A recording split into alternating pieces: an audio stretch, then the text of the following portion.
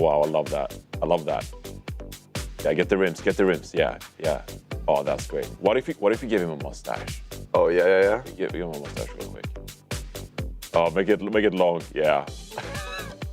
Oh, that's great.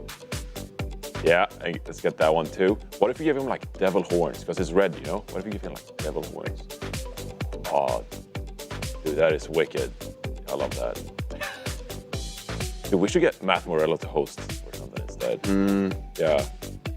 Matt would do so much better than Danny. It would be like just a lot easier. Those shades are looking clean.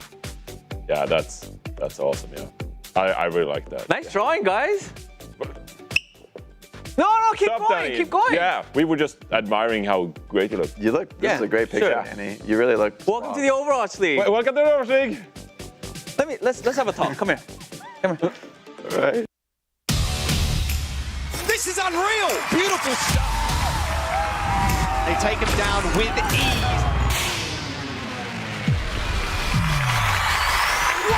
I cannot believe what I've seen. And they've done it. I've done this for 5 years, and I've never seen anything like that. Shutting them down one after the other. That's Hardy for you. Gonna look to make it happen, and there it is. Hello and goodbye. It's all over. You cannot be serious. Come back around, full 360. Striker coming for the backside cage. This man is absolutely insane today. Oh, what? Oh, it's nasty.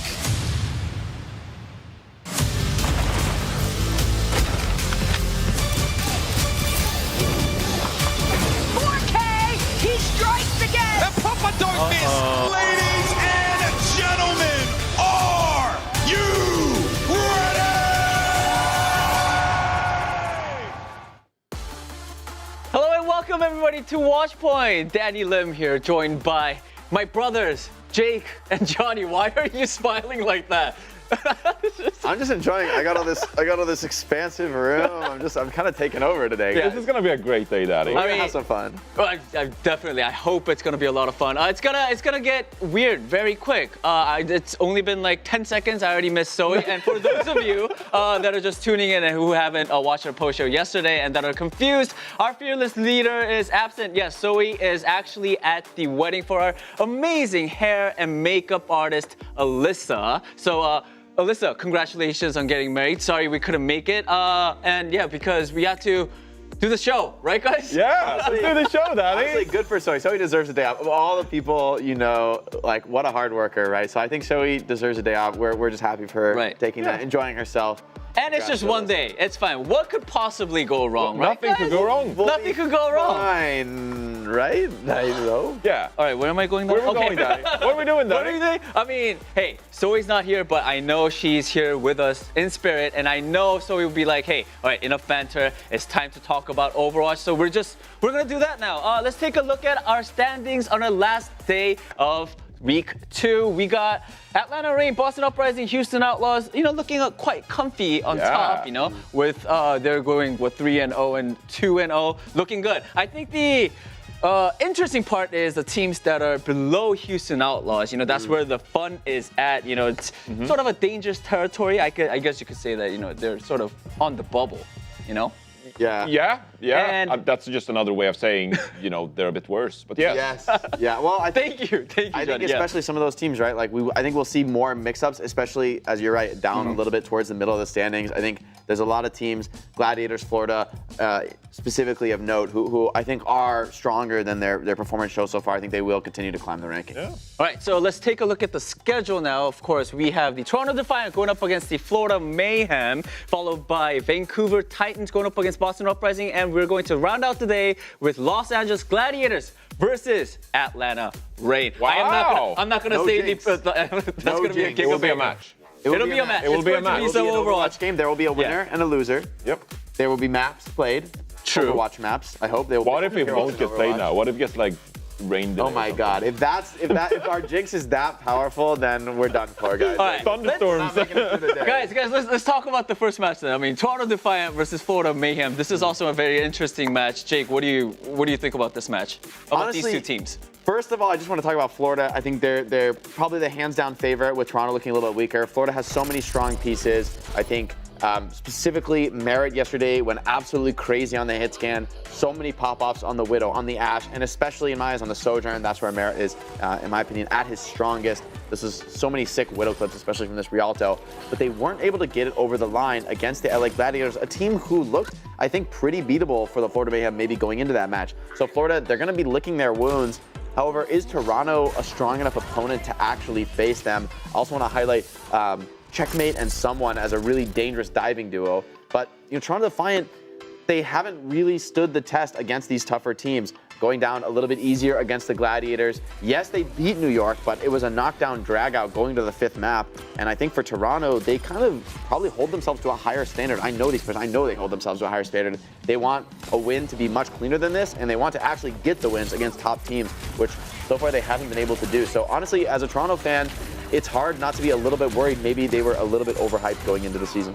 I mean, I think it's interesting because even in the Pro-Am, when they first showed up in the Pro-Am, they were looking really good. And the start of the season, they're sort of struggling. I remember, I think it was Speedly who said that in our post-match interview that there were some nerves. Maybe that was the cause of them sort of still trying to find their footing. But I mean, that's the first match. We'll get to that later on. Looking at the second match of the day, the Vancouver Titans versus Boston Uprising is another very interesting one because a couple of the players on Vancouver was on Boston last season, right, Johnny? Yeah, it's worth talking about. So I'll head over to the wall over here and actually take a look at the roster that the Vancouver Titans are fielding. So if you take a look at this roster, there are 3 players out of these 5 that were part of the Boston Uprising last year. You have Punk, of course, who's been a mainstay for the Boston Uprising for a couple of years now. You have Crimzo and Faith as well, the backline of the Boston Uprising last year. And as well, it deserves mentioning that Askov, the head coach of the Vancouver Titans, he was the head coach of Boston Uprising last year after Laurie got kicked. I don't know what the definition is. Let's go with left. Let's go with left, yeah. But instead, Askov is coaching this team now. So if you're these 3 players, you're going up against your former franchise. There might be a little bit extra intent there to try to get the win against the Boston Uprising. Now, Boston, I mean, I don't think those players care at all because they were not involved with Boston last year. But hey, if you're these 3 players, you're playing your former franchise, some extra incentive to get the win against Boston Uprising here today for Vancouver. That's always a special thing in esports, right? You beat your old team. I mean, come on, like everybody, you want to prove like you shouldn't have kicked me. That was your last mistake. Now I get my revenge. That's how I would have definitely feel if I were in their shoes. Yeah. Now they've got Aspire and Sugarfree on their team, 2 very dangerous DPS players. But that was always what they were missing on Boston as well. Like they really wanted to see what they could do with great damage players. People who shoot back, you need that in Overwatch. They have that. It's important. All right, well, I mean, we'll see if Vancouver has what it takes to upset Boston. But hey, what we do know, however, is how many of our fans have what it takes to create amazing art. We got some crazy good artists in our community. Right over here. Can you guys see what that is? That's Zoe. Yeah, this is like such a great artist of our missing host. Zoe, we miss you. This is one of my favorite drawings I've seen all year. I literally think this really is good. Angela, so you did a fantastic job.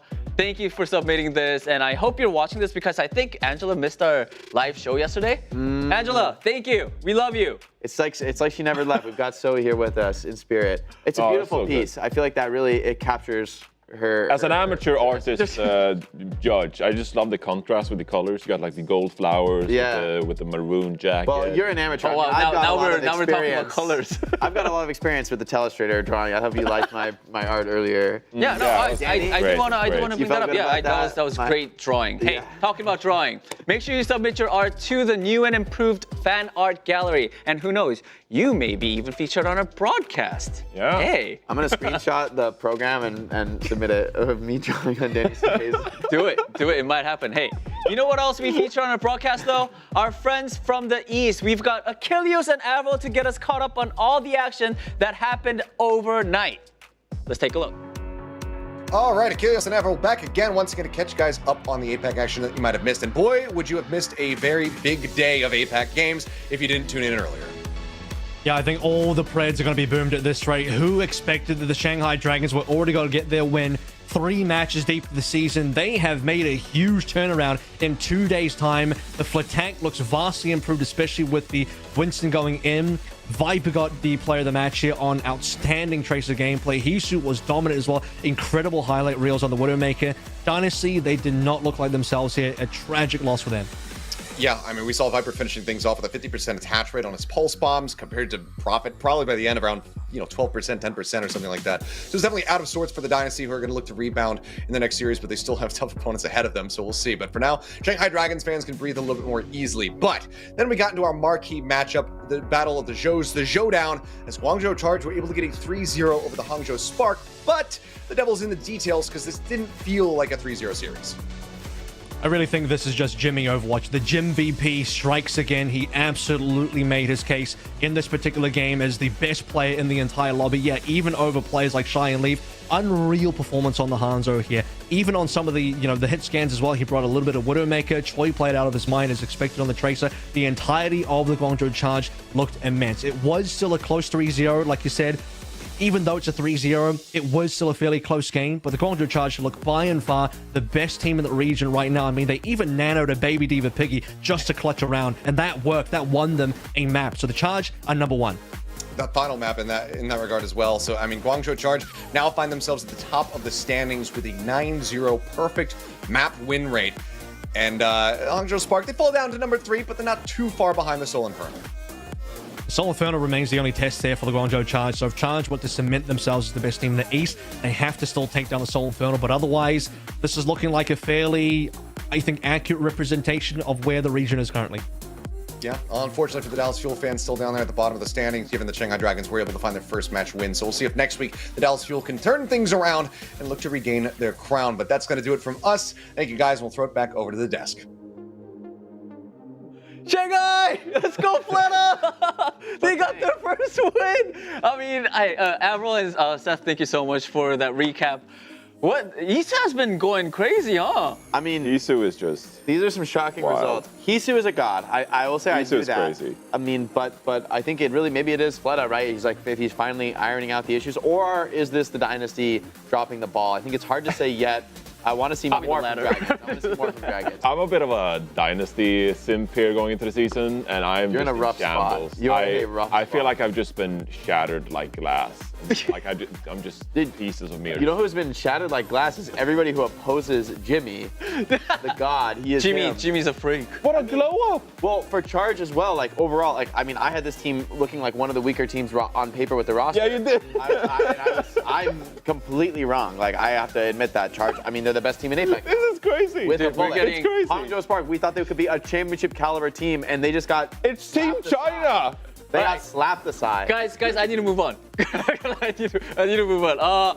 How do I transition from this? Where are we going? Okay, What are we doing? Just tell us what to do. All right, hey, do you guys want even more competitive action? Hey, the Contenders are here and they're ready to show off their stuff. Tune into Contender Spring Series on May 8th at 9 a.m. Pacific to check out all the action. Sold. Nice. I'm in. Let's go. All right, I'm done. We can get some drops.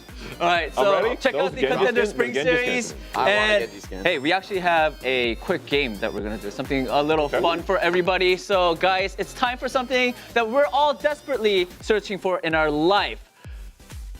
Girlfriend for me, but actually no. It just came out. No, Is that the game? Is that the only game? for me, but for all of you, we all love Twitter. We love social media. So we're going to show some of the season's best tweets and score them. Are you guys ready to play a game called Tweet Game Strong? Yeah. I'm here. I'm here. Go, for this Cloud. topic, though. Let's go. Goodness gracious. Caw. Caca. See a bird. All right, so. All right, here's our first tweet. This is from coming off Liz Richardson. Hi, Liz. Measuring the amount of throw in Custa's body. Ooh, I like That's this a meme one. format Yeah. right there. Oh, okay. Guys, you're looking down real low there. You're looking. So 10 is perfect, right? Okay.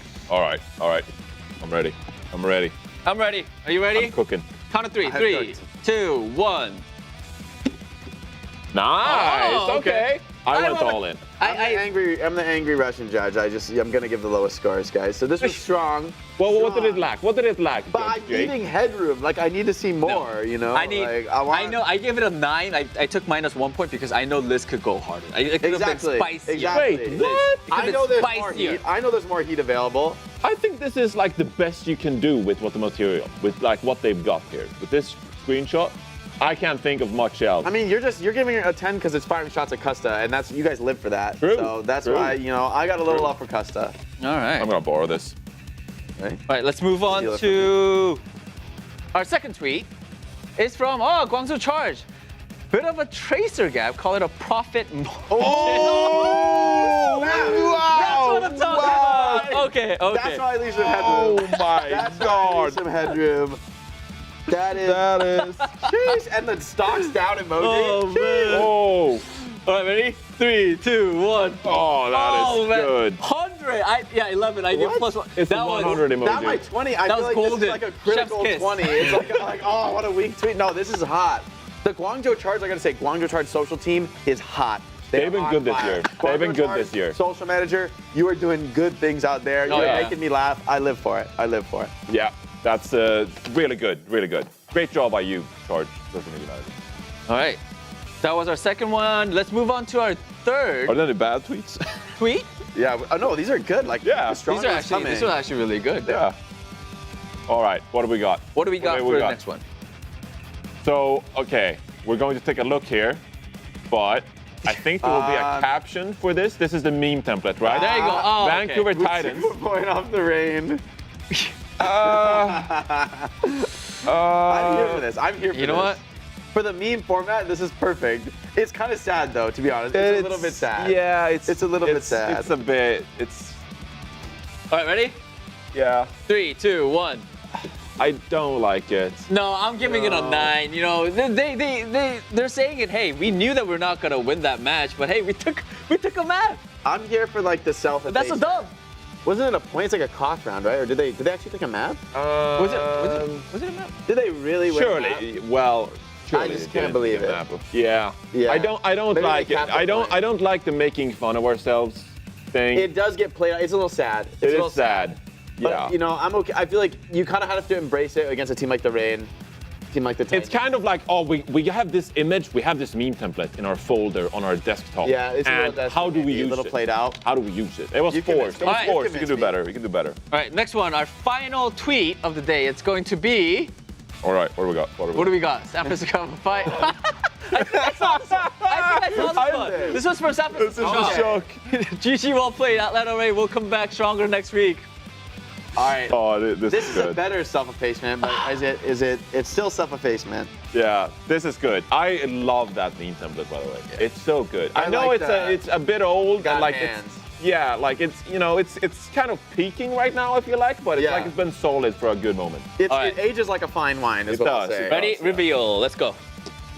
Oh, nice. We're kind of well within balanced. 6, Yeah. Respectable. Yeah. It's respectable. It's strong. I think the Shock has had a consistent, strong social game. What do we expect from them? Good Yeah, performance. exactly. Shock social media game has always been like reliable, good, funny. Yeah. And I like that. I'm I here for will the say consistency. the like, oh, we lost control thing is getting a bit old. Like, just get good on control. But you know, what do I know? I'm washed. I mean, hey, we had. That's a fact. Do you guys have a favorite one that we did out of the 4?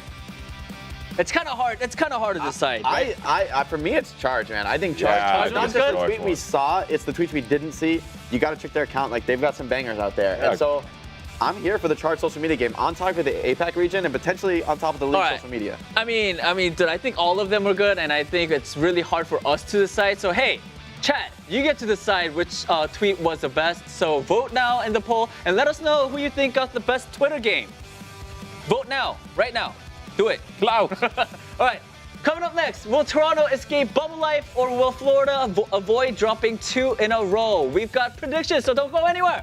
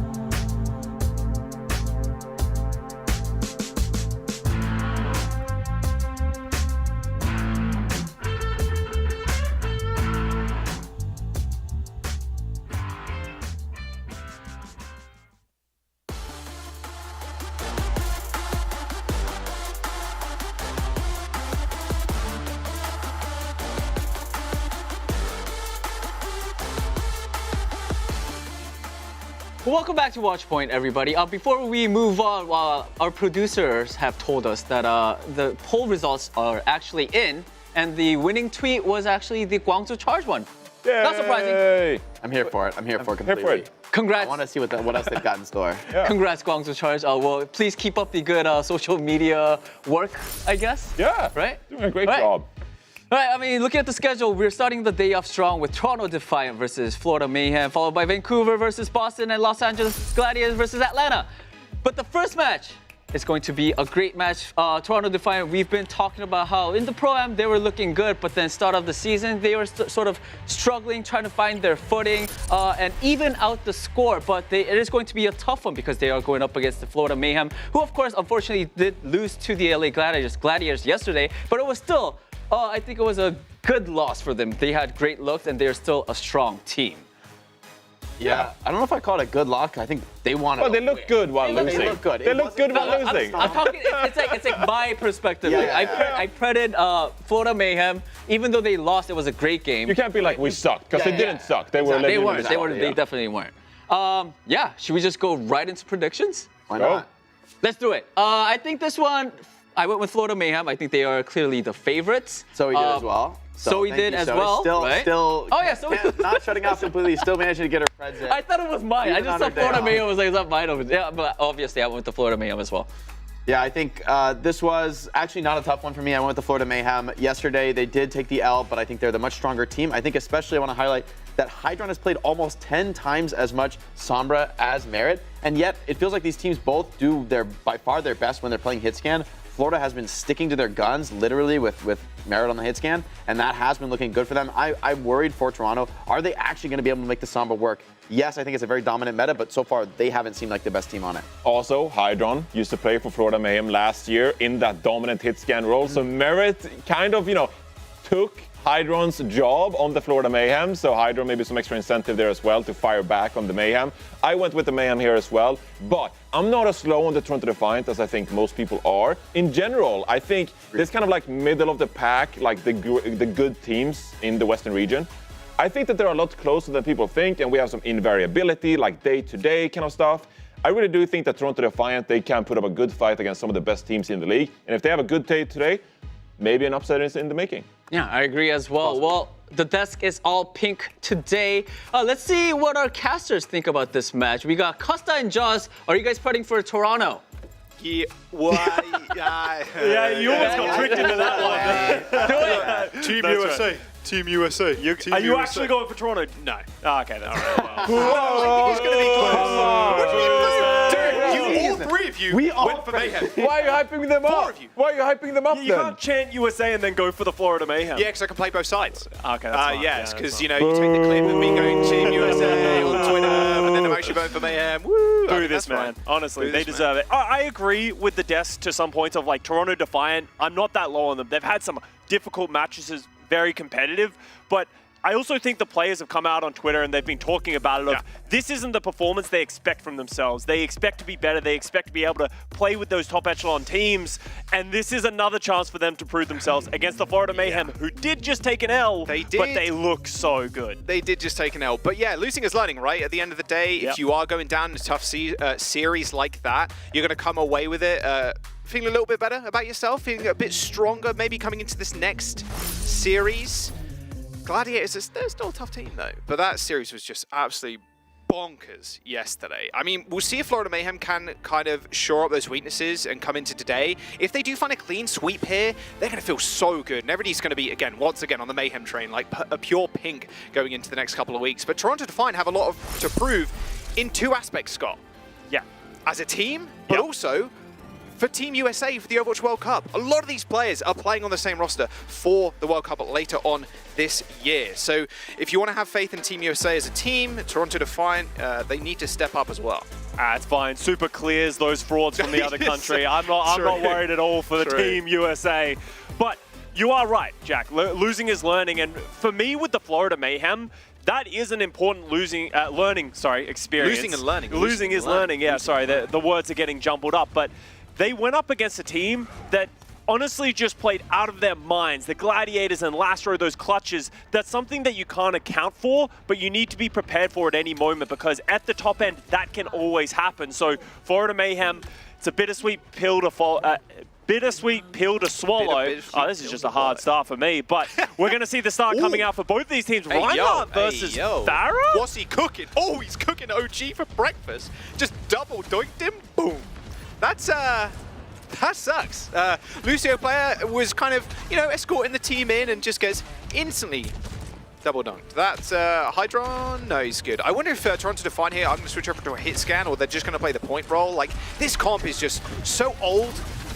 This map, like May and Sim, have been played by teams in Korean contenders for a long time. But when you have someone on the Farah that's as proficient as Checkmate and Merit on a hit scan roll, it's tough to get onto the point and try and make it stick. This is a very old school style of playing the game from the Florida Mayhem. Maybe Gumba going into his old school 2018 Los Angeles Valiant playbook because it works very well against these Reinhardt Brawl compositions because they don't have anything to deal with the Farah, and that is what has prompted these swaps from the Toronto Defiant. Speedily over to the Echo, something that he is hailed by his own teammates to be one of the best in the world. Point being captured right now, I imagine, by Hydron. Kalu's just exploding in the front line. It's going to be the Battle of the Skies. Speedly kind of ignoring the Farah currently. Valuable strat if you can actually get damage in and kills elsewhere. But it's looking rather unlikely right now. And someone's going to be super hard to lock down too. Kaluj has got Hydron to kind of dive with him, Scott. But you're also running into RuPaul and Merit and someone who can displace the Winston out of Bubble. And the Bubble, while it's a valuable tool for Winston, not really going to matter all too much when you've got Doomfist kind of knocking you around. Yeah, and you saw in that first dive from the Defiant, they're just disconnected. Kaluj was trying to dive on top of Merit, while Hydron, he's just trying to apply this point pressure, force the Florida Mayhem to look at him, but unfortunately, when you have a player of the caliber of RuPaul on that Kiriko, he can win that 1v1. Look at Checkmate just completely ignoring Speedly in the air, trying to take down Hydron. One damage boosted rocket will do it. Barrage available too, in about 3%. Look how high, dude's in the skybox right now. Ultraviolet, I don't think you get out of this one, buddy, unfortunately. Danger. Nice direct by Checkmate. That'll start the fight pretty well. I mean, Speedly is damage boosted and nanoed, but can't find any purchase on this at all. And with OG dead and Speedly chased away, this is round, pretty much, Scott. I mean, this is just an absolute slaughter. And that's what you want to get away with this cheese comp on the Farah. You want to sort of tilt the opposition off guard, force them to react in a way that they're not as comfortable on, and the Defiant, everything that they tried to switch to comes up fruitless. Ooh, gotta love control. You get cheesed out of the gate, and then it's tough to respond.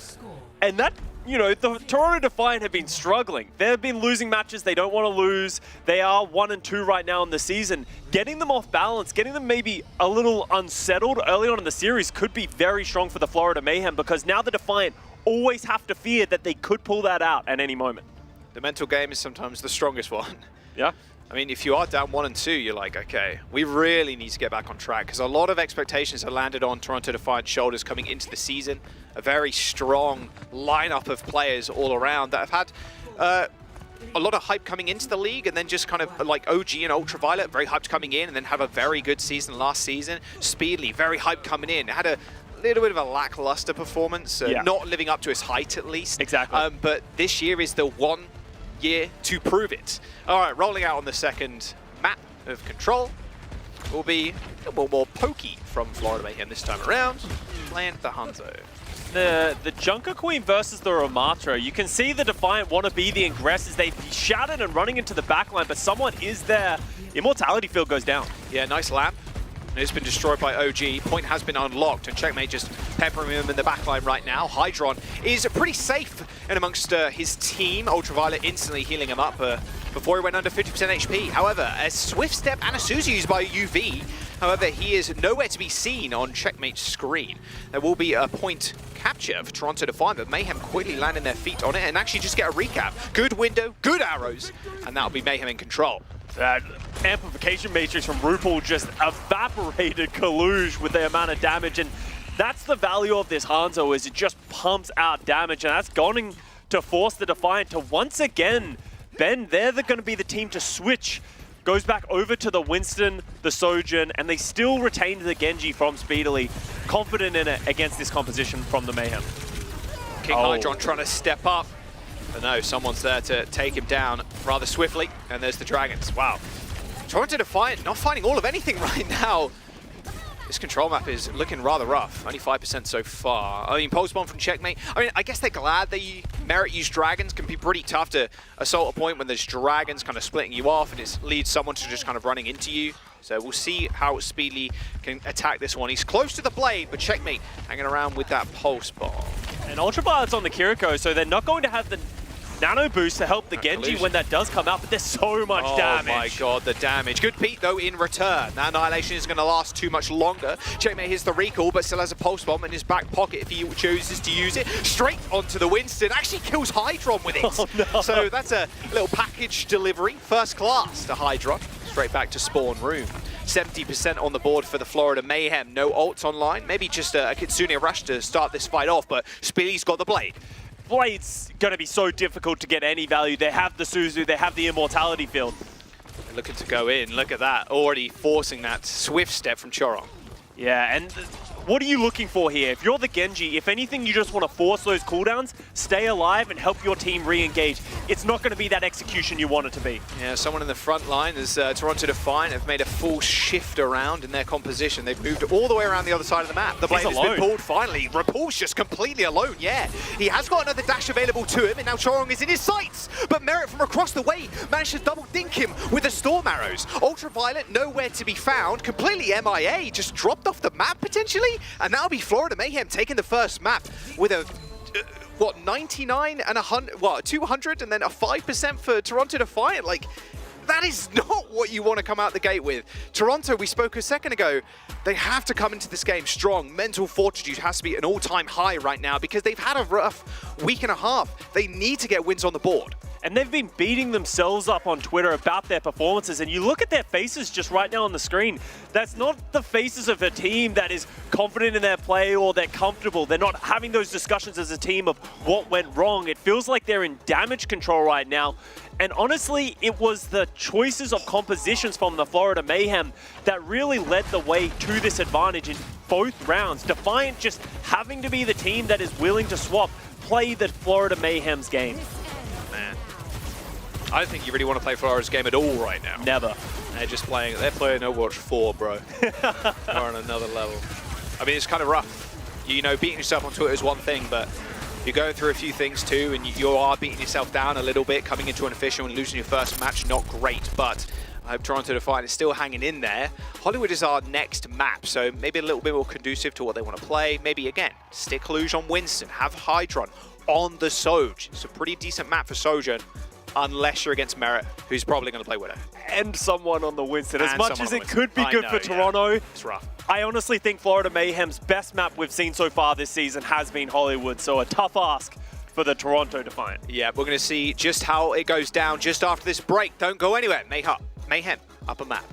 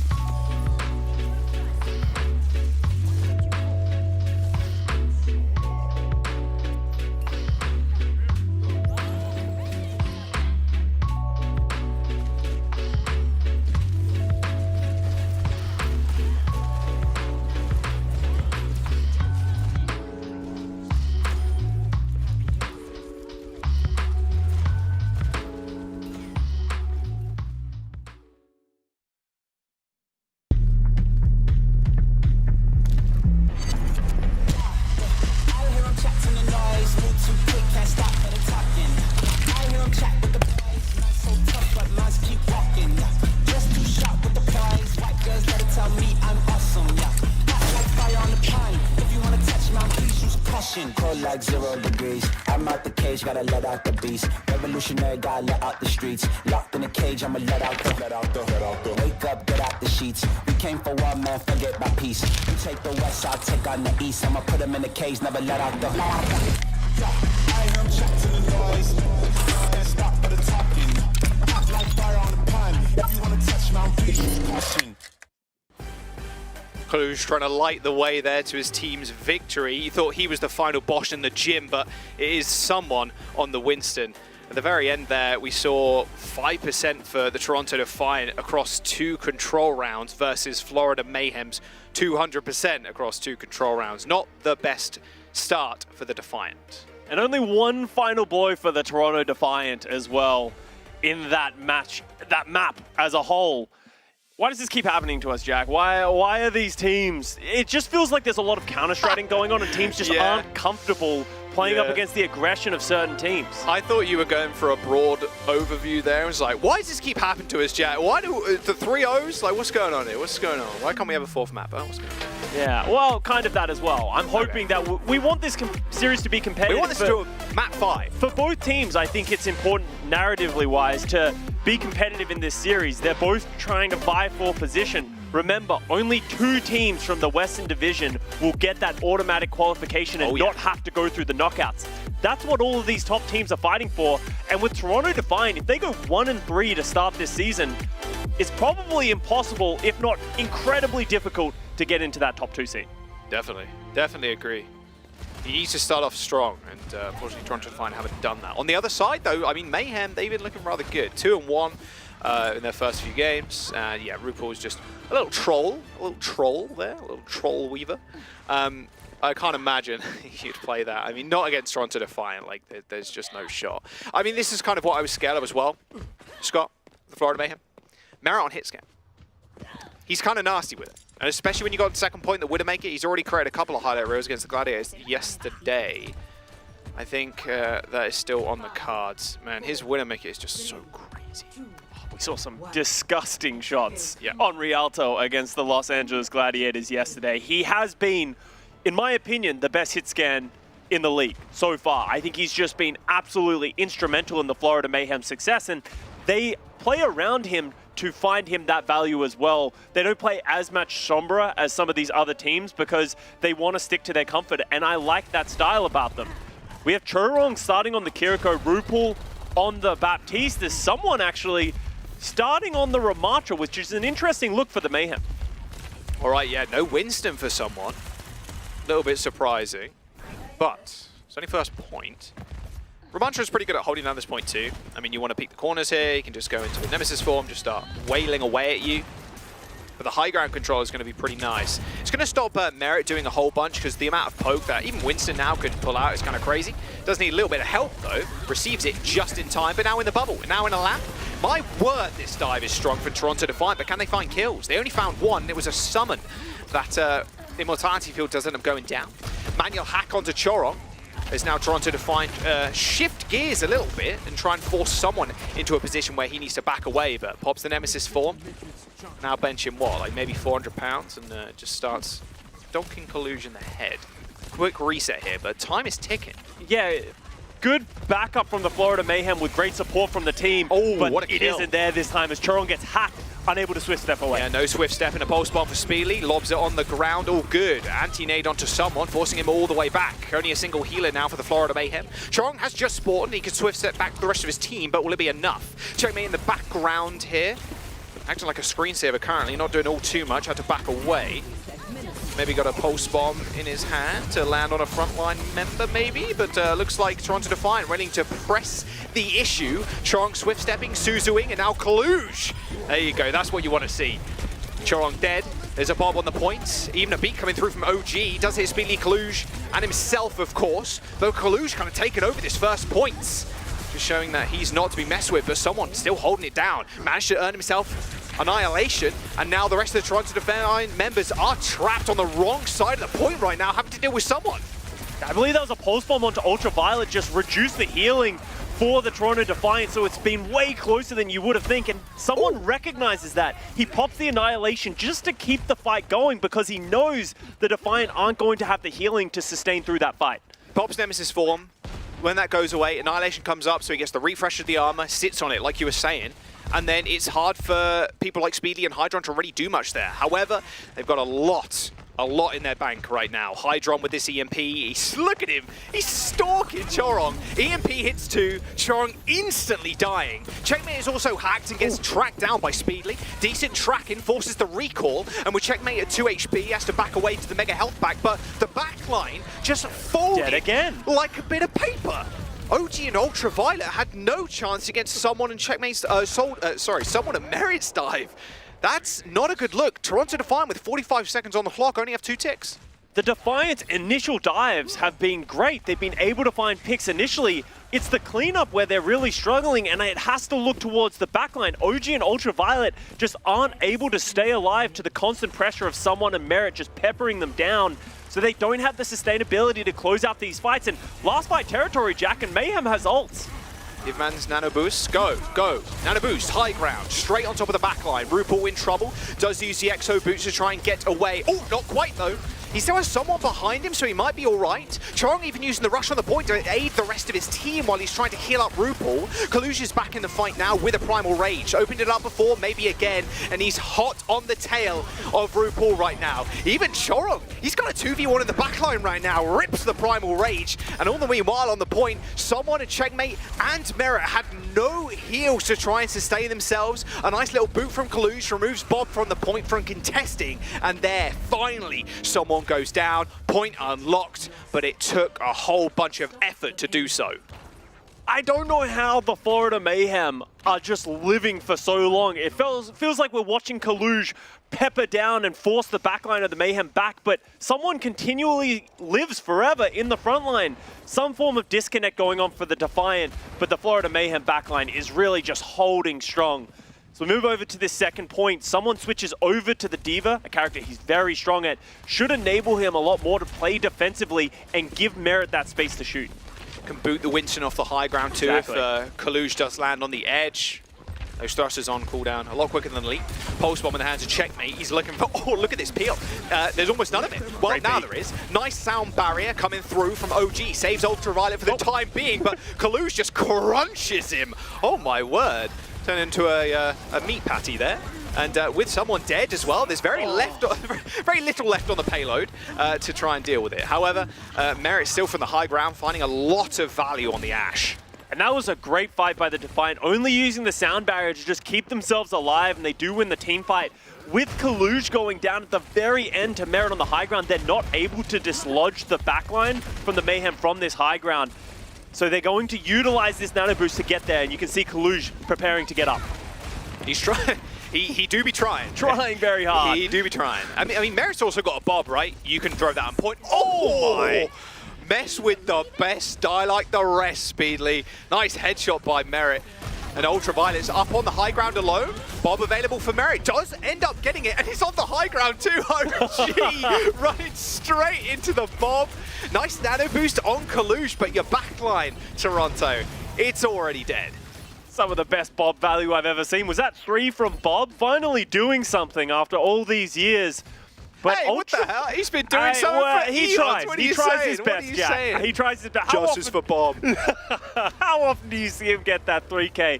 But the Defiant, with Ultraviolet being essentially the first one onto the high ground, ends up going down. So once again, don't have the sustainability to close out the round. But 13 seconds remaining, Jack. Last fight territory. Nice hack onto Checkmate. Gets instantly Suzu by Chorong, so Speed can't take him out.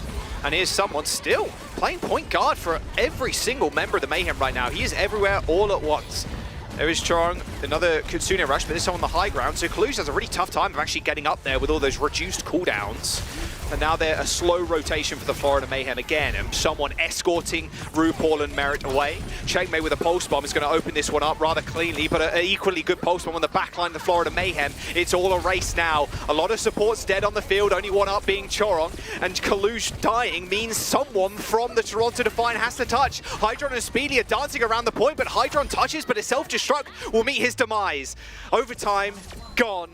And that will be Toronto Defiant's push ended just before the second point. The thing I'm most impressed by with the Florida Mayhem is, I talked about it heading into this map. When they play that Winston, they looked unstoppable, but they're like, oh, we can do other things as well. Let's play the D.Va Ashe. Let's play a more defensive setup. And that's why a lot of people have been praising this Mayhem squad, because with just the 5 same players, it feels like they can play so many different compositions. Their roster is so well-rounded. Feels like they've got a superstar in every single role too. It's pretty scary. And a lot of people had Florida Mayhem quite high up in the standings, and rightfully so. I think year on year, the Florida Mayhem have just improved their roster time and time and time again. I mean, Albert, yeah, he's been doing work. He's been doing work in the offseason. He's been cooking up something spicy, I'll tell you that. And ever since we've seen this new transition, as we watch Merit just do so much damage, and this is the Bob. Look at Bob go.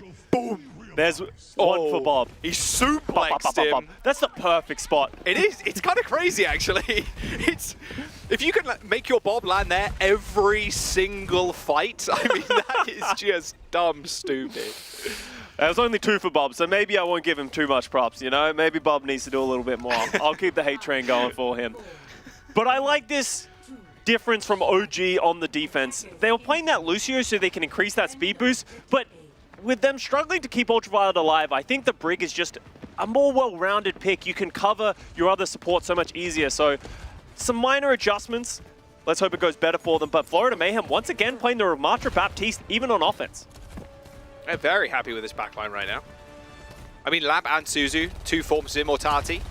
It's pretty strong. Yeah. It's pretty strong. Pretty hard to kill things when people are immortal. Yeah. As the saying goes, if you're immortal, you don't die. That's a saying. Wow. That's facts. Jaws 2023. That's facts. If you're immortal, you don't die. Nice Translocator kill. But checkmate. They've already lost 1 though. Chong ended up dying. So, swift reset. Yeah, and you can see Florida Mayhem just having to wait for Chorong to get back here with the swift step already back in this position. And you can see them giving so much respect to Merit. He's trying to take this positioning, and the Defiant are just sort of slowly trying to surround this Mayhem, because you're not going to allow Merit to just sit up here. Once again, he will kill someone if you give him enough time. Manual hack onto RuPaul. I'm seeing it in the top right. And Merit just helping his bodyguard out real quick. A dive needs to come through from Defiant. It feels like they're just being corralled into these small rooms. Everyone's just trying to live their life, but they're not trying to play aggressively. I mean, Chorong, wow, okay, good kill. Translocator was killed a little bit earlier on, if you remember. Ultraviolet also dead. It's a 3-on-5. A 2-on-5, and there you go. There goes the rest of the team. I think mad props there to Chorong. Obviously came up with a kill on Speely, but dude was solo holding those stairs alone. So RuPaul and Merit could just sit high ground doing free damage, and then Chorong was checking Speely and Hydra every single time they put their little tootsies on that stairwell. And that's where Kaluj needs to go. They need to provide backup to the rest of their teammates, because they weren't able to get up those stairs, so it just felt like Mayhem were able to do whatever they want. As we do see someone switch back over to the D.Va, much preferring being able to get onto that high ground on their own instead of playing that Ramatra. Scott's like, hey, D.Va's best, bro. Like, Jake, what are you smacking? Yeah, like, I'm just trying to convince Jake every time I cast. Like, D.Va's good, man. Trust me. Look at it work. If you don't trust me, trust someone. He's a great player. Exactly. Trust someone. If I was to trust someone, it would be someone, that's for sure. Jaws 2023. Dude, I'm spitting facts this because I'm just saying.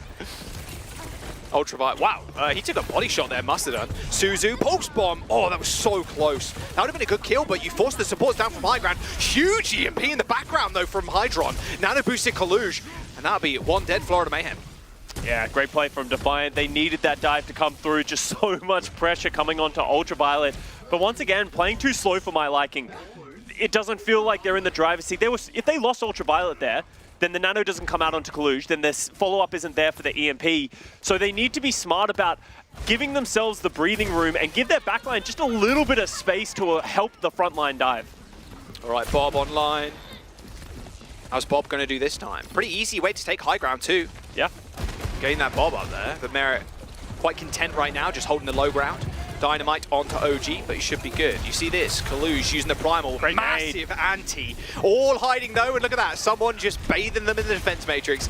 Feeling pretty good. The support coming through, not only from the supports themselves, but someone is crazy helping Merit stay alive. Yeah, absolutely. There goes the Bob. He gets hacked instantly, so he's going to be down for a few seconds. But Speedy just got showed up there by RuPaul. High ground control now for the Florida Mayhem. And with RuPaul's window, this could kind of go crazy. They've got so many ults too, and they're finding mad sagas. This is Toronto Defiant just crumbling right now, Scott. Who needs DPS when you have Chorong and RuPaul in the backline? Just doing it themselves. Chorong gets 2, RuPaul opens it up. 2.5 minutes to go, and there's only a few meters left. Can Toronto Defiant even touch? 1, 2 meters left. There you go. Speedly, nanoed on the point. Rush. Everything thrown at this point to try and keep it alive. RuPaul's used the window in the backline, and Clusia's already dead. Speedly 2. What is this? Ultraviolet had no chance. Florida Mayhem with a 2-0, quite quick and clean. This is not looking like the game we wanted from Toronto Defiant. Mayhem about to make this a shutout. Florida Mayhem taking their frustrations of their loss yesterday out on the Toronto Defiant, and honestly, Defiant have no answers to what the Florida Mayhem are doing. They're just running rings around them, putting so much pressure out. And Defiant, you have to start asking the questions, are they losing confidence in themselves? You know, we've seen this time and time again of rosters that have great players but aren't able to perform that level, and when you keep losing matches, it's difficult to get out of that hole. I mean, it feels like they're writing a whole damn cookbook right now with the amount of stuff that they're kind of rolling out on. We've seen Farah Mercy from them, of course. We know someone's very good on Diva. The Ramantra as well, held down first for so long, just on his own too. Coordination from this team is just absolutely stellar, and they've got the star power to back it up. Rough stuff. I mean, what do you want to see from the Toronto Defiant here, Scott? It's really difficult because they're not known for their Winston compositions. Kaluja isn't the best Winston player in the world. They want to be playing things that go to their strength, but unfortunately they're just not in the meta right now. We are heading over to Junkertown, a map that historically has had a lot of Sigma being played. Yep. But so far this season, just like Kings Row, people have opted to play faster, not allow you to play that slow style. Maybe Defiant can try and force that meta against the Florida Mayhem. I want to see some Widowmaker action too. Yeah. Come on, Merritt. You need some more highlights, or maybe you don't. You've had a few this year already, and a lot last year too. First triple collat in the Overwatch League with the Overclock. And we saw Hydron have a couple of clips himself last time. Very true. They played on this map, so it could be a good look. Good hit scan differential coming out from either side. Maybe. Please play a little bit of Widow. At least the Soj. We'll see. After this break, we're going to go to Junkertown. Don't go anywhere.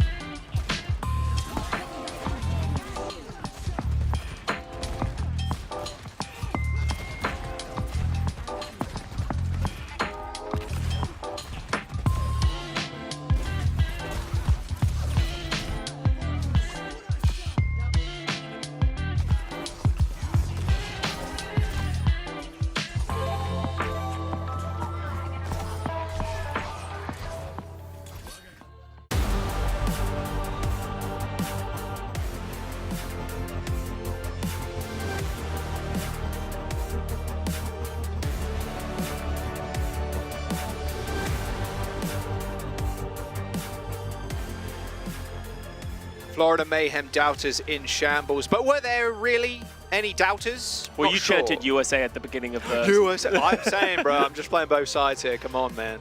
I'm not playing neutral. I'm just playing both sides. Yeah, it works out. It's fine. Works out. Just take the clips of me saying Florida Mayhem are going to win. Yeah. There you go. Look at the good sides, but not many good sides for Toronto Defiant right now. Really struggling in this series against the aggressive style of the Florida Mayhem. And they look demoralized in their cameras. Everyone's just sort of getting ready for this third map. And we talked about Junkertown heading into this one.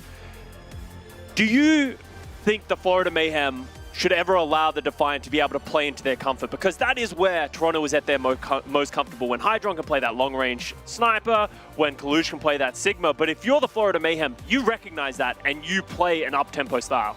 You play fast, yeah.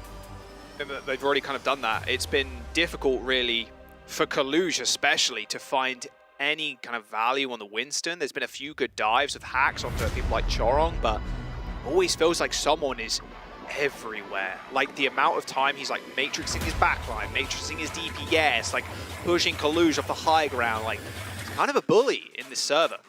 Someone's a bully, you know? Come on, someone. Everyone says he's so nice, but in the server... in the server, not just so pure nice. domination. I will crush the enemy team. Like, I mean, hey, that's what it's all about. He just wants to Top-level dance, and he can only dance if he wins. That's true. Maybe that's his motivation on the team and like motivation for winning. If I win, we go to cams and I get to dance. Yeah. Hey, I respect that. moves. Everyone needs a motivation, and if that's his, I respect it. I do want to hit on Chorong RuPaul a little bit here for the Florida Mayhem because they've just been so impressive for this team. RuPaul winning the MVP of the Pro-Am with just some ridiculous Ana performances. We just saw him on the Baptiste making himself known as well. But Chorong, on the Toronto Defiant, he was a strong player, but Toronto Defiant wasn't a strong team. But the one thing that I'm most impressed by him is he plays all the flex supports at such a high level as well. We've seen some of his Ana. His Kiriko just got a ton of final blows as well, while also being able to play the Brig, play the Lucio. He's such an important acquisition for this team to just round it out.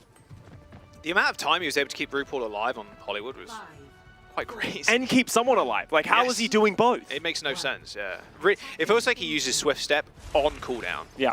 To get to the rest of his team. Oh! Okay, I really like that. That is very nice. And we need to talk about the Defiant setup because they went away from what we were talking about. Hydron's not on the hit scan. Kalush is not playing that Sigma, which it could just be the meta and it's too hard to play that style, especially Florida Mayhem playing that Ramatra once again. But Toronto just haven't looked very comfortable in these Sombra setups. Little hack on Merit. Hard to follow up though. I mean, even someone with a Vortex could prove quite annoying to deal with. Yeah.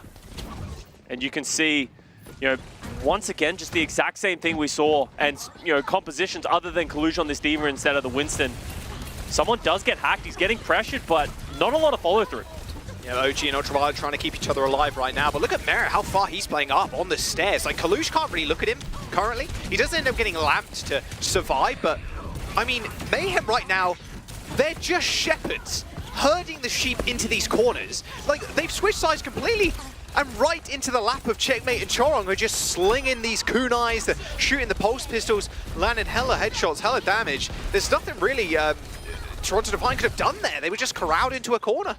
The wise words of Benjamin Hook, they're literally stuffing them in a locker right now. They're just pushing them into a corner and then shutting them down to the point that it doesn't feel like Defiant has any space to do anything right now. A blistering fast first point, and you can see Defiant are just trying to come up with answers. OG goes over to the Kiriko, maybe think that gives them a little bit more sustainability, offensive presence. But, you know, Hydron coming up to the EMP, that's your silver lining. Is indeed. Not the worst EMP point either. A lot of people are going to be hugging that payload. Even just down in this little corner too, you can land a nice little EMP, take the health back away from them. OG dead already. And Kiriko not quite finding the value that you wanted it, Scott. I mean, a little offensive pressure, yes. But if you're bursted down that quickly, sometimes it's hard to swift step away. Hydron trying to pickpocket to RuPaul there. Trying to take its credit cards. And the 4 little silly numbers on the back, or 3 little silly numbers. Nice kill by Checkmate, and that's a DMAC on Kalush. This is just kind of a slow bleed out right now of second point. And you saw Hydron trying to prepare, trying to set up for that dive. The time it takes for them to set up that dive, Ultraviolet goes down, and that's probably because OG went down. It doesn't feel like they're playing up tempo. Florida Mayhem haven't even had to use an ultimate so far, Jack. All right, Hydron's got EMP. Here we go. Decent point to put it on, but look how far back. So far Barrett away. is playing in the background. Someone is on the point alone.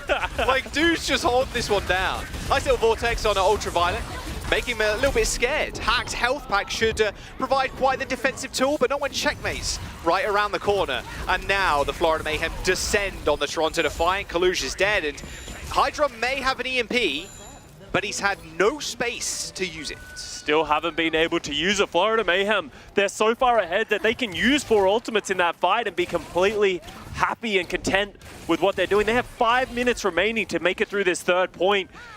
Defiant once again searching for answers. I want to see this EMP from Hydron come out quickly. I don't want to allow Checkmate to get into your backline, pressure Ultraviolet. I want them to force the Chorong to go back to his Baptiste, force them to peel backwards. But they've got the perfect tool to do it with this EMP. Yeah. Drop down from high ground.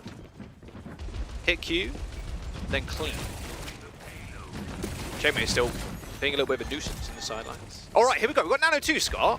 Someone's just standing on the point alone. He do be chilling. There's the nade. EMP available. He's got lamped, he got naded, so he's all good. Kalu's also taking a lot of damage right now. Nice little sleep, but he'll be instantly woken up. And here comes the rush. Okay, OG deciding it's time to go. Ultraviolet doesn't get stuck though, so it's a 1-for-1 trade. Although with Florida Mayhem fighting into a Kitsune rush without someone, they think better of it and are just playing a little bit more slowly now. Yeah, that was good recognition, seeing someone is just on an island alone because of how far back the Mayhem is playing. We've wanted Hydron to pop this EMP, but look at just how far back RuPaul and Merit are playing, and they're just allowing someone to step up to the point. Maybe it's finally coming. They have EMP. They've got EMP. They got to use it. He's looking, he's searching, he's finding. Oh no, Arrow 404, not found. Anyway, he's backing up. He is now... No Translocator either. Someone killed his Translocator. Checkmate must have killed it, so he can't recall. Oh man, that's rough. Okay, Chorong dead. All good. One support down for the Florida Mayhem, but they still are making their push. Yeah, that's going to slow things down. And you can see Hydron's battling between, he doesn't want to EMP with how far back Merit and RuPaul are playing. He doesn't think anyone else can close that distance, but they want to isolate someone, so they're trying to decide which one they want to do. He's back. Oh, supports are lined up. Here it is. EM Pizzle coming in. EM Pizzle. Is it going to fizzle? Oh, EMP! He hits 2. Perfectly timed lamp from RuPaul, as well as a bomb. The bodyguard is out. Someone does get slept and antied, and in fact, OG gets nanoed mid-fight. Okay, I guess to keep him alive, and with Checkmate going down, all right, the EMP didn't get much there, but they at least killed Checkmate, stopped him from harassing the backline. Hydron now switching over to the Hanzo, as now more space is being created, but it's actually Florida Mayhem that are purchasing the land with that window. Yeah, Hydron will be able to put more pressure out from range, not relying on his team to be able to follow up. I like this change, but is it too late for the Toronto Defiant? They're knocking at the door, but they've done a good job of bringing down the time, and Hydron, instant value on that Hanzo. Instant log. Was pretty good. I mean, that was really just a classic Hanzo moment, if I've ever seen one. Chorong was like, hey guys, what's going on? Into the wall. Rest in peace. Yeah, as you can see, that's going to give them a little bit of time, and Speedily on this Tracer hasn't really been having too much impact so far. Just unable to really have the follow-up. With Kaluj on that Diva, there's no one really to follow Speedily, but he also can't put pressure onto Merit and RuPaul. They have so much damage. Does he know? He knows. Nice tracking there by Speedily. Merit, he's kind of dodging. He had to hit the recall though as soon as Chorong came back. But they do end up losing RuPaul in the process. 1 minute and 20 seconds to go for the Florida Mayhem here, Scott. Yeah, and you can see Hydron's just so much more comfortable on these hit scan rolls. He's honestly the one thing that's really slowing this Florida Mayhem push down, and the Mayhem really just unable to step up because every time they do, Hydron's there with an arrow. What's up? That was almost another one just there. I was going to say, he do be throwing them out. All good though. Nice control of the Mega Health Pack here. from Speedly. Stop Checkmate, really finding the full flank. He hasn't got Pulse Bomb anymore, he threw it out in the last fight, but someone's just going to do the old, I'm going to walk your backline thing. Here's the Annihilation too, and Ultraviolet had no chance. Annihilation, Nemesis form with the rush. He is swinging 1,000 fists into the Toronto Defiant right now. OG ends up going down, but they do trade for RuPaul as Speedy and Kalush managed to find at least a couple of kills. There is 30 seconds remaining. Scott, but the Toronto Defiant have a decent spawn advantage here. And with Merit nearing the Bob, it might be their only hope of capturing this point. Florida Mayhem have to stay alive. There's only one more fight. They would have loved to get a pick on the way out. Fortunately, they did hold on to the nano boost for Ultraviolet and the Dragon Strike from Toronto Defiant. And if you're Kalush, it feels bad to switch off, but you need to have that mech for this fight that's coming. Here comes Bob. All right, out into the background. There's no hack either. Of course, Hydra did switch over, and Ultraviolet's already dead. A long-range kunai will take down one support and two. Chorong is going clear. 3 for Chorong. Make it 4, maybe. I mean, you might as well. OG ends up getting taken down by Checkmate, and that is what you see. Flex support, main support, it doesn't matter. Chorong has got so much talent in his veins. What is up with these Kiriko players? And just at the last second, executing the opposition. We saw it from Lastro yesterday. Chorong doing it himself. If he didn't get that pick onto Ultraviolet, the first one, Ultraviolet had the nano boost that just didn't get to go out. Clutch plays from Chorong, but you can't be too unhappy if you're the Toronto Defiant. You went into that third point with 4 minutes remaining. If you're going onto your attack, start Hydron on hit scan. He is that X factor for them that's getting them over the line and making it a contest. Still winnable, even though it's Junkertown. With 0 seconds in the time bank, there's a very good chance, but this is what I want to see. Double sniper on the defense. Let's have a look at this replay though. The guy's just kind of freaky with it. Let's be real. One headshot, Hydron didn't really stand a chance either. Oh, he's ducking over the arrows. Woo! He's so clean. And last year, Scott, this dude was mainly playing the Lucio for the Toronto Defiant. Yeah. Comes out with a Kiriko looking as clean as anything. Like, the main support, flex support role over the course of Overwatch 1, going into Overwatch 2, they've kind of blended into one. You have a lot of, like, I only kind of play Lucio, it's my best hero, like Funny Astro. He probably could play a lot of flex supports pretty well, but mainly it's the Lucio or the Brig. Chorong seems to really just do it all to such a high level. As the support hero roster bolsters and more heroes come into the game, this flexibility will be expected of support players. You're not going to only be that Lucio guy. Maybe for right now you can still get away from it, but it is evolving as we do see Toronto Defiant on their attack. Sigma, Widow, that's what we asked for coming into this one, but he's going up against Merit, who has just had a hot hand this season. Yeah, he got a nasty, nasty clip yesterday against the Gladiators. Can he find some more? Ooh. Okay, no grapple for about 9 seconds now for Hydron, so he has to play a little bit more passive body shot for Merit. Man, I really enjoy watching Widow versus Widow fights, because it really is just a 4v4 and then a 1v1 between each other. As soon as you end up taking care of the other window, you have so much free space. But look at this, Hydron's just getting forced out by Checkmate and Merit. He's having to play with the rest of his team. He's getting some good shots. He just hasn't been able to land one on Merit so far. And that's what you should expect in this matchup. You said the 1v1 at the Widow. Kirikos like to join in on that 1v1 every now and then because they can just hit that headshot and pretty much execute the Widow, and then they can just swift step back to their team. They're going to consistently be doing this. He landed one. Oh, the Suzu protected the headshot there, and Hydron takes down RuPaul. Okay, really good start. And OG with a couple of nice kunais. Man, these Kirikos doing so much work for either team at the moment. Hydron taking down RuPaul is fantastic, but with Merit getting checked there on the side, you can't let a Widow sit there on that off angle for too long.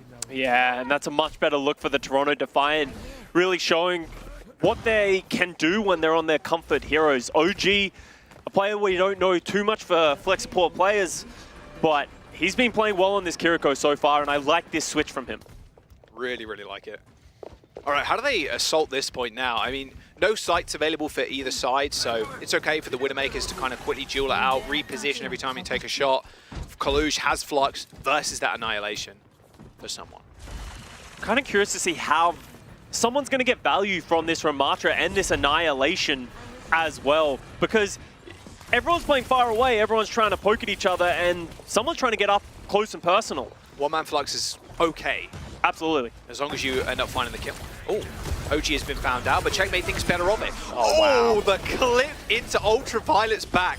Annihilation's coming out for someone as he just dives into the backline, but Kalush was there to meet him with a Flux. A nice little duel for Checkmate, and Kalush and Choron kind of going crazy right now. Choron taking complete control of that underground, but waiting with the pulse bomb is Checkmate.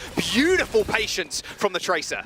Call an ambulance, but not for me, it says Checkmate, as I think a little bit of overconfidence from Kalush on that Sigma, and that pick slows down the positioning that the Toronto Defiant are going to be able to get. So Checkmate coming in clutch once again for the Mayhem.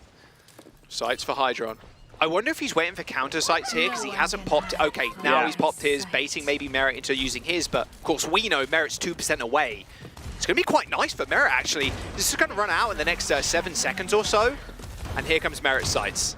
But this has allowed the Defiant to step up because they know where the positioning of the enemy is. Oh, OG My dancing word, with death. Yeah. Push up into the high ground. Oh, My Merit! Woo. Yeah, you know he had sights there. But still, as a Tracer, you're like, he ain't hitting this, he ain't. And sometimes those are the risks you have to take as the Tracer, right? You can't just wait out the sights the whole time.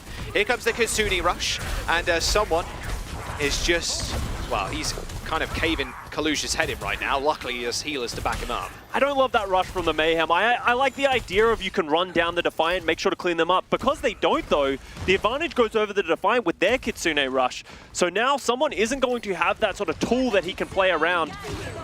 That is... Oh, I mean, RuPaul didn't even dash for cover there. He was like, yeah, that's fine. There it again. He's chilling. He just keeps re-peeking the Widow. Zero fear in this man's bloodstream currently. Lamp available to him. Manages to catch Merit, but Merit on the descent get taken down by Kalush. You got to pay attention to your someone right now. Did get rolled by a pulse bomb, but had the Nemesis spawn to back it up, plus the heals. Kalush trying his darndest at the moment to try and push this payload forward. The Flux has been decent. Managed to kill a main threat on the side of the Florida Mayhem in Merit, but couldn't quite find much more than that. Yeah, the Defiant decide to try and commit even with Ultraviolet down. They use the rush, they use the Flux. Oh wow, look at this. And now we get mass switches from the Toronto Defiant. This is the style that we saw the Defiant try and dive against the Ramatra setup on Hollywood to very little success. I'm surprised this is the thing they're going for with only 90 seconds remaining on the second point. You're going to get at least one round of ultimates here. Maybe. As long as you're doing damage, yeah. You've got to be worried, though. I mean, the Hanzo can make your day rather painful if he lands a couple of nice shots. And, of course, it's Merit, so he will. Don't worry. It's a matter of time, not a matter of if he will or not. Nice rotation for the Toronto Defiant, taking that mega health pack route. Yeah, they're just trying to route around, but as you said, Jack, because they aren't really brawling too much, there's not an actual fight going on, but someone says, I'm not going to allow you to take this room, pops the Annihilation, and runs them down. Yeah, I mean, just sign this guy up for the UFC already. Look at him go. He just doesn't care. My. Someone just doesn't care at this point. Like, he will chase you to your spawn doors, no worries, a little jig to get, you know, the little nerves off. I mean, at the end of the day, the Florida Mayhem, they're in such a good spot because they know Toronto Defiant completely switched their entire lineup. So they know they haven't got ults. And this is the problem with switching so late in the game, Jack. You said they're probably going to get a round of ults. They might not. With only 20 seconds remaining, if they take a long drawn-out fight, they will come up. But guess what? The same thing can be said for the Florida Mayhem. All right, hack dive. Hydron setting up behind RuPaul. He gets the hack off, but OG's already dead. A rush available for Ultraviolet. Can they find any value from it? I mean, there's going to be a rush available from the Florida Mayhem. Spawns are coming in. OG will be able to get back just in time, but with 5 seconds to go, looking rather worse for wears. Toronto Defiant right now. Yeah, they're in desperation. Kitsune from Ultraviolet. Yeah, Kitsune rush on the point. Kalush tries to get in there. Someone pops that Nemesis form, going a little crazy, pushing the entirety of Toronto Defiant off that point. Overtime still in session as Checkmate with the pulse bombers, rounding, trying to get some stick value, and he does. A lot of damage on Kalush, actually forces Hydron to back away too. A beat, a blade, a sound barrier, everything used from the Toronto Defiant to try and crack this point open, and it was just a matter of time before they got those ults online. They used every single thing in the tank apart from that primal rage to open this one up, but the Florida Mayhem are going to come back with an Annihilation, Scott. Yeah, someone's coming through. He's gotten it up and he's running them down. Oh, they just chased him off. They just chased him off the point with the Annihilation. The Florida Mayhem have done it. Every single thing in the ult bank for the Toronto Defiant was flung at that fight, but it was just one man, it was one someone to take them out. And it was that annihilation, the Ramantra play from someone to scare them away from that point. A 3-0 for the Florida Mayhem. You can see Ultraviolet walking off away from his camera at that point. That's really gonna hurt. That's salt in the wounds. That was a bad match for the Toronto Defiant. They weren't able to play their game. They honestly got run rings around by the Florida Mayhem, and to add insult to injury at the last second, they get a tragic C9. That was their fight to take. It was. It was every ult. EMP beat Blade. They had Primal, but someone was standing there at the doors to third point. Arms crossed. Annihilation ripping through them. That's rough. I mean, look, you're hoping someone manages to touch there, but it wasn't to be. Player of the match, though, for this one is going to be Merit. He's just so good at hit scan. He's able to really just play any of those ones, and he's been mixing and matching depending on the map and the situation, but a lot of the Florida Mayhem and the style that they play is built around enabling him to do this. Someone just plays so aggressively, makes himself a threat, and then Merit just gets the pop off. No, you said it before, right? You said someone, well, he's just kind of a DPS, but he plays tank. Yeah. He just comes and runs at people. And with Merit's free space comes a lot of free damage and free kills. 19 minutes played on Ashe this match, and he's looking just over 3 deaths per 10. Look at those eliminations too. Damage, of course, is going to be up there with Ashe, but man, this guy just goes when he goes on his scan. And that was one of the problems that I think primarily Speedily was dealing with in this series. It felt like every time we saw Speedily turn a corner, he got his head ripped off by Merit. Yeah. So Merit just absolutely dominant. I said it in this series, I genuinely think Merit has been the best hit scan so far in the league. Ooh, best hit scan so far in the league? Well, this year. This year. Okay, all right. Okay. Well, we've got a pretty good lineup coming up for you after this break. Of course, the desk will break down this series, then tee us up for the next one just after this break.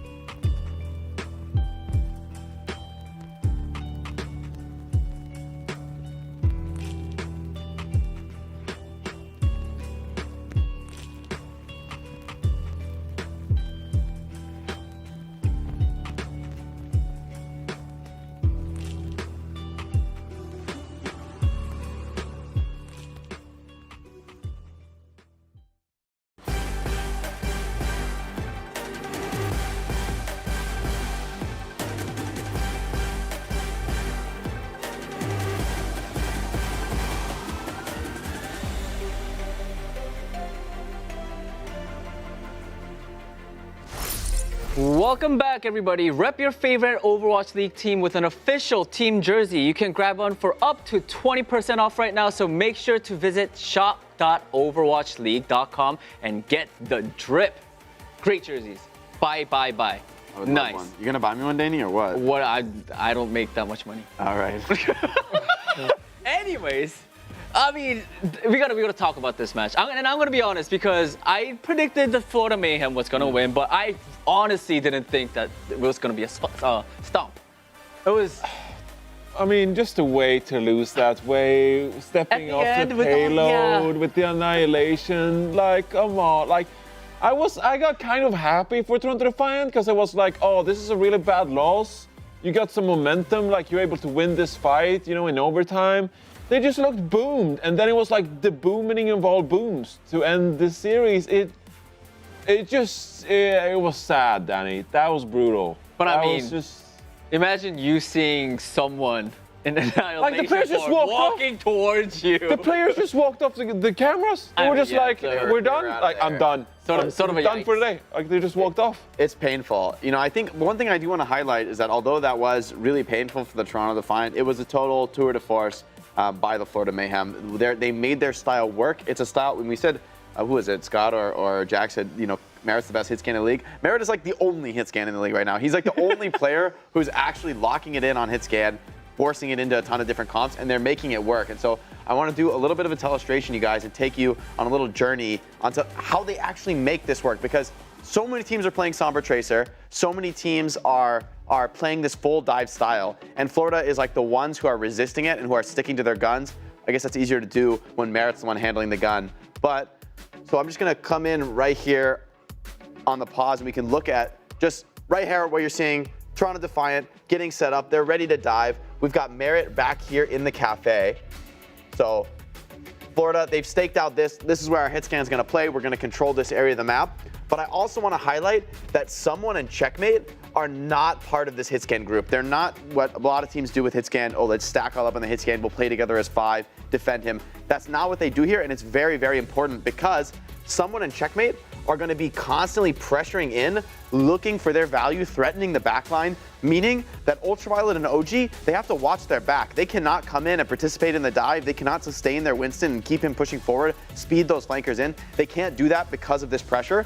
And when the dive does come in, we are going to see Chorong as well join this back group, keep them up, and they're going to be able to survive back here in second point before retaking. So I think this is a crucial step to take with these hit scan comps. You know the dive's coming. You're ready to first back to a very safe area and then move back out and retake the point. So that's exactly what we're going to see.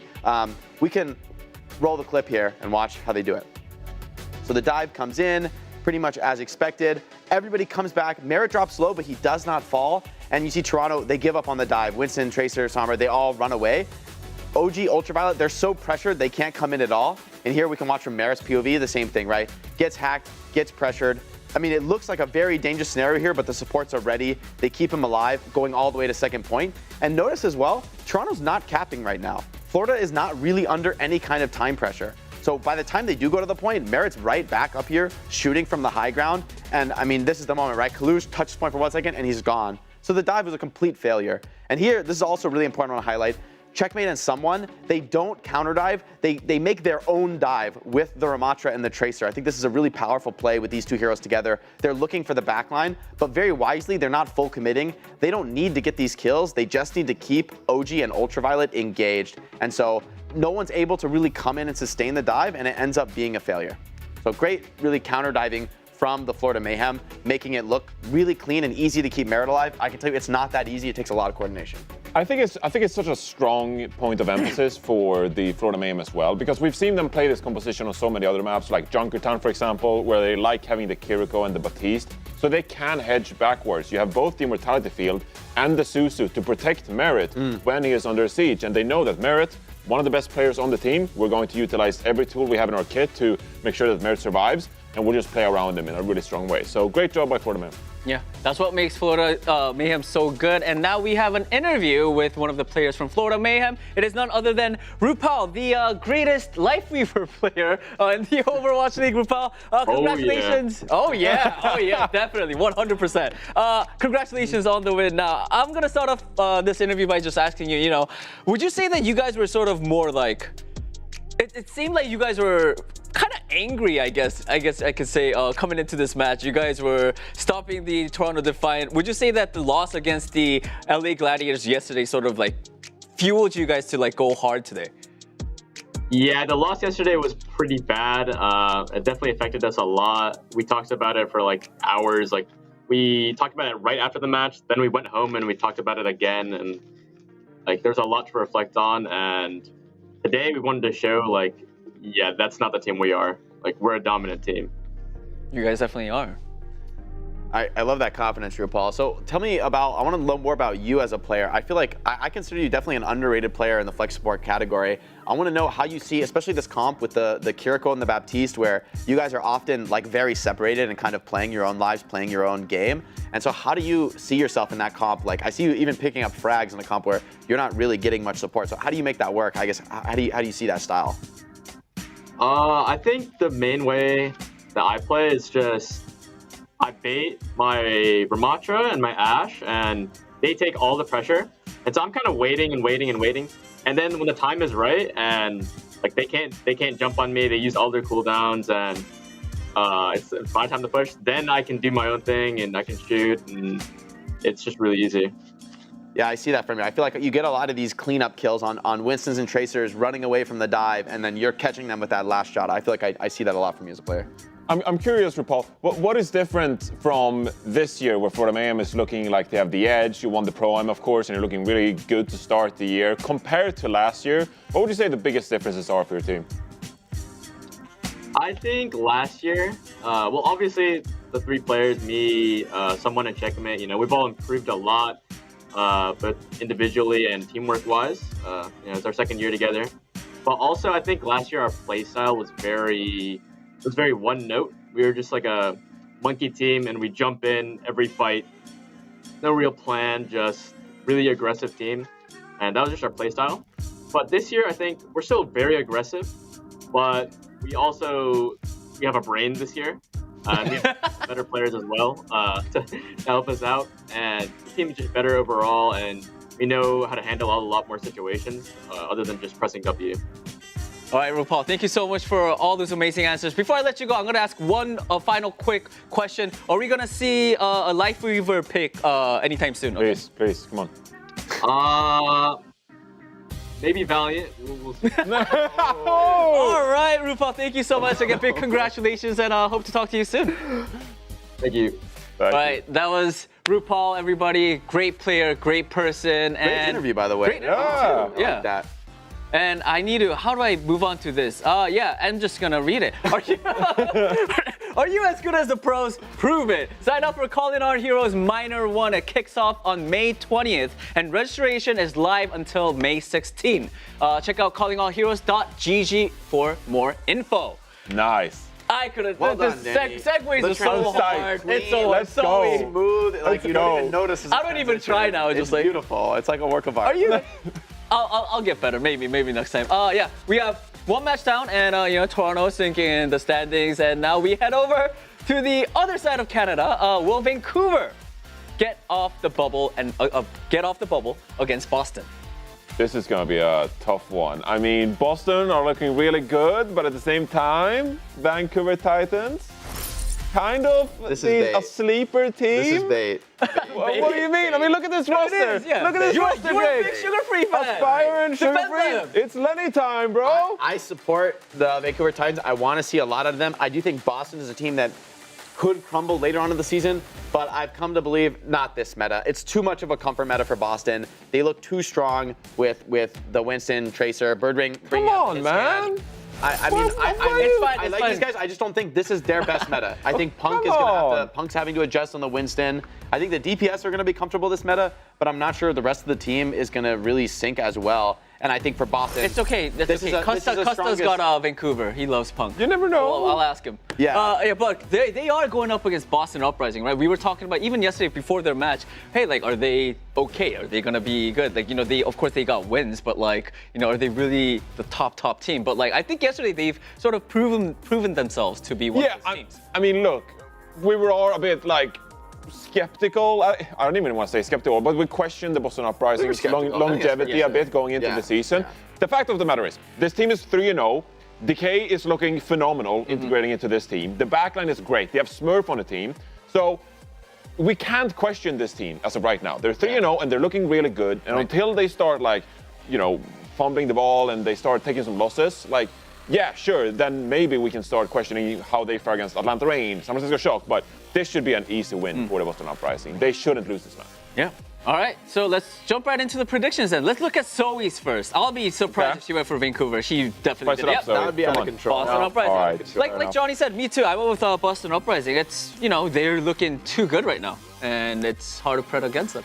Yeah, I'm ready to be skeptical about Boston in another meta, maybe where they're forced to play, you know, more off tanks or just off comfort heroes. But right now, I think every single player on this team is basically on their best hero and can kind of like lock it in. I think that's like just looking like big trouble. I have to pred Boston. Yeah, like if you ask me, like, how does Boston Uprising lose this series? I couldn't tell you. It'd have to be like they play Zarya. Like, yeah, it'd have to be a meltdown. Like it just had to be. So I got Boston Uprising as well. They are so insanely favored right now in this matchup. So, you know, Vancouver Titans, sleeper team, got some great individual talent on their roster. But this is the Boston Uprising we're talking about. They should win this one. Take an Ambien, go back to bed. It's not looking good for the sleeper this game. I think. They're definitely the favorites. We're all Boston for this one. Let's hear it from our casters, Costa and Jaws. I know Costa's a huge Punk fan, so surely he's picking Vancouver.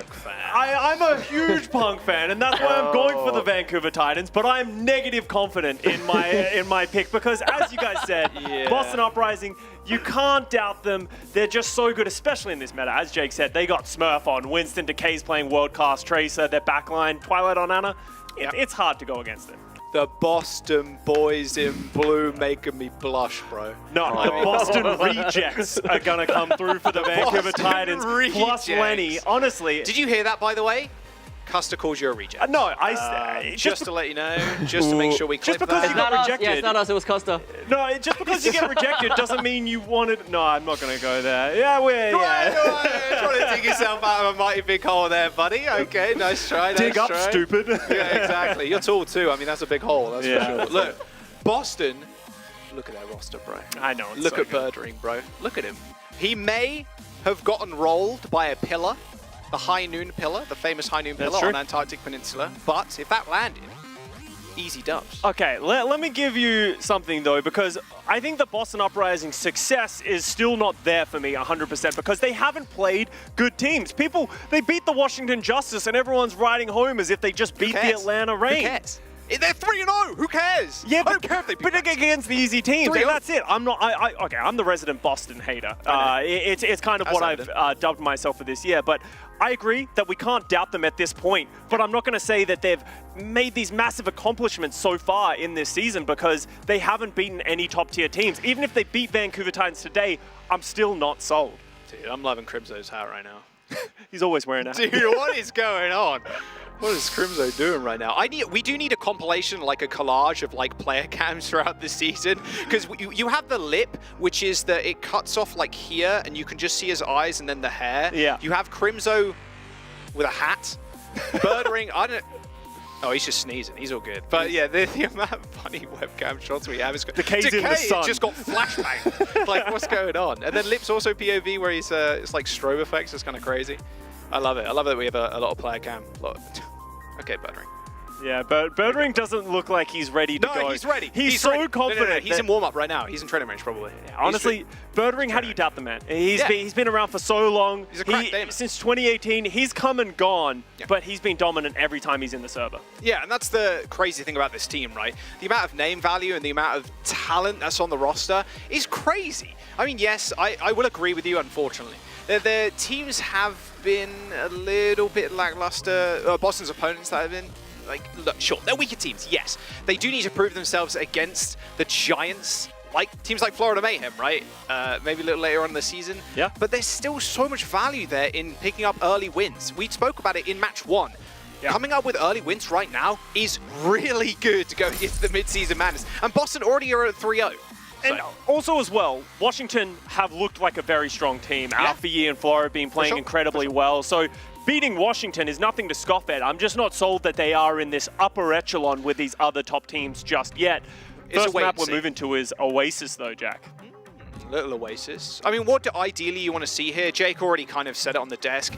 It's hard to pray against Boston currently because a lot of their best heroes are what's best for the meta and best for the comps right now. So it's tough to really match up against Smurfs. Winston, for example, or like Birdring on any kind of hit scan. I will say though, we were talking about the weakness of Punk on that Winston. If you saw just there, Blizzard World and Rialto, 2 maps so far that have been playing a lot of D.Va. So that could be something that goes in the favor of the Vancouver Titans, but anytime you play Dive, anytime Smurf can play Winston, Decay can play Tracer, that's hard to play against. It is tough. It is real tough. And then they have Striker, right? Yeah. Do they? They do have Striker. You questioned yourself for a second there. Wait a second. Do they have Striker still? Yes, they do. He hasn't retired yet, Jack. Don't worry about it. I mean, maybe. Hopefully we do see Striker a little bit somewhat this season. It's crazy, by the way. Dude's back on Boston. Do you reckon he just whipped out the old jersey? Well, like, and this is the Boston Uprising squad. He might whip out that old jersey, he can, but they just have legends on the bench. Izayaki goes through some health stuff, and then they just, okay, Twilight, you're full-time. That's, it's pretty good. Oh no, Twilight's full-time, guy. Oh, that sucks, man. No way. One of the best honors in the world, if not the best. You can see the fight for high ground is going on here. Both teams are playing the Ramatra and the Mei. There's the move. Faith with a perfect boop on Decay. Another one, Another maybe. one? Oh, Faith, okay. Oh my god, how did Smurf bunny hop his way back onto the flat surface there? Little Sky Lucio duel. All good though. He's going to get out alive, but perfect start for Faith. Nice bit of ult charge too, knocking a Mei off the map. And this is something that Vancouver Titans has looked quite good at, playing this sort of rush style with the Ramatra. I think Punk's very comfortable on this hero, at least a lot more than the main tank heroes that you would expect. So good wall goes down, just trying to get a little bit of damage, but no kills so far. Yeah, both Vortexes coming out too. Punk has to get lamped, in fact. It's not the best cooldown you want to use to try and save your tank. It's just forced back onto the points. High ground control very much in favor of the Vancouver Titans right now, but with Twilight on the point with a window available to him, he doesn't even need to use it, I don't think. It's just kind of a neutral fight being won here by the Boston Uprising. Yeah, just utilizing their cooldowns quite well, and Crimzo on the way out of that will use his amplification matrix, which that's a big ultimate to get into the fight, and you can see Twilight's going to have that advantage. Keep an eye on them to go aggressive with it as soon as the Titans step up. So I really like Boston this year. It's just, I mentioned before, but like the name value, but the historical value too. Like, Twilight played in APAC Season 1. This guy's been around forever. The experience level too is just astronomical. Beautiful wall though coming out from Sugar Free and Aspire. Oh my god, that's a nice shot on Twilight, my god. The walls there are crazy because you wall off the tank, but then the disruptor shot from Aspire, it doesn't do a crazy amount of damage, you can walk out of it, but when you're back up against a wall, that's a lot of taking damage, and all the AoE coming out from the Ramatra, it's a lot to kind of deal with, and that's what the Batiste is there for, to kind of jump over the wall, try and help people, but Twilight was playing way too far away, and an overclock really early ripped by Aspire. He's actually getting kind of taken out by Twilight. There's a sound barrier for Faith to help Punk kind of inject himself in the backline, but the Dragons, they cut Aspire off, actually almost kill him. There's a lot happening behind this wall right now as Aspire's trying to join the team, peeks his head through, eventually is going to get some damage down, and a few little headshots there coming onto Decay. Forces the ice block, but a later Blizzard coming from Sugar Free should send them through this fight. However, with Legion and Aspire dead, and now an Annihilation, it should be all over now. Boston Uprising, I'm going to push on to that point. That was so many ults used there. In fact, a whole smorgasbord of them. Look at how many there are left. Maybe one with Twilight's window coming up. Birdring getting 3 headshots in that one on the Hanzo, really turning that fight around for the Boston Uprising. As you said, Jack, they didn't get a lot of value from the Blizzard out of Decay. And then the Vancouver Titans went with their own. It looked like they had the advantage with the takedown of Lee J gone, but Birdring showing why he is considered one of the better hit scans in the history of the Overwatch League. Is Fire just not really finding that value on the Sojourn other than that one fight so far, Jack? Birdring still needs healing, but he's all... Oh, yeah, he needs healing. Real bad. Screaming for it, all good. He's got a Sonic Arrow in Aspire's shin currently. So, oh, what a shot.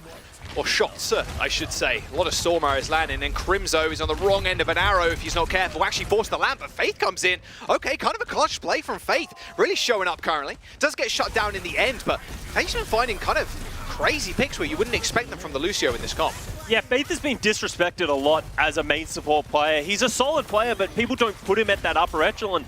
He's having a good match so far, but it is just not enough, as that's a late stagger there for the Vancouver Titans. It's up to 90% for the Boston Uprising. They're going to have to rush to get onto this point, which might give them a massive disadvantage, because you can see Smurf's ready. They're setting the trap.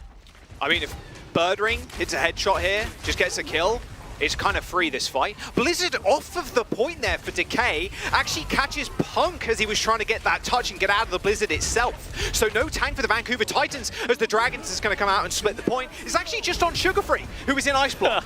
That's a rest in peace. Aspire, 11 HP and a dream, and a solid one. A bit more of a nightmare for him. Can't get on the point, had the overclock, but was just too low to try and contest.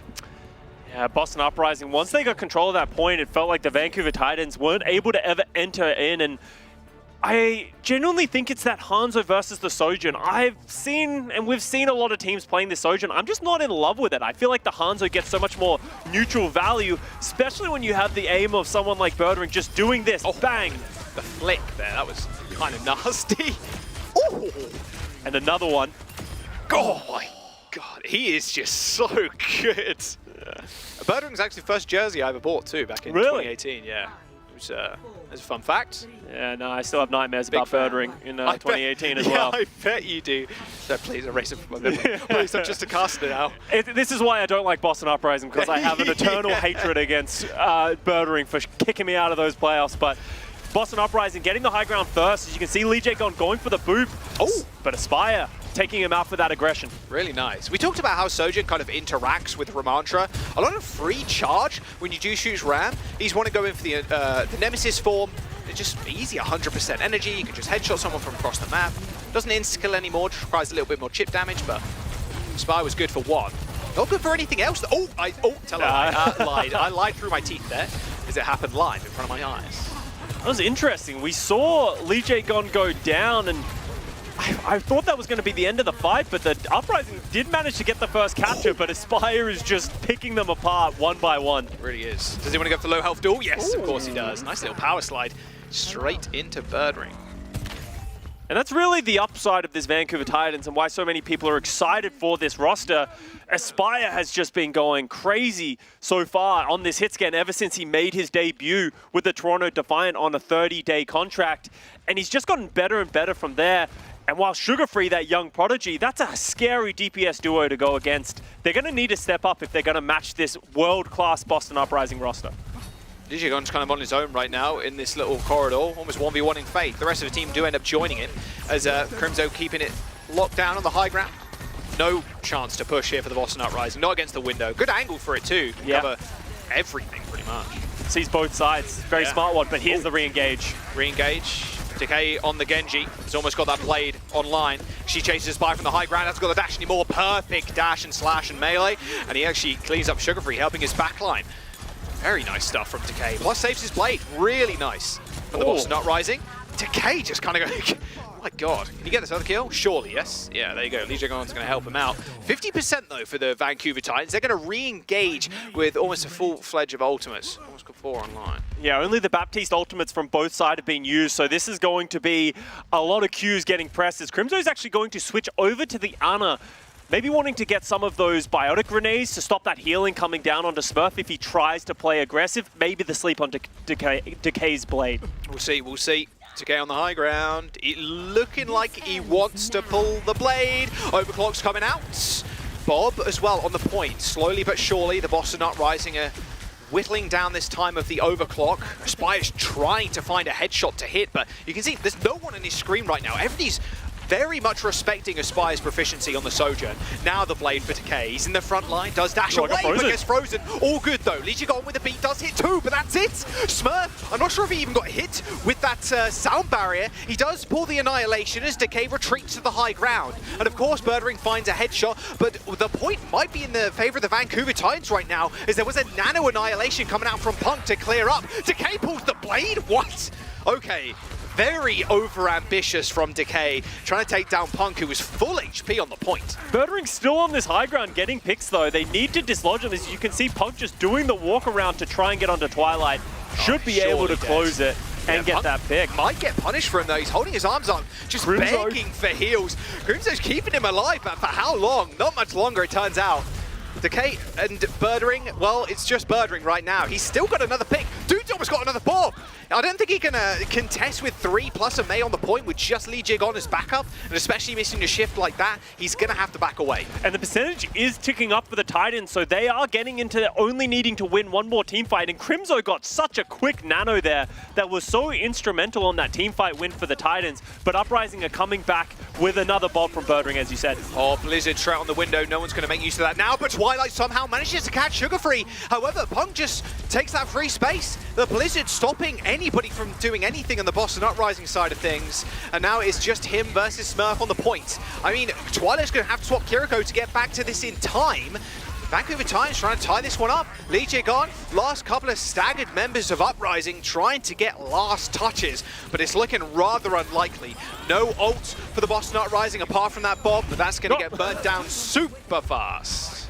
Yeah, Punk gets it pushed into him as he tries to dodge the bob out of the way, but Sugar Free with an incredibly clutch play on that May. He says, "You stay, I go," walks into danger, throws out the Blizzard, and it does enough to catch Birdring with that bob, catches the Baptiste, and then Punk cleans that up. And that's such an important play, because otherwise the Boston Uprising were going to just stay there resolute in that room.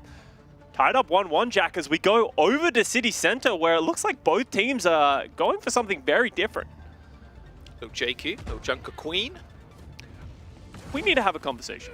Okay. About Genji. Because okay.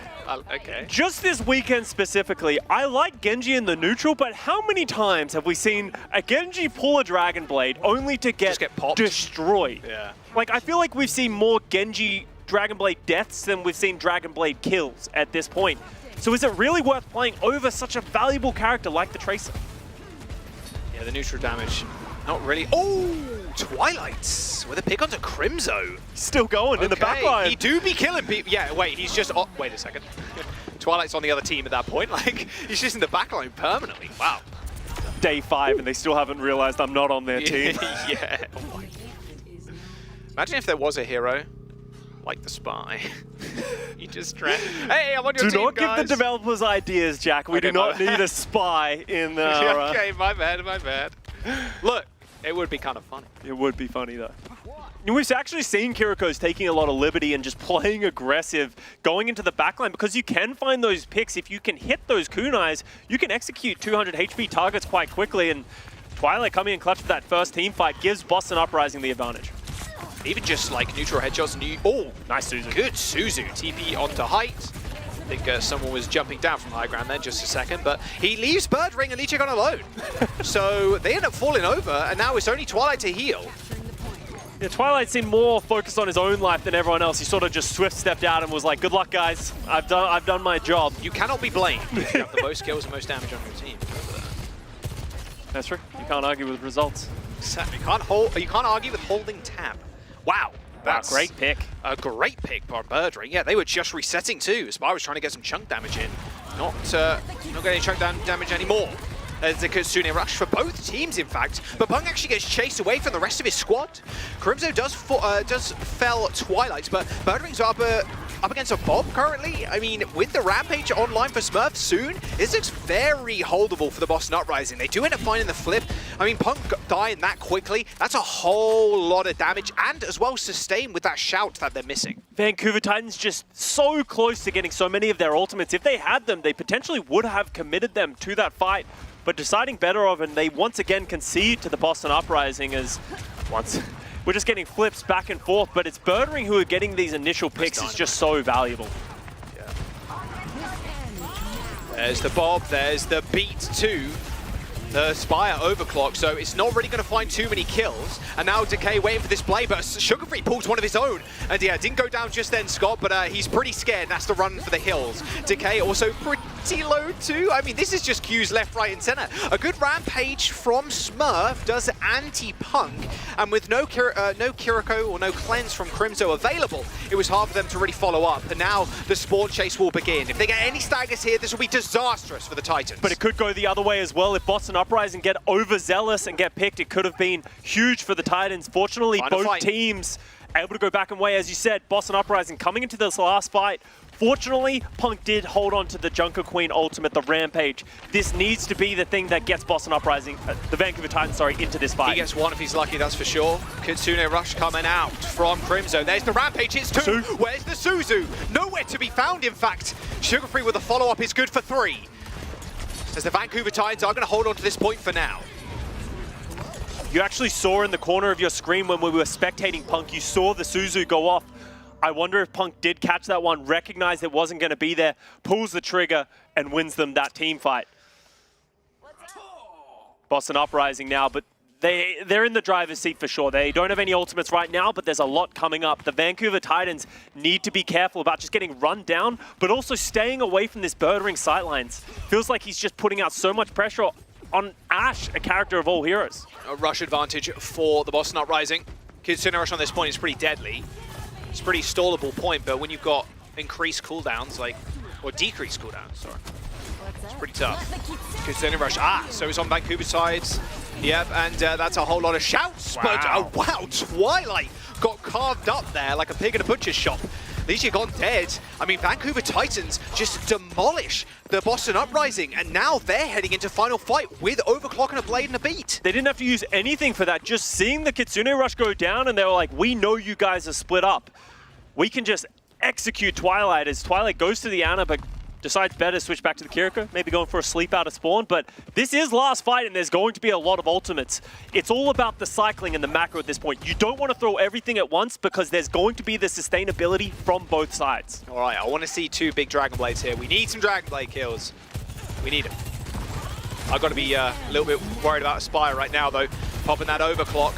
He's got Smurf in his sights, even dashes the high ground, the other side of the map even. But Boston Uprising, again, respecting this overclock from Aspire. These railguns have been so impactful for the Vancouver Titans, really standout player.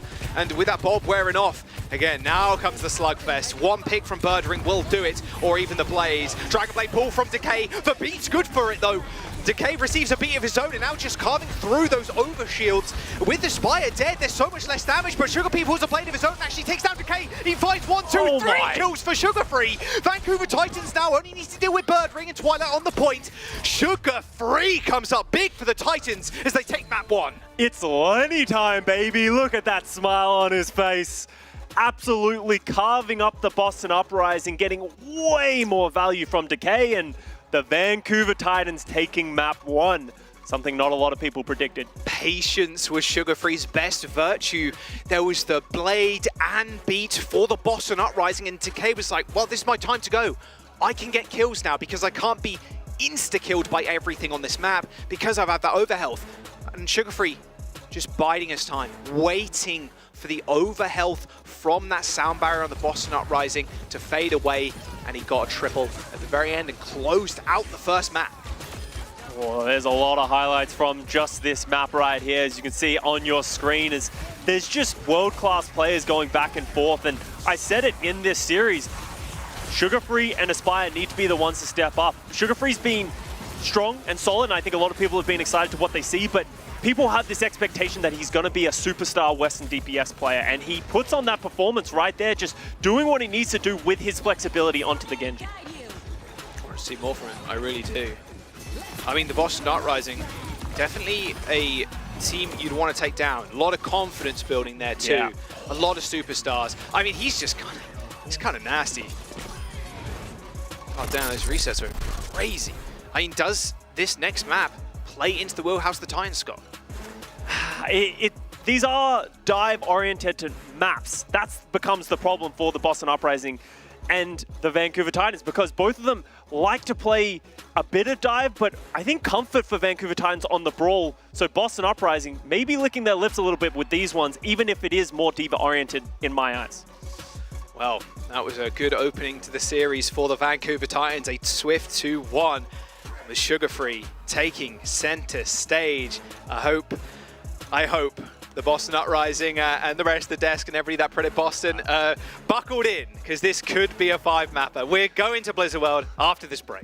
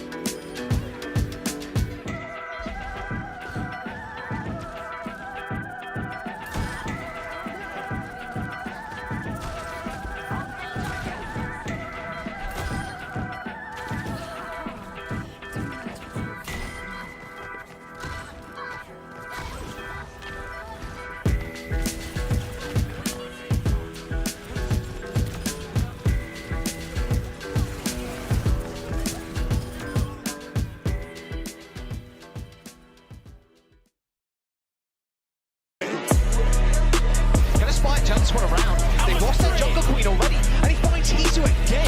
Starts off 4-4. Oh, make that a 4.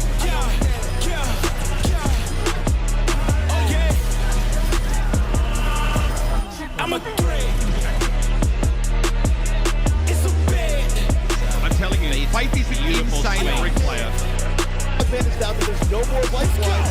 LNL, yet it might not matter. Sugar Bristol super early anti-air play.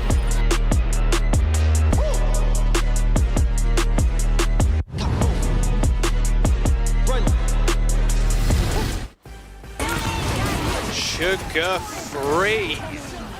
What can't this guy do? One of the most hyped up Western rookies to come into the league in recent memory. Managed to close out this round with a very spicy 3K Blade. That was a very good round for the Vancouver Titans. A very good map. They're up a map right now over the Boston Uprising. Everybody on the desk voting Boston. I think a lot of people in the community too voting Boston Uprising, but maybe didn't see a map going the way of Titans. Well, I prepped Vancouver. I did backpedal very heavily as soon as I said it. Heavily and very quickly. Yeah, but hey, I still said it. True. So that I get at least some facts. points That's for that facts. one. We're actually going to see Kalios coming into the lineup for the Boston Uprising coming into this map. So maybe leaning towards that D.Va, as I was saying. It's a staple that we've seen from the Boston Uprising so far this year. But I think we can all agree when we've seen Smurf in the lineup, it just feels much more cohesive and the dives are better. Yeah, Blizzard World, like you were mentioning, could be a little coin toss here, a little bit up in the air. I want to see just more. Part of me wants to see more of like the JQ comp with the Genji, because it is kind of fun just having people run into each other. But JQ on this map, not the greatest. We're seeing a lot of ram, a lot of dive, especially on the second point, right, with Winston and D.Va. We saw a lot yesterday. We'll see how Vancouver Titans want to defend this first point. But anything that makes Sugar Free pop off, like that's what you really want to see. And Tracer is definitely a hero to do it with. So defensive style here with Punk on the D.Va. Spire vs Birdering Ash head-to-head as well has got me excited right now. It's wet on your lips, is it? Yeah. Punk is saying things. Dude, he's trying to clear chat right now. He's straight up trying to never mind. I didn't say what I just said. It's not a broadcast, right? Yeah, no, surely not. We didn't say anything, chat. Wipe your minds. Yeah, Spire versus Birdering is going to be quite interesting. I love that it's just almost a skill matchup here. We'll see if Twilight does stay on the Ana. His best hero, I think he's the best Ana by a small margin. Of course, people like Shu are up there, but his Ana play is just spectacular, and it looks like he's going to stay on it. Even players like RuPaul has been, you know, I think Ultraviolet's had some great moments, especially in the Pro-Am as well, you know, on these Ana heroes, but it's all about the flexibility that you can have, and that's why Crimzo's going over to this Baptiste, a hero that RuPaul and the Florida Mayhem just used great value of, but Kalios on that D.Va, as I said, Jack. Yeah, looking good. I mean, that's the flexibility that you have with the Boston Uprising lineup. Smurf in for Winston maps, and then you put in Kalios if you ever need this off-tank. Oh, damn, we didn't see that one. There's a lot of things we're forgetting about so far this map. That's a classic, don't worry. Oh, trade of dynamites. Oh, Birdering actually missed the shot of his dynamite. Oh, didn't miss that one. Nice headshot though. Yeah. Forces to Aspire all the way back. Another nice headshot. Can Kalios clean this up? Aspire's super low.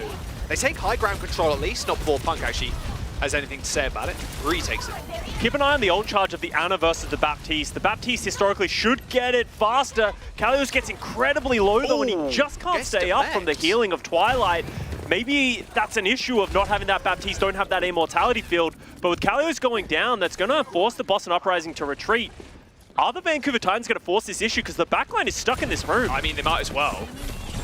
I mean, well, there's a break there.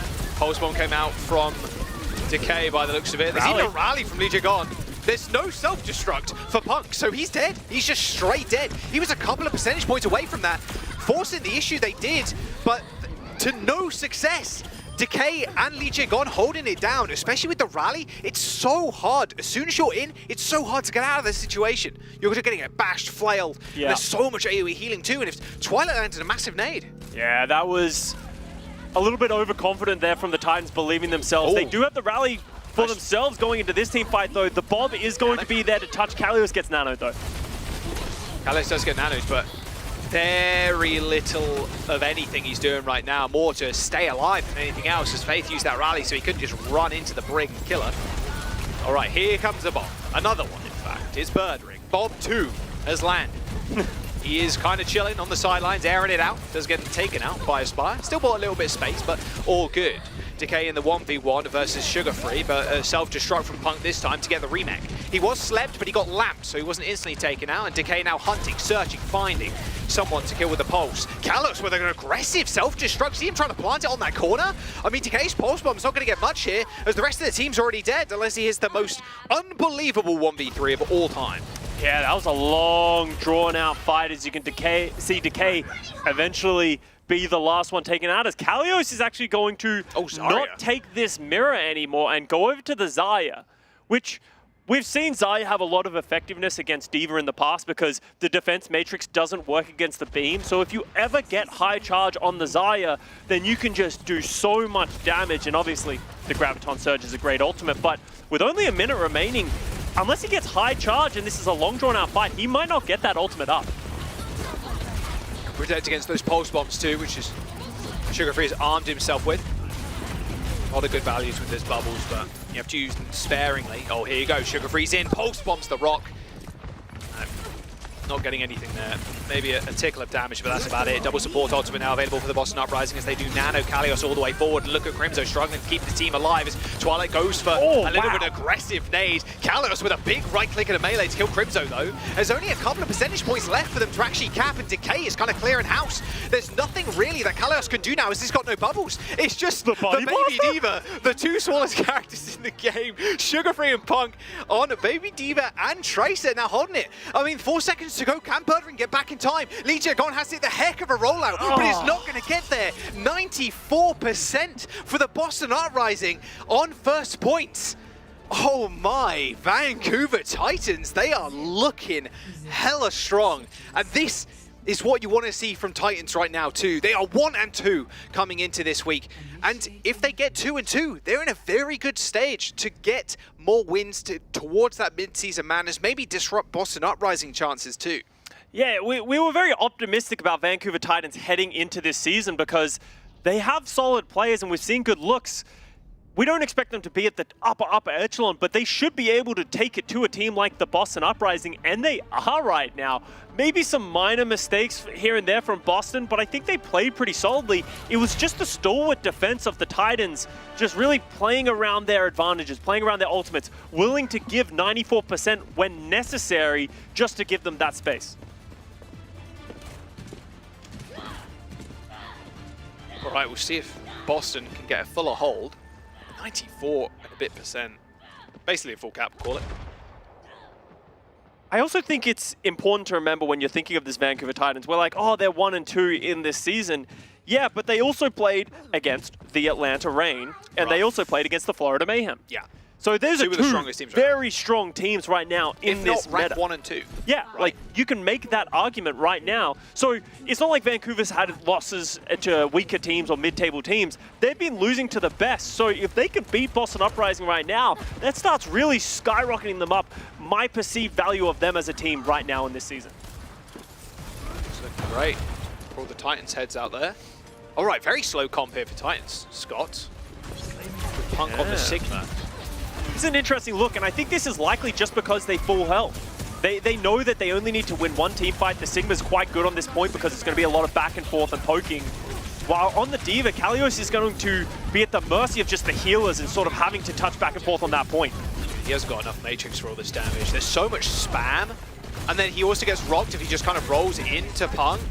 I mean, look at this. Punk's just walking towards him. Just bumped his chest. Aspire's already taken down Decay. I mean, Faith dead, sure, but Twilight now just randomly getting sphered. It's just falling apart for the Boston Uprising right now. Kalios low, Birdring low, like Sugar Free on the back line. This is it. 2 ticks on the board. There's a poke spawn for Sugar Free, and he's in the back line. Kalios needs healing. So does Lee Jae-gon. Yeah, he hits the whip shot, so he is healing himself a little bit, but Kalios is already out of mech. He's demeched. No self-destruct to get the remech either. It's only up to that Tracer to touch. Decay is managing to hold it down, but look at this on the sidelines. And now you have to deal with a window with a Spire shooting through it.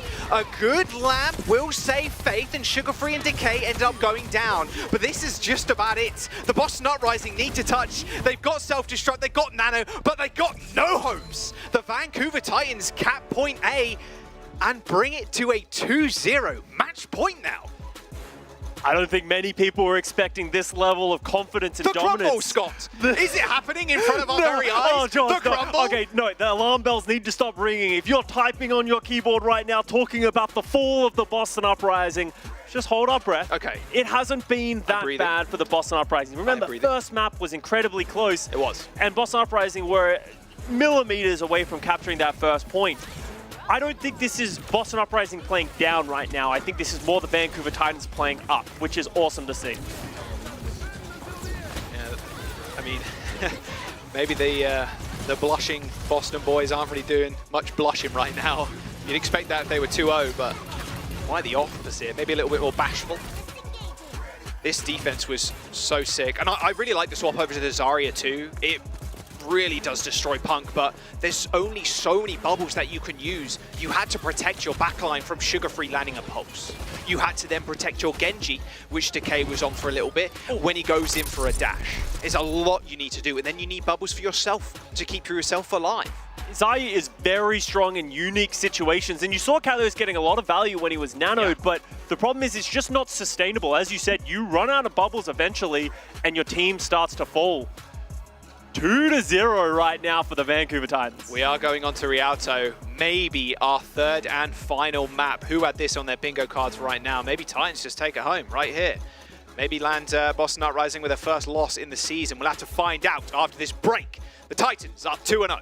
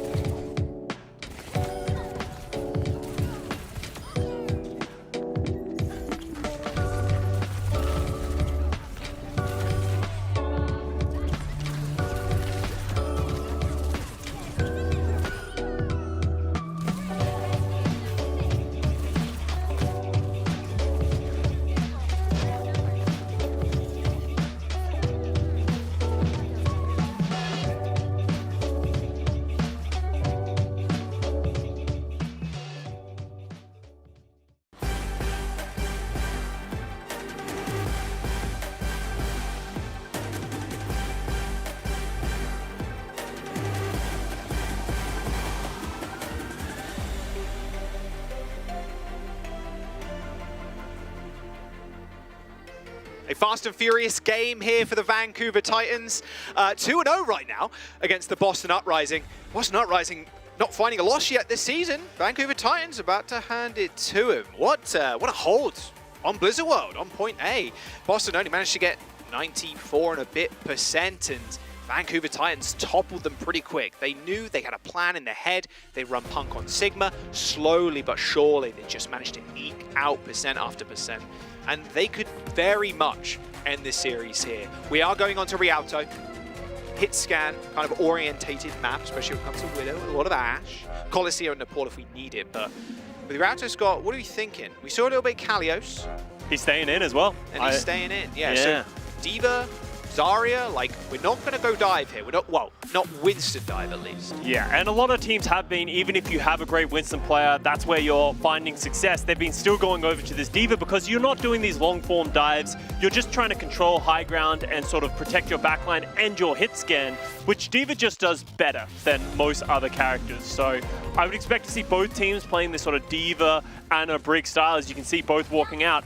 The one question I really have is Birdring going to stay on this Sombra compared to playing something like a Widowmaker? We've seen how oppressive playing a defensive Widowmaker can be when, Fitz for the New York Excelsior springs to mind. That was kind of crazy. And that's something that you could see. Wait, new tech just dropped? New tech just dropped? I don't think I've ever seen that. The little bash off the lamppost there. Okay, that was nice. Take that into your rank games. There you go. Don't fall in the river, though. Yeah, I would never. Lee J Guns over here playing Brig parkour on the first point of Rialto, but it looks like Aspire is going to opt to go into that Hanzo while Birdring will stay on that Sombra, which is differences in compositions that are very important going forward, because this means that the Boston Uprising are going to have to play aggressively, get the hacks, follow through with Decay and Birdring, because they're not going to have that pressure coming out from the backline. Yeah, that's sustained damage from the Hanzo. Oh, that's not quite sustained. Yeah, even Birdring a little bit surprised that Aspire hit that one. My God, another headshot too. Doesn't quite manage to clean up the kill, but... Oh, Aspire, show us what you got. Oh, wow. Twilight, if he did one wrong step. Okay, Twilight, no! He's playing with death right now. He knows Aspire's there, right? Just like slinging arrows towards him, okay. And you can see the differences between this Hanzo and the Sombra. Obviously, the Sombra instantly went down. And again, if you're playing the D.Va, personally, I prefer the hit scan because you don't have that Winston follow-up onto anyone you hack. And you can see Birdring's just trying to force it a little bit. Huge biotic grenade that hits Kalios and Twilight. We're seeing a fast first point capture here for the Vancouver Titans, but this is so difficult to get these last couple of meters. Birdring's on Widow. Birdring's on Widow. Okay, so here it is. So now switching over to the hit scan, the Sombra, especially in this point, like not really worth it. Everybody's so grouped up. It's up to Birdring to hit a couple of headies now, but a huge pulse bomb from Sugary. Yeah, that's AoE damage too on top of it. Ooh, a snappy shot from Birdring though. Both DPS still alive. And Twilight taking a trip on one of the little gondolas there too to try and stay alive away from Punk. Punk antis, but with Decay dead, there's no one left to touch. Self-destruct. Oh my, Birdring.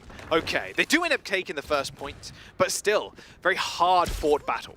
An important point that happened in that fight, Twilight nanos Kalios as he loses the mech. So the nano disappears and they don't have that health and sustainability to just wait it out because the Titans didn't have any way and still don't have any way to deal with Birdring. So if Kalios had been able to stay alive, Birdring potentially could have found more picks just like that one. He's good for two. He's good for two and you know it. Oh, missed the grapple. All good though. Your Brig's down here with you. Personal bodyguard. Personal bodyguard. And that's an important fight for Boston to win because, as I was just saying, the Vancouver Titans don't have any way of dealing with Birdring from just looking down this corridor, and anytime they peek their heads, it's going to get ripped off. So Aspire is actually going to switch over to the Widowmaker to just sort of force Birdring to respect the positioning a little bit more. Did you just see what DJ got was? Oh, Aspire! Oh, put that in the highlight package. Put that one too. How many pixels of Birdring's head was showing there? It's got to be less than 5. He hasn't changed facial expression ever. I'd be popping off right now if that was me. But these are why these guys are the professionals. And Aspire, we know how great of a hit scan he is. Going over to the Widowmaker and taking down someone of the caliber of Birdring and getting them over the bridge. All right, Birdring, he's got the sights. The vision is his. Full 2020. Oh, little pirouette from Aspire, so he doesn't get headshot as he does change his position. He knows, of course, the sights are still up. A body shot from Birdring couldn't quite land the headshot. I think most of it was covered, but Aspire does get finished off, and there you go. Decay putting his name on the board now. Yeah. Faith pops the rally very early to just give them a little bit of space, but Decay just does not respect that at all. And really just running circles around the Titans. And now they get to hold the bridge again. So we saw brilliance from Aspire last time to get them over here, but he's going to have to do the same thing again as they try and cross this bridge. Yeah, it's all Widows now. I mean, Decay's around there, so you know the Widow's not there too. Beautiful little spot. Just pixels they're looking at. I know, it's a little silly. Birdring goes up. Look at that, the patience. And hearing the grapple cooldown too is very important. Aspire, though, is in trouble. Had to get packed by his Brig in order to stay alive and can't really pay attention to the battle going on in front of him right now because Decay is just permanently on his tail. Spire has to worry about Birdring and Decay at this moment. He's just getting threats everywhere, and he's not in a position that he wants to be where he can hit any shots. He's going to disengage, but Decay's waiting for him with open arms. Decay, yeah, okay, he does hit the recall, but Decay is so close to that ult! Aspire does hit Birdring. Birdring going for an aggressive shot, thinking maybe Aspire was distracted, but Twilight has got a sniper rifle of his own. Yeah, the backline is still alive for the Titans, but they don't really have anything to do right now. They're getting hounded.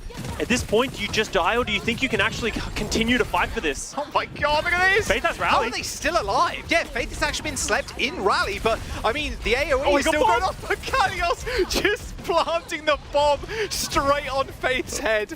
Oh, there ain't much more disrespect than that. It's worth it, honestly. Yeah, Trade the really Diva bomb is. for a rallying Brig. Yeah. I'll take that any day of the week, I'll take that. Twilight does still have this nano boost, so if Kalios wants to play aggressive at any moment, he can go there. But you can see the Titans just unable to really take any valuable angles for Aspire at the corner of this. This is one of the hardest points to attack in any map. Birdring, I mean, look at it. A highlight reel right now for Aspire and Birdring, both killing the Tracers with headshots. Here's the nano. Lee J gone backing out though, did get anti and Kalos is in trouble. No self-destruct to get that remech and he gets forced off of high ground with the rest of his team. Yeah, double nano Brig in fact. Faith says, was it worth it putting it on me earlier? Now look at you. Birdring's in a bad position right now. Yo, what Birdring doing? Oh, he's over. All good? He escaped. Wow, escaped with his life somehow. They've seen Decay in the backline. They're trying to deal with it, but... I mean, that bought enough space and time, Scott. Look, they're already back. Smart play by Birdring, recognizing that they're going to have to go back and deal with him, especially with the sights going up. Dude, Aspire has to come up with magic once again. He's been hitting shots, which he has no right to hit. All scoped in. Decay hits the recall after the clip. Now Birdring's pretty much free to do whatever he wants. Sights available for Aspire when he spawns. Couple of ults. In fact, no, switches over to Hanzo trying to get some value. Pulse bomb available for Decay right on the stairs. Lands it on it, but Faith just shields it and manages to stay alive. But Punk in the backline. Decay needs to come up with something large here because his backline, and even frontline, is just getting blown up. Yeah, you can see Decay's just trying to put out pressure, trying to give his team some space, but unable to find the value with Faith and Crimzo working so well in tandem together. And that will be the second point coming through for the Titans. All right, a minute and a half. Birdring on Hanzo. Yeah, he goes back to the Hanzo. He's decided on the Sombra maybe to get back to the point quick, but you saw how little value the Sombra got last time. I like this Hanzo pick. You can't play Widow on the third point. There's just nowhere to see, but these Hanzos looking down these corridors. Enough, you can. If you are strong enough. God's strongest soldiers play Widow on third point Rialto defense. Torb Widow 2 trick, remember? Nano boost in for Punk. Gets heavily Matrix. Look at that. Lee Jigong's peel is crazy, but not enough. Unfortunately, no Matrix left for Kalios by the looks of it. A Nano and a Rally invested. Both support ultimates down. Boston Uprising are going to recontest with a Nano of their own. You have to question if that Rally was really necessary from Faith. But nevertheless, we're going to this final fight. 30 seconds remaining. Vancouver wants to take it close. They want to just close the door on the bottom. Don't give them any space, but you can see Nano from Twilight onto Kalios. Engage, does push all of the Vancouver Titans away. Good disengage. Very nice. They're just waiting this one out. They know they've got 20 seconds to play with. It's close. Here comes the Dragons. Oh, Eaton! Tell you what, that's an easy one for Kalios. It was through the wall too. Kalios in trouble though, pretty low. Has to go self-destruct this time around, but Decay's already dead. And now Kalios is in trouble. Has to use that self-destruct after the remake. Can he get back in? Yes, he can.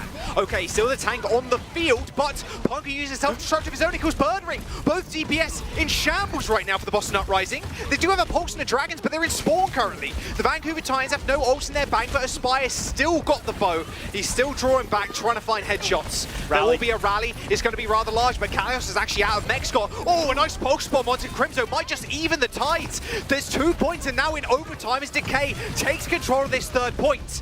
With the closer spawns, they're just reinforcing too quickly. Decay is over health wearing out, but his bullets aren't. Punk manages to get back into mech and kill Kalios. He's just too strong. He's just too good. Decay, he's trying his darndest to try and keep this point alive, but Fate's late rally managed to keep them in this. But Decay's way too slippery. Oh, they just managed to sneak the payload in right underneath of Decay and Lee Jae-gon's nose. Gonna call out Faith again. Did a phenomenal job of just living on that point, even at the very end, as he's getting hounded down by Decay. Recognizes, I don't need to help Punk here. I just need to stay alive. Disengages, and Decay has to stay on the point. Very smart play from the Vancouver Titans throughout that entire third point, playing to their advantages, disengaging where they need to. And they've got Boston Uprising on the ropes as they get 3-point captures here on Rialto. A pretty difficult map to capture. Very tough. Very tough. I mean, you're happy, right? Yeah. 0 seconds on board. Rialto, tough map, like you said. All right, Vancouver Titans defense. I mean, their defense was stellar on Blizzard World. Same kind of thing here. Okay, I'm glad we're actually seeing Aspire roll out the Widow instead. Yeah. Instead of Sombra, instead of Hanzo. Such a strong Widow point. And you want to start that snowball early at the end of the day. And if you land a couple of headshots, I mean, Spire and Birdring, to be fair, have both been on fire Phenomenal. This map. So I want to see if I see the same kind of shades of success. With the Boston Uprising, I would imagine, because they're so close to, you kind of know Aspire's playing Widow 15 seconds in, so Birdring can also kind of match him. Honestly, it's a race to kill the Tracers by most of the time, especially these Widows players. You don't want to get harassed by the Tracer, otherwise you are sitting duck. The biggest issue that happens when you walk into this Widowmaker versus Widowmaker duel is you kind of live and die by your Widowmaker player, especially in these setups. If your Widow is popping off, you could do anything else and it wouldn't matter. But in the opposite side, if Birdring isn't able to find these picks, Boston Uprising aren't really going to be able to move around the map or find any value or picks. Ooh. Okay. Crimzo with just a body shot. He's going to bandage that one right up. This is the fit spot. Spire's kind of chilling him right now. A lot of tracer rounds going off, so you are going to know, if you're Birdring, where Aspire is vibing. Oh, he hit a grapple shot of his own. Even Aspire's like, what? Yeah, he hit where that? was he? Oh, what a shot from Birdring. My God. I mean, live or die by your Widow right now. Birdring is living. Titans, yeah, they're dying. Pretty quick. Another one, maybe? Whew. I'll live by Birdring, honestly. Oh, yeah. I'll live or die by that man. Any day of the week. And that could just be the first point right here. You can see the Vancouver Titans thinking about crossing this bridge. Punk is going to go for it, but he's going to take so much damage just closing this distance. Just throws the... That's a classic Widow moment. Just throw the Venom Mine up when you've missed the shot. 2 meters to go, though, Scott. I mean, pretty close. Yeah, and Aspire, you can see him lurking all the way back in this old spawn. Birdring doesn't want to widen out to this point, but Punk is going to be able to just sort of almost permanently anchor onto this point while getting heals from Crimzo and Faith. It's a good biotic grenade, but oh, it does get off the Diva Bomb, but it gets traded. Decay stuck Sugar Free in that? But like, stuck the Ana. I mean, with Punk dead, there's so many health bars you have to kind of chew through, but Faith's got Nan. Faith is attacked. He's going in. He hit the whip shot on Decay, concussing him a little bit, and as Kalios has to retreat with 1 HP, he's pretty low, has to wait for his supports to back up, giving enough time to Punk to come back. Faith has been having a great series. He has. Today. Really has. On the Lucio in the first round, on the Brig in the last 2 maps, he has really been a difference maker for this Titans squad. An unsung hero. So now the Boston Uprising, 2 minutes remaining. We talked about living and dying by the Birdring Widow. He wasn't able to find any value in that final fight, so they didn't have anything to go, but FaZe popped the rally. Sights up, they go down at 130. There you go, you can track that. Oh, Lee Jae-gon dead. There's a rally. I mean, this is a sure win fight here for the Vancouver Titans. I mean, they self-destruct. Wow, they've lost Twilight. Okay, that's a little bit of a questionable self-destruct because you're not going to have it for this upcoming fight, and you knew the fight was already lost. And Lee Jae-gon popped his rally before he died as well, so they lost both of those ultimates. Birdring's used Sight and Twilight's over to the Zenyatta. He's just believing in himself. This is just raw confidence from Twilight of, if you guys can't find the picks, I'll do it myself. I love his energy, honestly. But they don't have been healing. moving back this whole time as well, Scott, mind you. Don't need healing if you're dead by the Widowmaker. Look, it's true, it's facts. Yeah, I was spitting facts there, I'm just saying. True, true. Oh my! Crimzo's dancing with death. Nah, yeah, well, Aspire's dead, so Birdring has nothing really to worry about from the enemy Widowmaker now. Decay is pressuring the point, moving it all the way back to where it was before, as Sugar Free ends up taking a body shot, and there's a swift death. Great, this Zenyatta swap worked Birdie's great. just clearing. All right, Birdie's clearing, everybody. Back it up. Back it up. Back it up. Go to the Well, next one. Spy's got a good chance now, Scott, though, to be fair. Lee Jae-gon is still here, so he's going to be the late toucher for this team, and if they can buy their team enough time for Punk to get back, Crimzo does get pulsed, though. They're low on healing. Return to center there by Sugar Free. 6 Decay this time around. And they've already lost 2. Lee Jae-gon and Decay dead. I mean, it's only Bird Ring for damage. And Sugar Free can just clean up. This is 15 seconds to go with the Vancouver Titans. Might just hold it first. Sugar Free just got all 5 members of the Boston Uprising just running circles. I don't know how he finds that much value in a 2v5. This is it. No one can touch. I mean, maybe Decay gets back. Twilight Lee Jae-gon on Zen and the Brig. That's it. The Vancouver Titans 3-0 the Boston Uprising, giving them their first loss of the season. An unbelievable performance from the Titans. My God.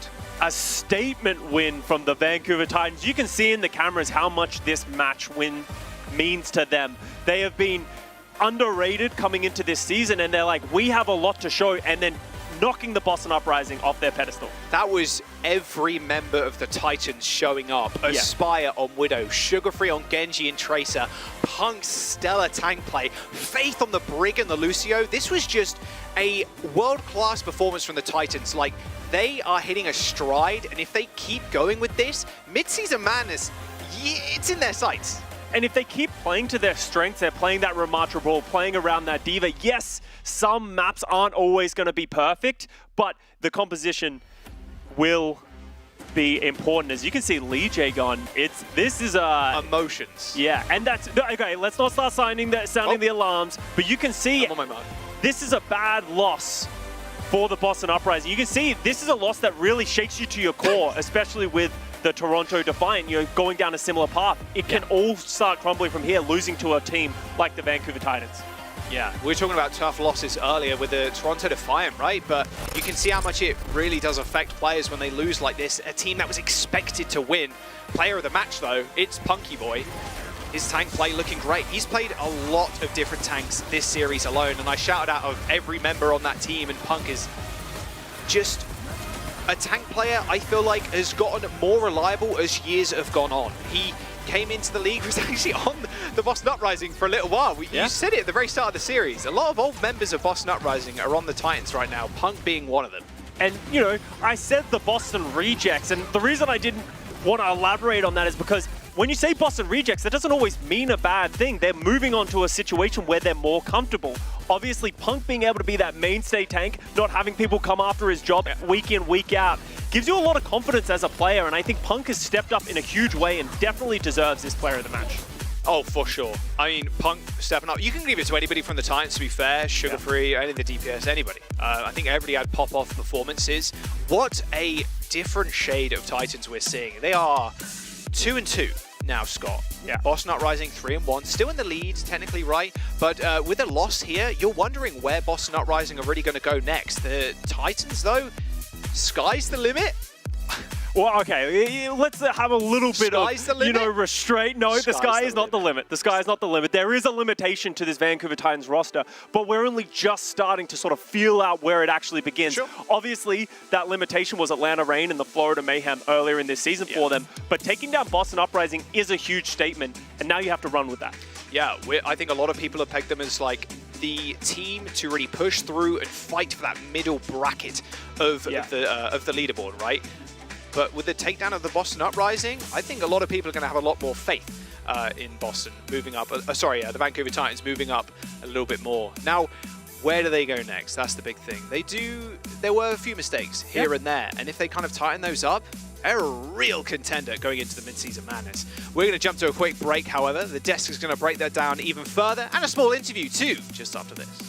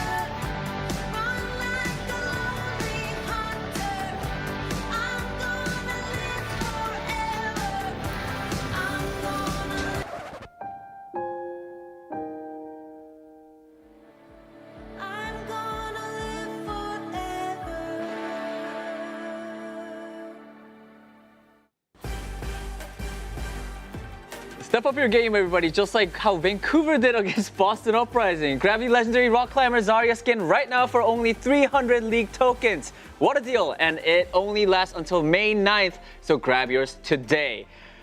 Yeah, Boston versus Vancouver Titans. Yeah, it wasn't, we thought it was going to be Boston winning, but as you guys can see behind us, yes, Vancouver coming in clutch. That match was crazy.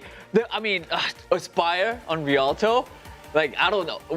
What do they have for lunch? Like, I think Birdring was like, makes a statement on Widow, comes out, hits crazy shots, and then Aspire goes even further beyond. I mean, that was absurd. Birdring's on a like god level play. You can't ask for more. Yeah. And Aspire gives us more. Like, I think insane. This team, Boston Uprising, they literally waited for me to say like, I don't see a way how this team loses. Like, if you ask me like how to describe the Boston Uprising will lose this match, I don't see it. Like, they literally waited for me to say that on the desk until they decided to just they just collapsed like a house of cards. That was abominable. That was terrible. I totally forgot. You did say that. You're like, you know, we should wait until they lose. You know, they're up 3-0. We shouldn't be talking about how worried we are. They got 3-0 by Vancouver Titans. I mean, Aspire was great. Were there any other teams, were there any other players on Vancouver Titans that caught your eye? Because there were a lot. Yeah, I think the main character throughout the series, I mean, obviously Aspire popped off at the end there, but the main character to me was Punk, which is our player of the match for this series. Punk just MTD'd, like straight up was so good for the Vancouver Titans. And take a look at the Diva stats this match. I mean, 7.7 final blows per 10 minutes. I think he just like straight up diffed Kalios on Blizzard World. And on Rialto as well was so good.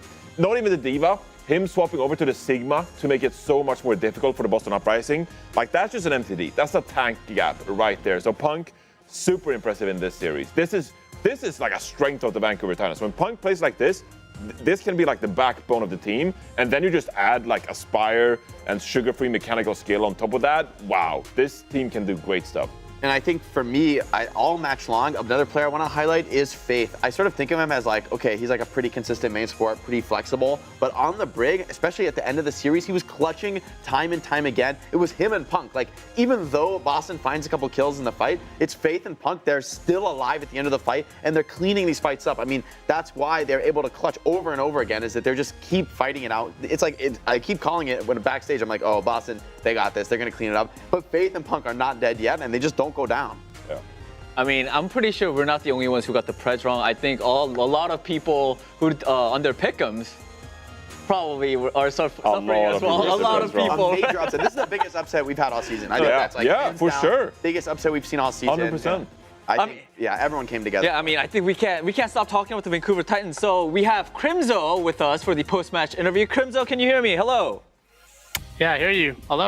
Hey man, congratulations on getting the win. I mean, this was an insane series. I do have to say, because this match, I think you guys were definitely the underdogs. A lot of people probably would have predicted the Boston win. I just want to get your opinion. Like, how'd you guys get it done?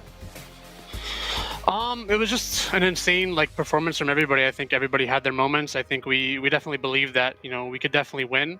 And it was just like I said, it was just a huge team performance across the board. I think everybody had their moments, and we were able to clutch up. And I think that's it. Okay. Well, what I want to know, Crimzo, I want to give you a little bit of a platform here. Is there anything you feel for this former franchise you were a part of? They let you go, they let you slip through their fingers, and now you slap them across the face with an easy 3-0. How does that make you feel? It was quite the delicious win. I was expecting a little bit more, but you take what you get. But I think overall, just a great performance from us, and I'm excited for next week. Yeah, that's what you want to hear. Delicious. Yeah, the delicious meal right there. Yeah. Vancouver Titans is in a pretty interesting spot here because I think this region is incredibly competitive, Crim. So I mean, you look at the top end, and there's Houston Outlaws, LA Gladiators, Atlanta Reign, like the list goes on. The Vancouver Titans, I think, is a bit of a sleeper team where you're really punching upward. So what was the goal setting like for your team going into this season? What kind of goals did you set yourself up for as a team? I think just going into the season, we knew that we could definitely be a strong team. I think it's just about kind of finding our stride and understanding our identity as a team and just kind of progressing from there. I think we have tons of players on this roster that have tons of potential, and I think that we can really shoot for the stars. Do you think the mid-season madness is like definitely a goal of yours that like we can actually make it there if we improve and like really get some wins there? Oh, absolutely. I definitely think like we can definitely be a very strong team heading into that tournament. And I think, you know, if things work out and we play well, there's definitely a chance for us to qualify. Yeah. What I want to hear. I honestly, if you guys just continue this, I think you guys could definitely make it to the mid this tournament. Crimzo, that's it for the interview. Thank you so much for your time, and dude, GG's, man. Great job. Thank you. Thank you. All right, that was Crimzo, everybody. What a guy. What a guy. What a guy. After a big win, you know, staying focused on the team play, staying focused on them continuing to improve. We heard a very similar story from Punk previously, right? These guys have exactly the mentality, like from a coaching perspective, that you want in a team like this. They're hungry, but they're realistic. They know that they need to keep getting better. Even after a dominant win like that, I mean, I honestly, it's a good time to be a Titans fan. I mean, don't you think Vancouver Titans as a franchise is very charming? Right? Yeah, I mean, they're it's charming, a bit, right? Yeah, I mean, I feel like, you know, they started out as a bit of a meme team, you know, a few years ago. I mean, they were performance-wise, result-wise, one of the worst franchises we had in the league for like a couple of years there, right? And now you're starting to turn things around. You got some exciting talent. People aren't joking about breadsticks anymore. Instead, it's like Lenny time, and you got Punk, Crimzo, very likable character in this team. Vancouver Titans, I mean, they're a fan favorite at this point. Yeah, I brought Charming up because I need to move on to our next line. Speaking of charms, you can grab a brand new weapon charm plus exclusive Doomfist in our take bundle. You can get yours today for only 350 League tokens. The deal is only available until May 9th, so everybody be quick. Great job, Dan. Hey, your transitions. Yeah. Are I was gonna do it right, but then you had your spiel, so I was like, where do I go in? That was great. That was great. Thank you. Yeah. Thank you. Flawless, Great job, flawless. producers. Thank you for that line. You're getting erased. You're getting erased, Danny. No, I don't think so. Anyway, all right, let's move on to our final match of the day. We have a certified Giga Banger, everybody. No, you jinxed it. Los Angeles Gladiators versus the Atlanta Reign. I mean, Gladiators had an amazing performance yesterday. They were looking hot, but they are right now going up against probably one of the strongest teams that we have in the West, the Atlanta Reign.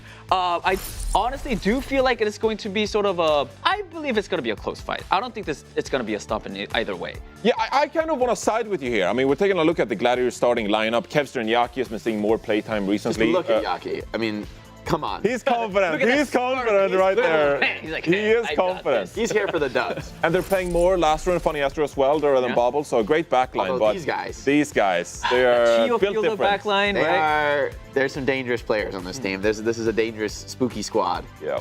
Like, no, these are the standard bearers, right? So for Gladiators, as much as we've seen good things from them, and they did pull out a clutch victory against Florida Mayhem, Florida Mayhem's like kind of a wonky team. They're playing very unique styles, and it feels like maybe Gladiators were able to solve it and counter swap through. But the Atlanta Reign are not a wonky team. They're not hitting you with a trick play. They're not really going to be playing crazy comps. They're just going to be better than you. And so for Gladiators, it's like keeping up with that. It's a different goal for Gladiators. It's not just, can we like figure these things out on the fly? Can we adapt quickly? They're veteran players. They can do that. With Atlanta Reign, it's like a raw strength that they're going to need. And that's a different type of test, I think. Hey, I mean, it's going to be definitely an interesting match between the two, really great teams. I mean, probably. So I think we're just gonna go ahead and reveal our predictions. Let's start with Zoe's. Zoe, I know it's gonna be Kaka. There you go. I mean, Kaka this is so baby. easy. So we know, even if it weren't easy to predict this, I think Zoe would take Atlanta. Yeah. For me, I also went with the Atlanta Reign. The back line, the tank line as well with Donghak and also Hawk. Lip is on their team as well, and they were just dominant all throughout all of their previous matches. I'm with the Atlanta Reign. Yeah, Gladiators, I'd love to see them bring out some interesting cheeses. Can they knock off Reign's like incredible strength on this Somber Tracer comp? But ultimately, I had to predict Atlanta. I just think they're so good at executing this. They're the reason that this comp looks dominant. However, we've seen tons of teams stray away. So I think this will be a real standard bearer of a match. Is this meta as dominant as we thought it would be, or is the flexibility that Gladiators have shown, is that genuinely viable? Yeah, I'm going with the Atlanta Reign as well. But I feel like Gladiators, like, they have the potential to go for the upset win here. Atlanta Reign should be the favorite team in this matchup. But on the other side of things, I mean, you have Funny Astro, Kevster, Dante can play so many different tanks, right? So you have Atlanta Reign, they're swapping between Donghak and Hawk. Sometimes they're playing Winston, sometimes they're playing Diva. Dante can like really throw a wrench in the spanners here and make life difficult for the Atlanta Reign. Plus, you have so many star players. Like the Gladiators have all the ingredients they need for an upset here. Yeah. Other than I think just what we haven't seen yet from them is that they can just hang in the mirror match. I mean, like they've won with their flexibility and their swaps, but so far nobody has beaten Atlanta with that. Nobody wins with flexibility so far. But is it throw a spanner in the works? Did I say wrench in the works or wrench in the works? Hey, it's fine. It's fine. It's either way, I think it kind of worked. I mean, Brennism. Or you know what? You know who's really good with words? I heard Mitch is pretty good with words. We have Mitch and Matt, our casters for this very final match of the day. I need coaching. Is it wrench? Is it right? It's a wrench or a spanner can be thrown into the works.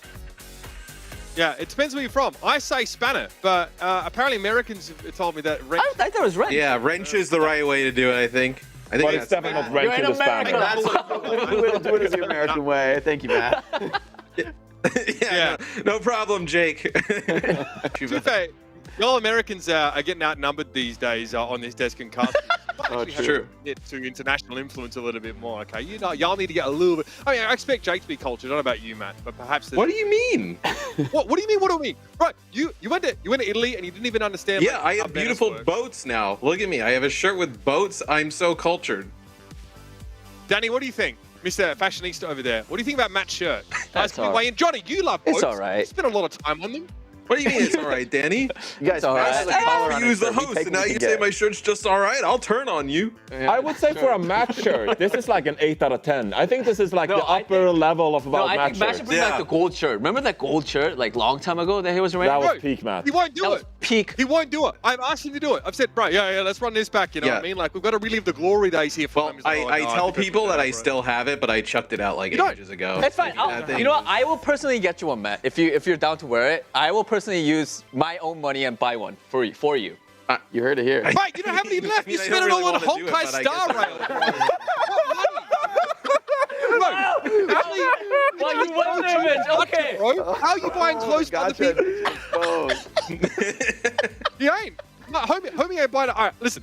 We need to move on. I've been told we need to move on to this match and get started here. Do we? I thought we were getting into great conversation. How is Danny so magnanimous? I think with his gacha addiction, that's really impressive. What a kind soul. But I think Matt he left in charge of his wardrobe decisions. Now for the Gladiators, they're in charge of quite the challenge here. We can bring it back. Let's bring the goal back a little bit later. Let's talk offline. Okay, we actually got to see yesterday a little bit more variety, I think, from the Gladiators, right? We were very impressed from their control maps, not so much on the escort type game types, but Lastro had one of the most incredible clutch moments of the entire season so far at Ilios, Matt. That really set the tone for that series and a massive win for the Glads. And I think this is a great test for the Gladiators, right? Going up against the Atlanta Reign, who I think everybody believes is probably the best team in the Western region right now, possibly in the entire league. The Gladiators, I think, have surpassed some people's expectations so far. And I think this is a fantastic test. Typically, when you would look at like a matchup, right? I think Atlanta Reign, obviously, with the supports, Chio and Fielder, pretty big advantage over just about everybody in the league. And then also with Stalker, with how he's playing Tracer, and then Lip kind of like filling in all the different things. This is one, though, where the DPS matchup, like Yankee and Kevster on a good day is like capable of being the best duo in the league, I think. I don't think that's crazy to say. Where if they come in really, hot, feeling it today, can put up a good matchup against those other DPS on the other side of the Atlanta Reign, I think we could be in for a long series. I think that the two of them have to play up, though, against this level of opposition. There's a reason why Jake is posing the question on the desk, Matt.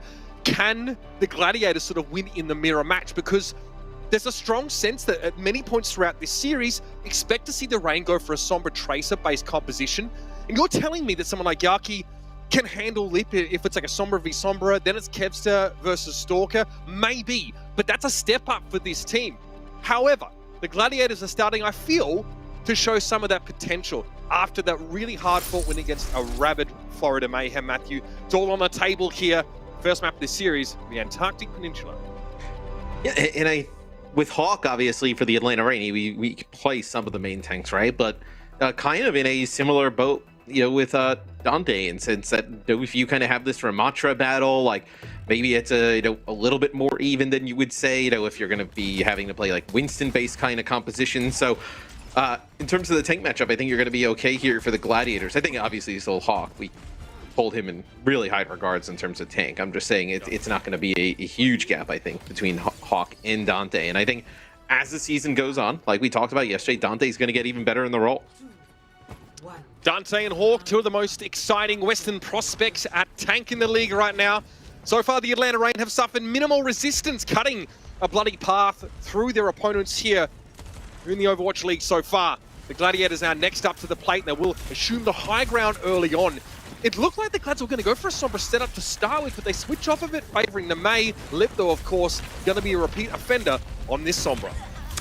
Yeah, the May with the Sombra is really interesting. Like, where is the big kill potential kind of coming from, right? Like, for the Gladiators, you have the Sojourn in the mix, right? You can put down consistent damage, also some one-shots at range that can kind of help a little bit, and also the Baptiste, right? With the Immortality field you see being used here, trying to keep Dante alive. Nice sleep. They are able to keep him up. But where are the kills going to come from here for the Atlanta Reign? I mean, Fielder sets it up with a huge offensive biotic grenade. It's going to be Chio striking first. No surprises here. Dante going to fall to him. And without a Ramatra to work with, now the Gladiators are going to be staggered and picked off one by one. Stalker's Wall making retreat less of a easy prospect here for the Los Angeles Gladiators, already falling now down by 18%. And maybe the answer is just Lip is so good on Sombra. Like, he's just going to be able to just get the hacks and just kill everybody in the back line as Atlanta wins that first fight pretty easily. Really nice Maywalls as well from Stalker, being able to split Dante from the rest of the squad. I mean, yeah, already building towards that EMP. Lip's at 83% after just one fight. Big difference maker here. Someone like Ramatra's not going to have the option to be in Nemesis form and benefit from that durability if he's hacked during that moment. Yaki's been able to build a Blizzard, but he's going to be taken down by Stalker. The endothermic blaster connects, and it's a beautiful headshot to take him down. All the ultimates Atlanta could ever ask for now in their pocket. They only expend the nano boost in that fight. They're set. They're in a very good spot in this round. Yeah, Kevs are actually getting a pick on a Chio here towards the end, so maybe the Gladiators can make a play for the point now, but like Jake in the desk has been talking about, not a ton of teams kind of opting to play hit scan pretty often, and it's because once you get this rush going, you get right in the face. I mean, there's really nothing that Kevster can do at that moment in time. It's a nice hack there from Lip just to pester him. Oh, I love this.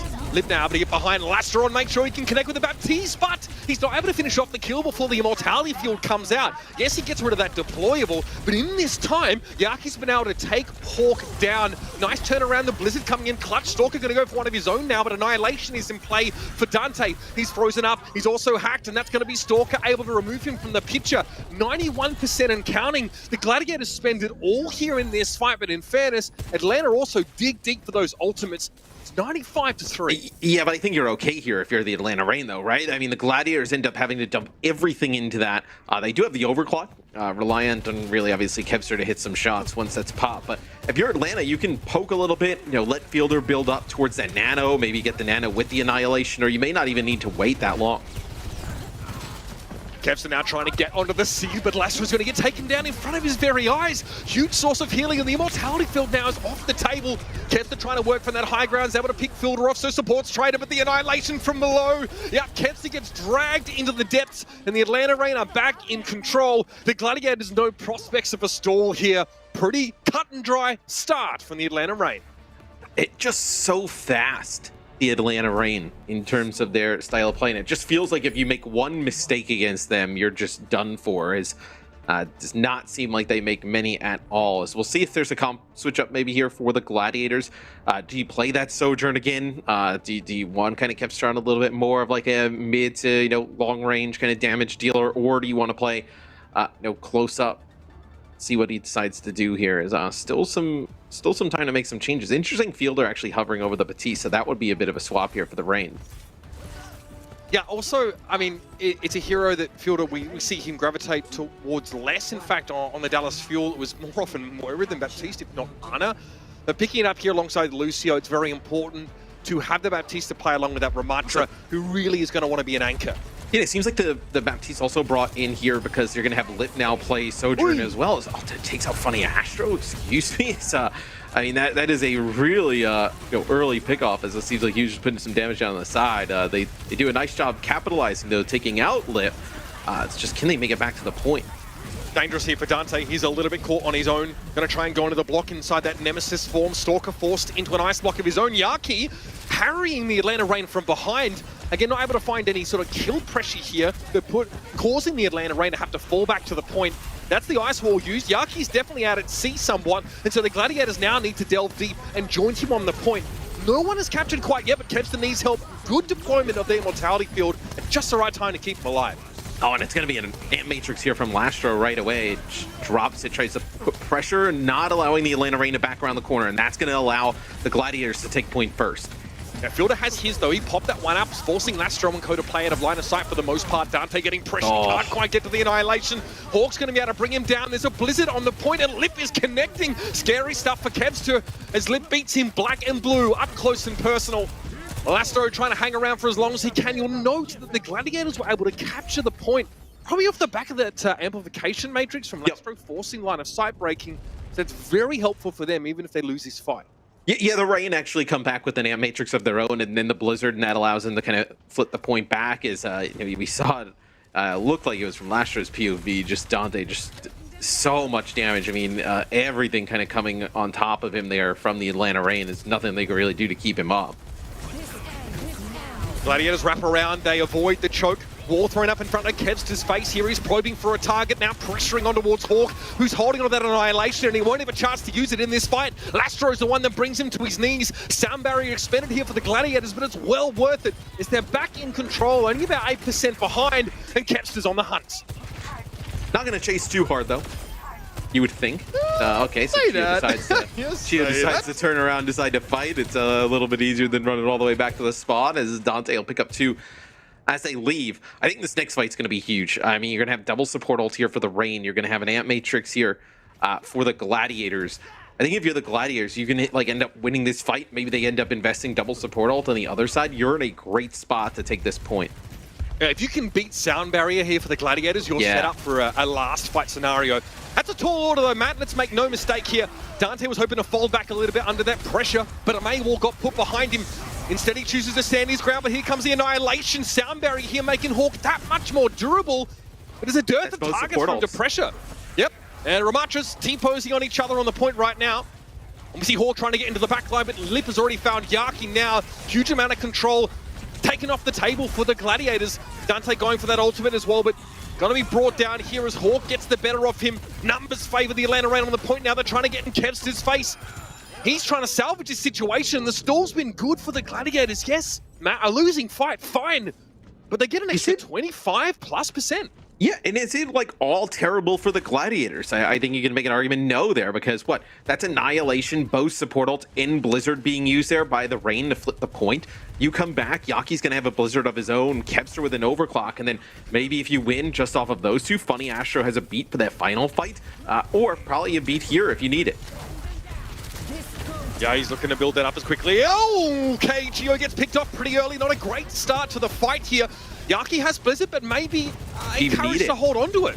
Yeah, that first pick is huge. The Atlanta Reign can't even really reposition with any form of speed. So the Glads are back in control in last fight territory, and now they're staggering the Reign. Oh, and I love that decision. As soon as that Ant Matrix comes up, you need to get rid of Fielder. He ended up building up. There's so much of it off the healing once Chio dies in that fight, but the Gladiators able to take the second point here, really off the back of what we were talking about a lot. You know, that one fight where they got Atlanta to use 3 or 4 ultimates, right? Come back, they're able to get that first pick on the Chio, which means they don't have to invest as heavy. And then they have some ultimates at the end where Atlanta can't fully reset, right? With how much percentage the Gladiators had at the time. So really nice look there from the Gladiators on our second point.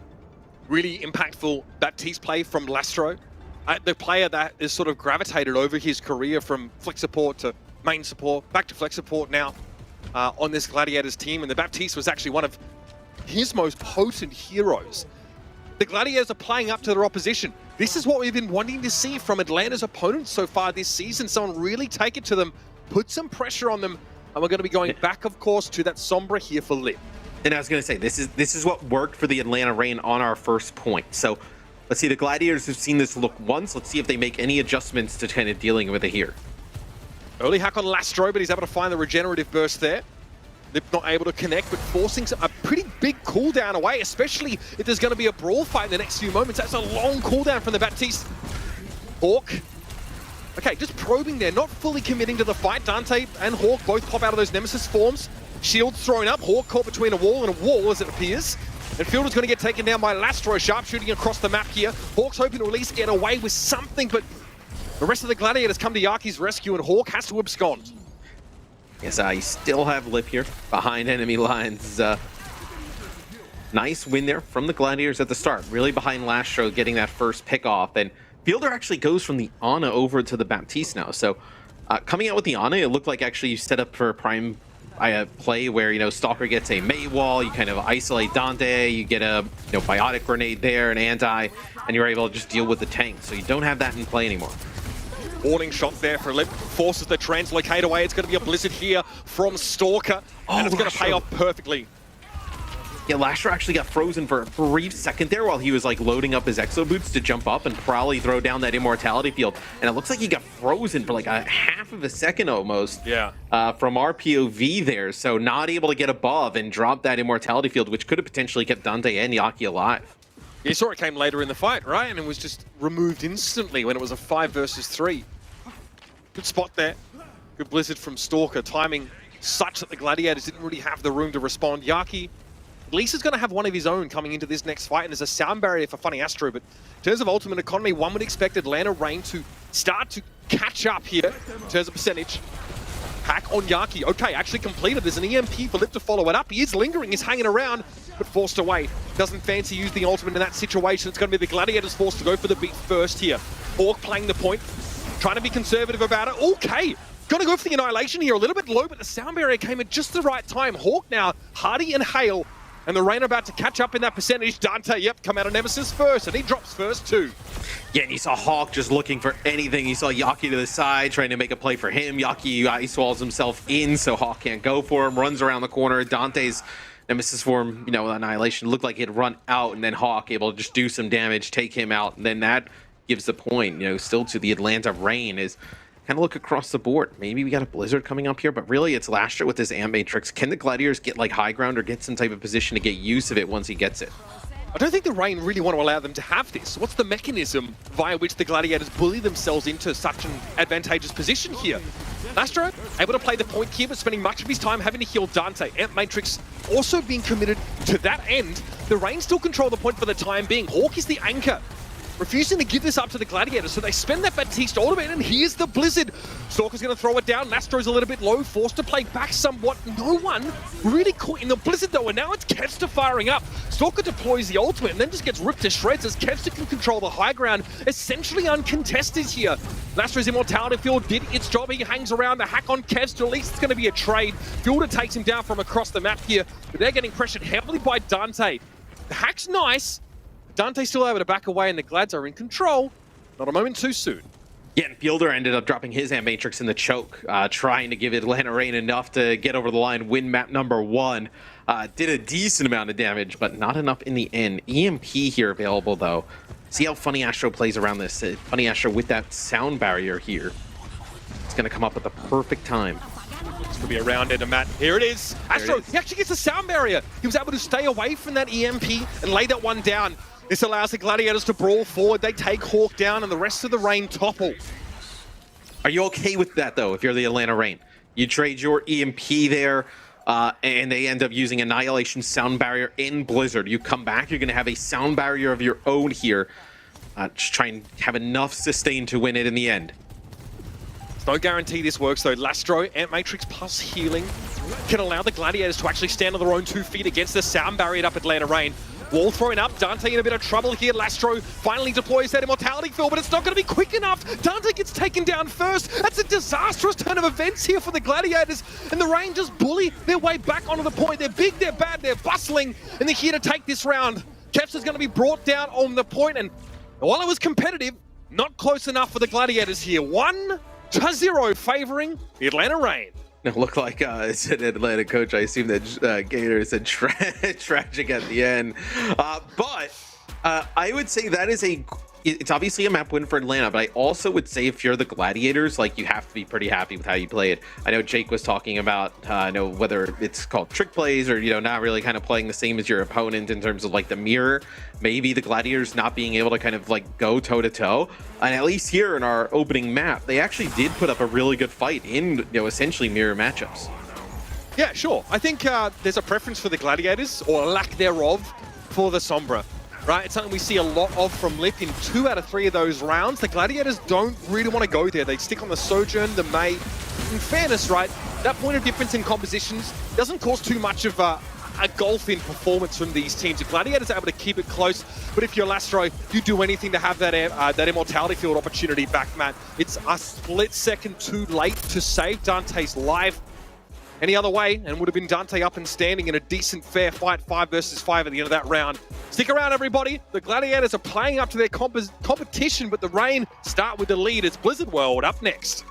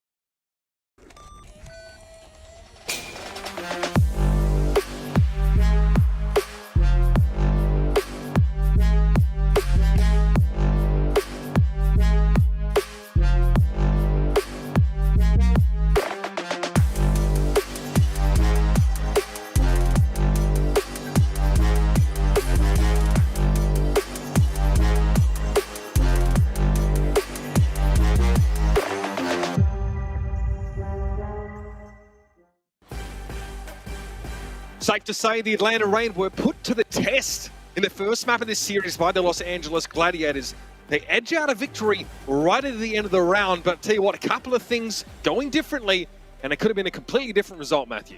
Yeah, really good signs here, I think, with the rest of the series obviously in front of us. The Gladiators could make it a pretty long one, pretty competitive one. You do see the Babel coming in here for map number 2.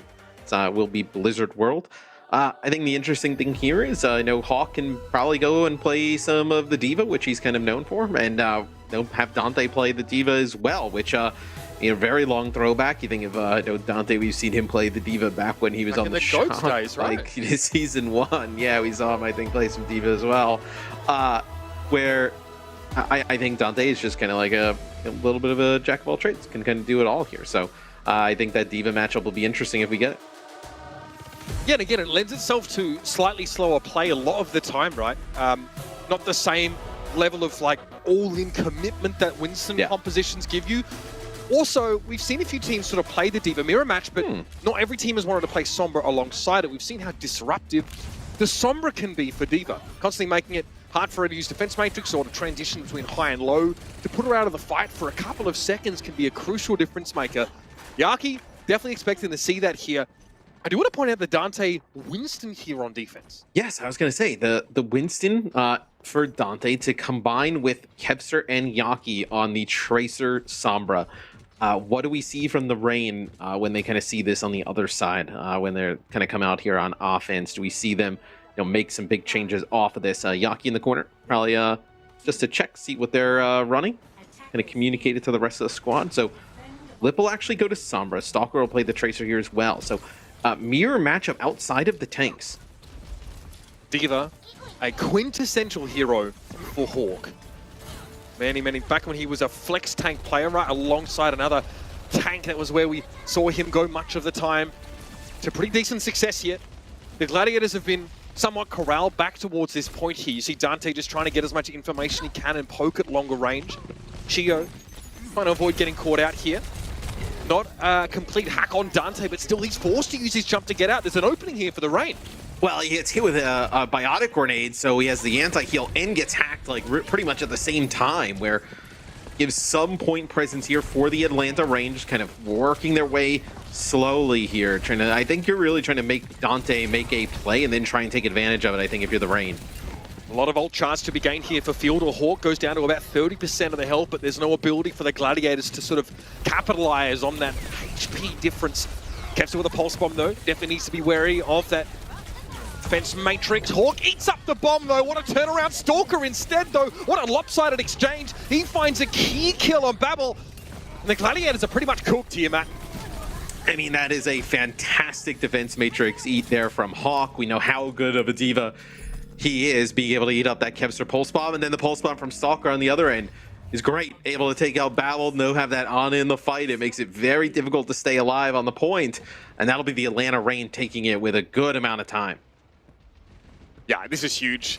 Getting the point with so little resistance there. You saw, obviously, a lot of probing for the Tracers. Crucially, there's EMPs online for both sides right now, and it may well come down to who fires first. Lip announcing his presence via a cheeky little hack on Lastro. Maybe trying to force some cooldowns, maybe some action. Getting a lot of it so far. Yeah, you saw Dante there on the low ground, and as soon as the hack comes in, he has to kind of respect that and jump up, just give himself a little bit of an exit there. That's a hack on, they just burn Kevster down straight away. It was nicely done. It wasn't just Lip there as well. I'm pretty sure Stalker had a strafing run to make sure that the Kevster kill was secured. Dante's forced to head to the heals, but Hawk can chase him on down here. He is hacked, but he's able to create a large amount of space and force out a pretty key cooldown there from Babel. Back in he goes. Perpetually hacked, it seems. Yeah, the card making a ton of progress here, Vidge. Look at how deep they're having to go here for Fielder. I mean, he stays alive as well. They're going to get him, but I think you're going to be on the bad side of this. It's going to be Primal popped here from Dante. Okay, because Chio actually had the rally going, and it looked like he was going to kind of sit on the opposite side of the doorway, maybe like lock players in there with some D.Va damage as well. It could have been pretty tough to break on through, but the Gladiators do end up winning that fight. They have to go very far, though, to get the kill on a Fielder. a split second of desynchronization between Dante and Yaki there. You see Yaki, is able to follow up Dante's dive in there, but there's enough time for Fielder to stay alive, giving Chio the chance to get there and secure a trade. It's still a fight that favors the Gladiators, though, and it's unclear where Lip really was, but he's already 70% to his next EMP. What? Yeah, it's just bonkers. As they already have a Nano as well. So what do they decide to do with the Nano? We saw yesterday in a bunch of our series that the Nano going over to even the Brigitte, but I don't think you're going to have that in this type of situation with so many players playing up the high ground and then split between the low ground. Oh! May not even need it. So Lip actually takes out Kipster here. That's another kill there from Lip to Kipster. So doing a nice job finding the Tracer and taking advantage of it. Oh, the bomb was on the edge of the shield there. Oh, that's brutal. Again, it's a larger target now. Easy for Tracer to at least get a bomb on that shield. Stalker's able to get the recall just in time. Everything's coming up pretty comfortably here for the Atlanta Reign. It's 4 minutes on the clock for this last phase of the map. I don't even think it's like really a huge tank difference. I think just where you have Lip and Stalker, where you're looking at both of these players, on Sombra and Tracer respectively, like arguably the best players of the world at these heroes. They're just so devastating. I mean, Lip is able to, farm up these EMPs so fast, right? We've just used one already about halfway to another one. It becomes really oppressive where you can't even get anything going if you're the Gladiators. And think back, Lip turned that EMP into an insta-kill on Kevster, really allowing Stalker to do whatever he wanted. That's a pretty compromising position for Yaki to be in. He was forced to use his EMP and doesn't find any follow-up on Fielder. That is brutal stuff. The Gladiators lose a key ultimate, and Lip is again encroaching on yet another EMP the Glads won't have in the next fight. No, I believe that was even a pulse bomb stick there from Kevster, I believe, on the Chio, but he lives on through it there with the Nano. So, I mean, look at this. Actually, procedure, we see that Nano on towards the Brig when they get pulsed. You have a self-destruct EMP pulse bomb rally here as the cart is turning the corner. And this has been, fantastic here from the Atlanta Reign. That's going to be the EMP connects to 3. Yep, wait for Dante to full commit with that Winston dive, right? And then pop the EMP, make it so there is no escape. There is no solace for the Winston. Shield bash there, knocks Kevster back, forces a recall now. Lastro's shield as well, getting pressured down. Stalker looking pretty comfortable here right now. That extra overshield given over by Chio. Self-destruct by Hawk, refreshing the mech, and Lastro now is out of the picture. Battle under a lot of pressure. He doesn't have the bandwidth to deal with Stalker. He just needs to hope he can stay alive, and Hawk puts him to bed. This card is about to get there. D-suit on Hawk. He'll be forced to go with the Bunny Blaster for now, but Kevster had to recall away. He's still able to find the Baby D, but it's a big pick-off here, and Dante's Primal could buy some space, but he slapped off the cart. The Atlanta Reign get it done without Hawk. That is a Charles the Ninth. And the Gladiators were starting to battle back. Kevster with some kills, Babel Nanos, Dante, he's able to pick up one. You kind of you cycle that Nano on the Winston once that's up. You have the Primal to go with, right? You were getting players off the spawn. It looks like Dante just gets slept and then nobody, he gets subbed as he's kind of diving back and then there's nobody there to get close to the cart. Looks like a 3-player bio as well, but... Yeah, there were 2 players on either side of Dante, but I think the consensus, the expectation was that Dante and Primal Rage would be touching, right? So there, I think it was coming. Yeah, I think you would have needed somebody else to come up because I think Dante was running out of Primal at that time. So maybe the idea was Kevster to come back in or something like that. I don't know, but still really rough regardless. Okay, let's see this from a top-down POV. So the Primal. Oh, he gets slept as he's trying to turn around and get back, and Lastro probably doesn't have a bash to get close. Yeah, I think Lastro obviously puts his shield up for a time there, and look, your wires get crossed, right? When your plan changes so quickly from Dante's touching to, okay, Dante's asleep, someone else has to touch, very, very hard to pivot in that moment. What's your thoughts on the Diva versus the Winston at this moment? Look, again, Dante gets punished really badly, I think, when he sort of tries to dive in, right? You see him dive in, get EMP'd pretty much straight away, or hacked or anything like that. We talk about the difference in those tanks sort of paradigm where Hawken doesn't have to full commit, he can play a little bit more middle of the road, kind of like Tracer is compared to Genji in terms of how hard you're forced to commit on virtue of your kit.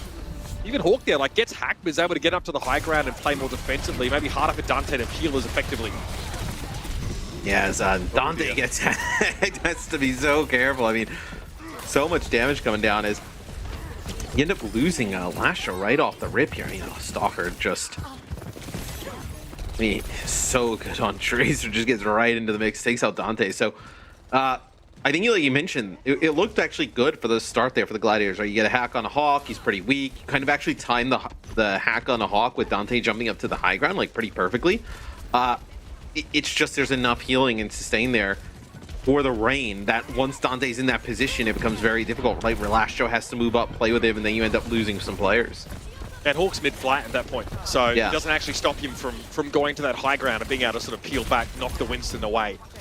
And this is kind of what was hinted at on the desk. Can the Gladiators play this kind of style? Yaki's EMP getting forced that previous round is pretty brutal. Dante just getting piled on there. Look at the kill contributions from the entirety of the Atlanta Rain, but a good equalizer there from Kevster. It's going to take a little bit more than that for the time being. No, Lastro, the recipient of the nano boost here, wanting to try and encroach on the point, but without Dante, it's tough for the Gladiators to extend any further than this, but they're happy on the point for the time being. Yeah, they do a fantastic job, though. It would have been very difficult if Hawk was going to be able to stay in his mech and stay alive, but they actually get a quick hack, and then they just burn him down as he was already pretty low. So Hawk gets D-mech taken out. It looks like the Gladiators should be able to take this first checkpoint.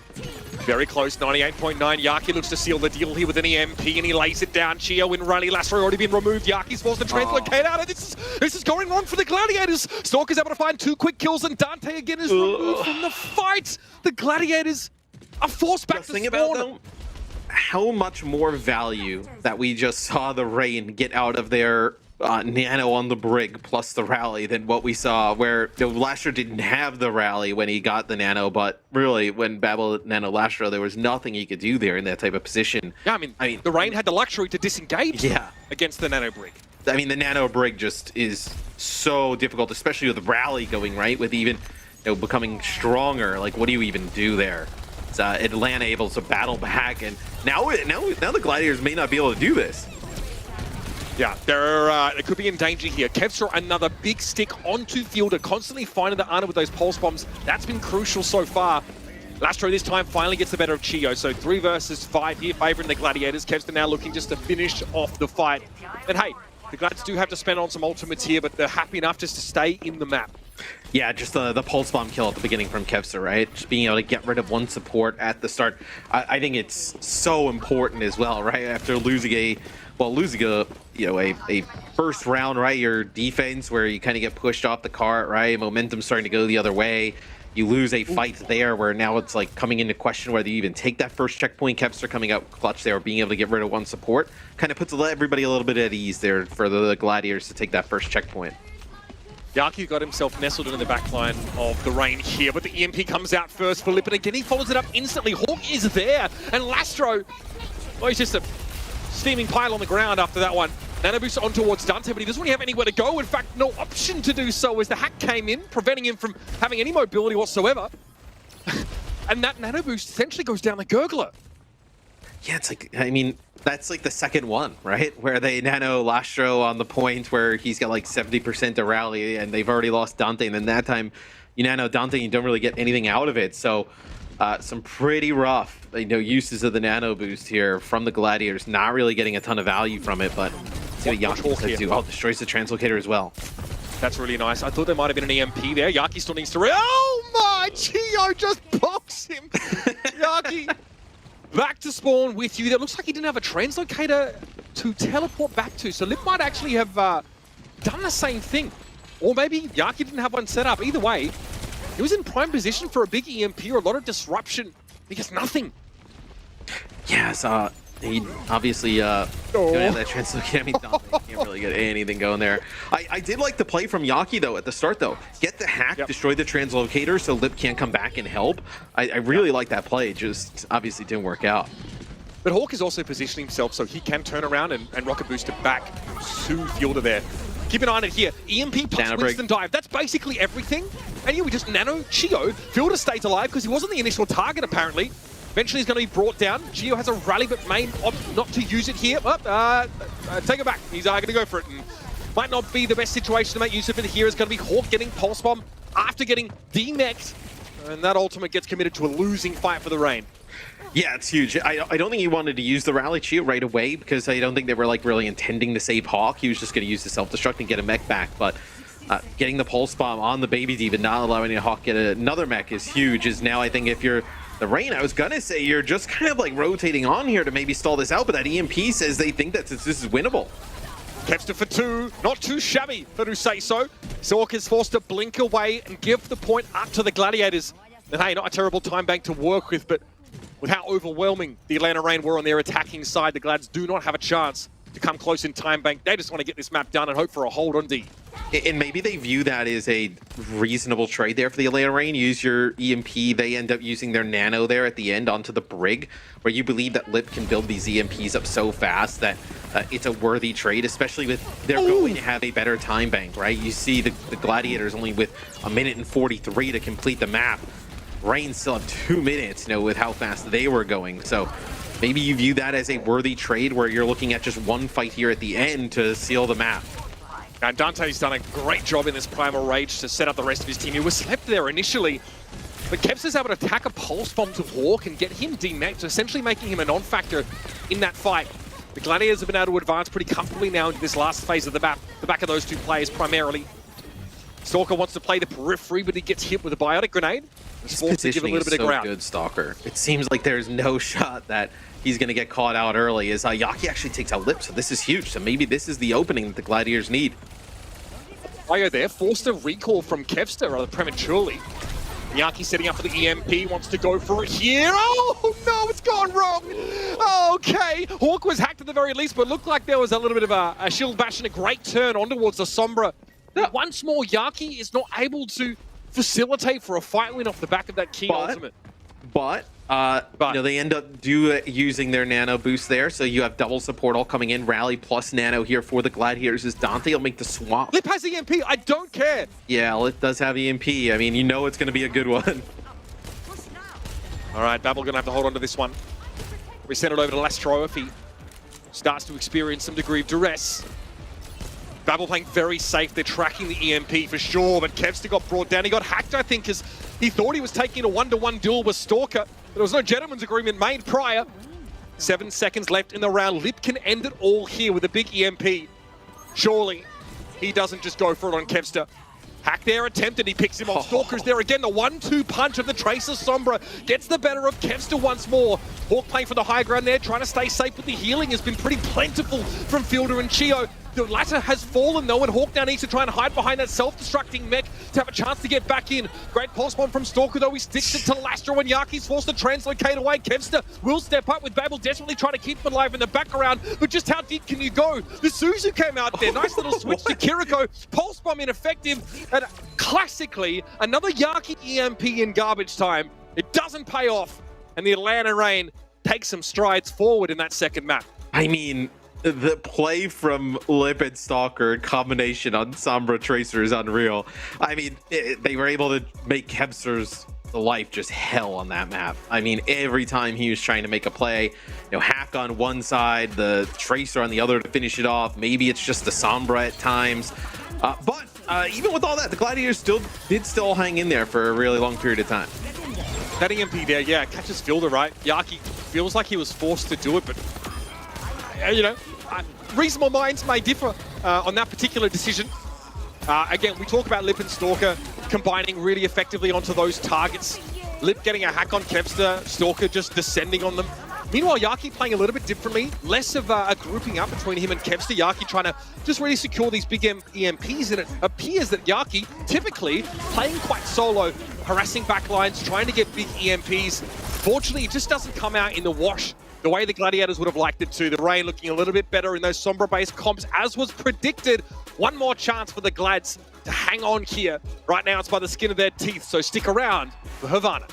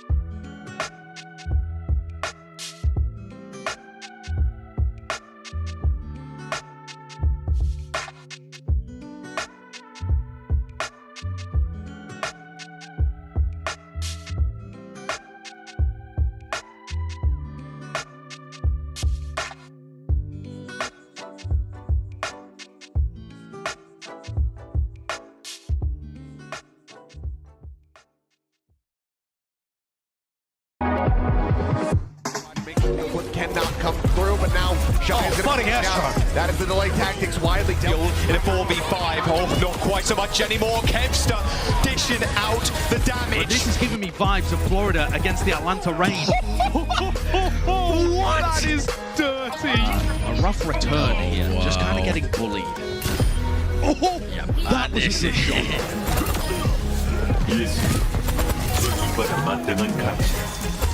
Oh, wave hello, maybe goodbye to the rest of your team, Decay, because Lastro's on the field. Nano Zen just to keep them alive. Rolling, trying to keep everybody alive. And Hydron, oh boy, punched into oncoming traffic. Dante shuts him down.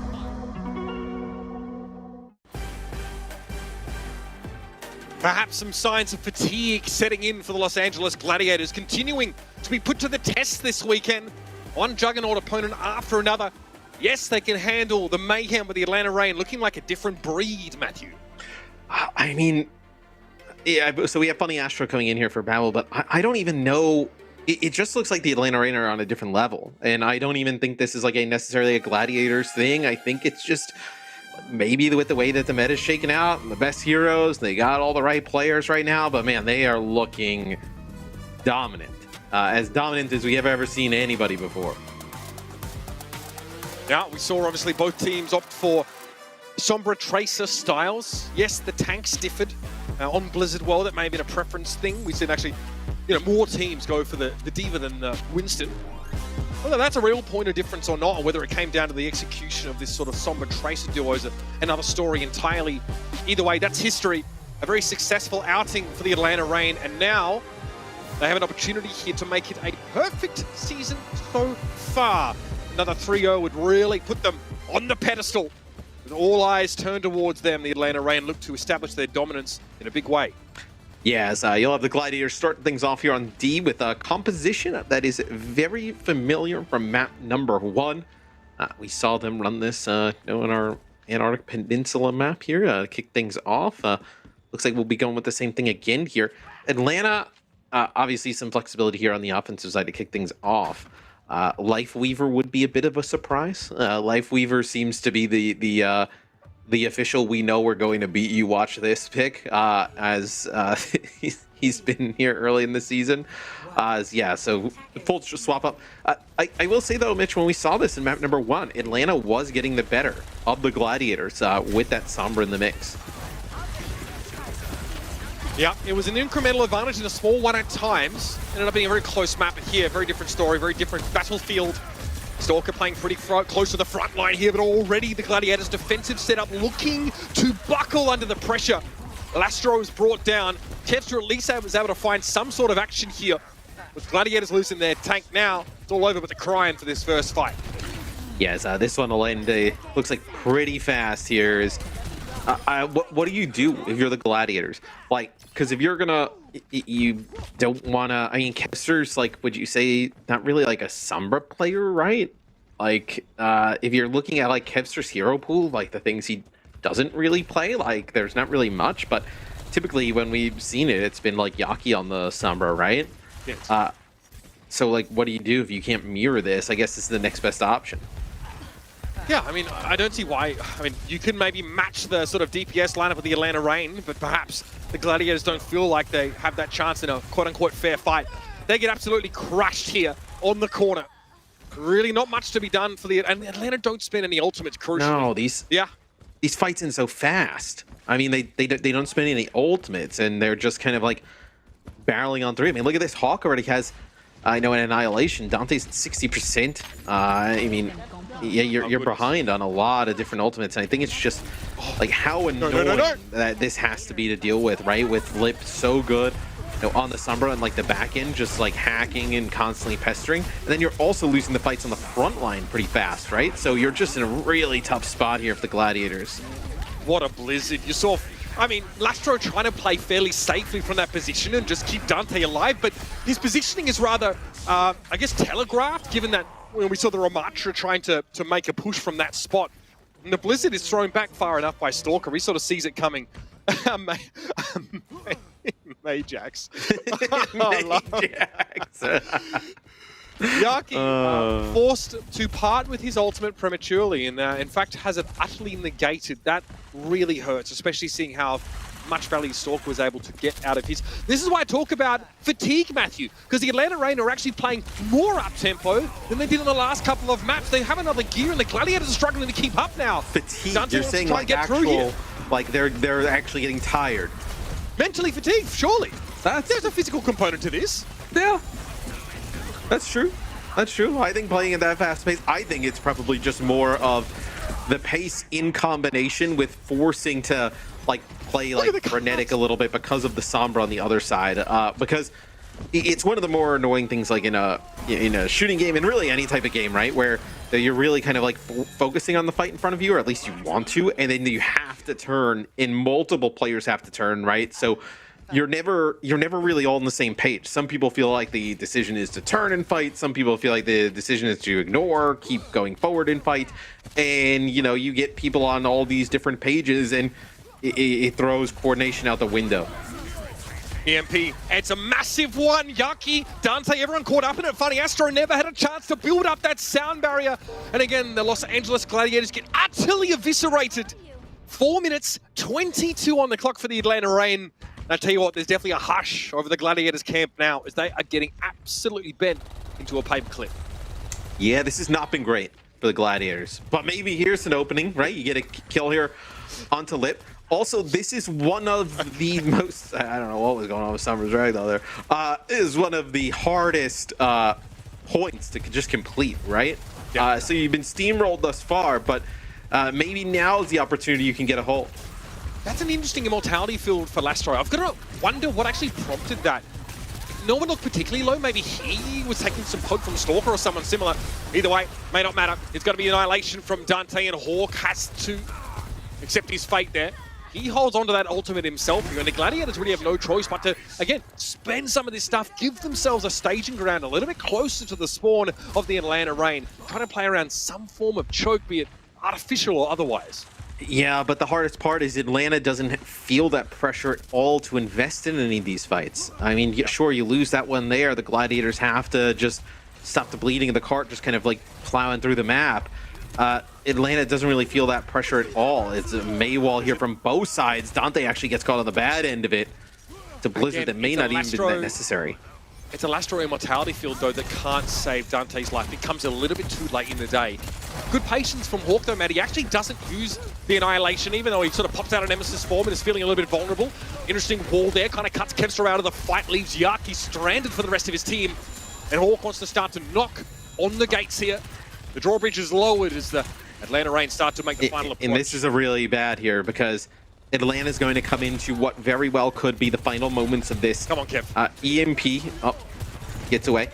Fielder will actually use an Ant Matrix there on top of the payload there. It's like a double stacked Maywall, and it'll be an annihilation. This is go time for the Reign.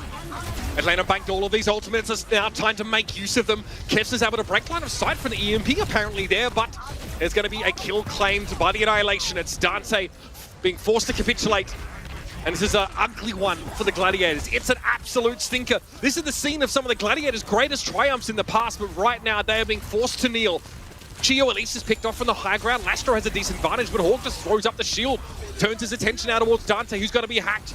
Going to be corralled in the corner here. Lastro has an angle to heal him up, and Kevster's timing is pretty good. He's able to bring Stalker down, and the healing keeps Dante standing. Atlanta Reign are forced back to spawn. A huge high ground advantage there for the Gladiators, obviously on the defensive side of things. Ends up proving out to be too strong, even with all those ultimates thrown in from the Reign. But now if you're the Reign, like, what do, right? You push the payload basically into the distance here. You still have a minute 30, right? It would obviously be awesome to finish the map, but not super required here on Havana. Do you just kind of like poke a little bit, maybe get Stalker with a Blizzard here coming up next? You can actually maybe even build an Ant Matrix out of this as well. Yeah, maybe try and do this, except the other way around, right? Catch Dante inside a Blizzard, bring him down before he has a chance to use Annihilation. The Hawk was pretty safe there, right? Nemesis form and then just a block, and he's able to walk backwards, and that ends up building up this Ant Matrix. So you have an Ant Matrix with a Blizzard here, like you can kind of like section some players off here, pick up a kill or two, and you're good to go. Oh, Hawk's dead. Yeah, unclear how he sort of falls there to that Dante AoE. Oh, that's not good. Yep. He was resetting anyway. Got booped off. Again, like you kind of mentioned, Matt, a map completion here is definitely a stretch goal. The Atlanta Reign probably do want to do that at the very least, and probably should, given how dominant they've been for much of this map. Looking to make that happen off the back of the EMP. We saw Amp Matrix use in that previous fight, but Hawk just got brought down pretty quickly. It's treacherous, right? He's a real choke here, and there's a great risk of Yaki just catching him out with a May wall. We've seen that happen a couple times. Hawk almost has to bait it out. Yeah, the advantage for the Gladiators here would be actually having the M-Matrix plus probably a sound barrier coming through, but Kevster connects with Stalker here early on. Yeah, there you go. Great shot on Lip there, yeah. Kevster really cool in a very high pressure situation there. Just waits for the crosshair to be where it needs to be. Slams that right click. Another catch on towards Fielder. He's caught inside that disruptor shot. It's a sound barrier for just 2 players. Annihilation though, but a very durable Gladiators here. The exception of Yaki as that sound barrier expires, but Kevster's playing an off angle the whole time. And the Rain are going to be brought down before they can finish the map. So really, all Rain up until this final portion of the map. And that's where the Gladiators are able to make their stand with about, 2.5, close to 3 minutes to go. I'm worried though, like how the Gladiators go on the offensive side of things, with this Sojourn kind of variation of the Ramatra kind of composition that we see the Atlanta Rain running to really high effect with the Sombra. The Sombra can play really close here at the spawn door. It could be a nuisance. It could be pretty difficult to get the payload moving if that's what Atlanta comes out with. Well, I think it's an interesting comparison because I think a lot of teams, when they have the opportunity to, are opting into a Sombra Trace or Sombra May compositions. The Gladiators are adamant about keeping Kev on this Sojourn, for example. I'm curious to see what you think. Is it sort of, overall, like in general, a good read on how to play? Maybe like you can pressure the May down from longer ranges? Or is it really just like an individual preference? They're really trying to leverage Kevster's hit scam prowess on this hero and say it's worth it not having the Sombra on their side. I think it's also, I think it's probably trying to like leverage some of Kevster's awesome like hit scan abilities. I also think it's a little bit of just kind of this is what their best look is with this roster in, right? I don't think it's been a bad look at all. I mean, they probably played good enough today to beat a lot of other teams in the league, maybe just not the Atlanta Rain this far with how we've seen them play throughout the season. Is Atlanta will come out with Hawk on the Rhine, and then they'll have Lip playing Sim. So this is a very burly, close quarters, brawly composition that they want to see if the Gladiators can break this setup. That gets scouted out by a Sonic Arrow from the Gladiators just before a switch of hero. The Symmetra's pretty scary up close, and especially if you have a sturdy front line with a consistent barrier like Reinhardt gives you. Lip is going to be charged up and ready to rumble. And look at the repositioning here through the teleporter. This is really hard to keep track of. Lip now has the option to go back the other way, through the TP to the other side, and no one can catch him. He's blinking left, right, and center. And the Gladiators, no blink here. Those eyes are just shut. And Dante is such a huge target when he's using the block to be able to just farm up, the Symmetra damage, the ramp on the beam with is... See, Gladiators have their second attempt here to get out of their spawn as Lip using the teleporter really well there on the first fight. Yeah, you can't keep track of him, right? As soon as Kevster whips his head around, Lip's on the other side of the map once more. Amp Matrix here could be devastating. May wall thrown up to try and mitigate the impact of that, at least for these next few seconds. Hawk's a little low, definitely needs healing. Immortality Field deployed. He needs to step forward into it though. And he's about ready to go for it. Needs to be careful. Shield gets brought down before he has a chance to make use of that Earth Shatter. So the Atlanta Rain here might be in trouble. Still playing with 4, but they're very, very low. Lip's having a trade and get rid of Funny Astro in the sound barrier now. We're going to see the Rain commit here. Lip burns yet another one down. The Gladiators come out of the microwave looking proper wrinkly and overcooked.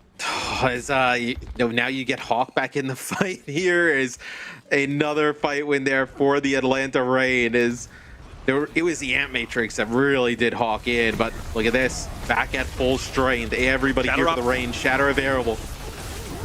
Throws that one down, catches Dante, sound barrier, immortality field, all those defensive cooldowns being leveraged at the start of the fight. Here's the wall from Lip, and Stalker's able to find 2 quick ones. Lip's charged up, ready to go. That wall's still in play. Yaki is beleaguered here. There's no way he wins that one out. It was close, to be fair, but the Atlanta Rain are still comfortable playing right outside the gates of the Gladiator spawn with less than 2 minutes left in the round.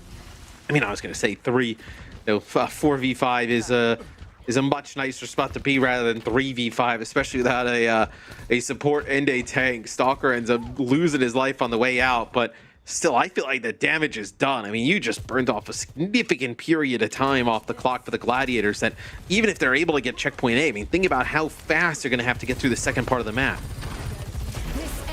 Oh yeah.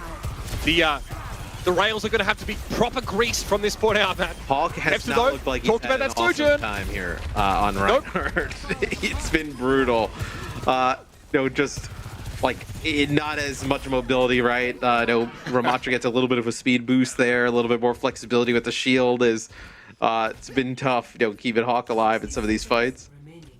Yeah, again, look, there's a reason why a lot of teams are going away from the Reinhardt in many of these situations. I think the fact that we still see it here is interesting. I thought it would be a holdover from that first point and maybe a switch by now. But here's the Amp Matrix. Dante gets taken down. Hawk's able to find him with that Fire Strike. It wasn't even amped, so Dante just taken a ton of poke prior to that. And now you can actually start to ease into this a little bit more. Hawk's unperturbed by the Immortality Field, and Yaki gets battered and bruised. Yeah, and there's not much time for the Gladiators to ease into this. 30 seconds remaining. There's no easing, bro. Yeah, there's no more easing here for the Gladiators. I feel like they've had a bit of time to ease. I don't think this is the time right now. What do you have? Blizzard here? Now you're gonna have to get close to be able to get a good use of this, and then you have an Amp Matrix. Amp Matrix on this one corner, forced a position. But Stalker with a Blizzard of his own, and they're going to have a sound barrier here. How are you going to beat this? It's on Lastro's shoulders in a big way here, Matt. A timely amplification matrix could turn this one around. Hawk is low, but Chio gets a sound barrier just in time. It's not enough to save Hawk, though. He gets brought down even with the Immortality Field in play. Fielder cannot keep the Rhine standing. Lastro inside an emo of his own. Yaki's able to bring down Fielder, and it's going to be the Gladiators with a stay of execution and a chance to strike back at the Rain. Oh, they tried to do everything to keep Hawk alive, right? You got, Maywall sectioned off. They tried, Immortality Field, sound barrier. It's just a lot of focus fire and damage going down on the Reinhardt. But I feel like if you're the Atlanta Reign, you kind of completed your mission there in point number 1, right? You forced so much time off the clock that essentially the Gladiators need to complete the map to win the map. And now with 2 minutes to go here, look at this. It looks like a TP up to the high ground here, just a circumvent where the Gladiators are playing. With this much time, it's going to be very difficult. Yeah, okay. No Immortality Field right now, but the Reign still choose to drop down regardless. They're insisting on playing around this Reinhardt composition, but this could get a little bit ugly. Look at the reposition. The charge, I think it was from Hawk. Yeah, moving Yaki, rather Dante away inside that Annihilation. Could have gone a lot better. It could have been much worse for the Reign because they literally dropped down onto the spike pit of that Ramatra ultimate. I like the attempt from Hawk to reposition the offending enemy tank player, but yeah, that's a nasty ultimate from Dante.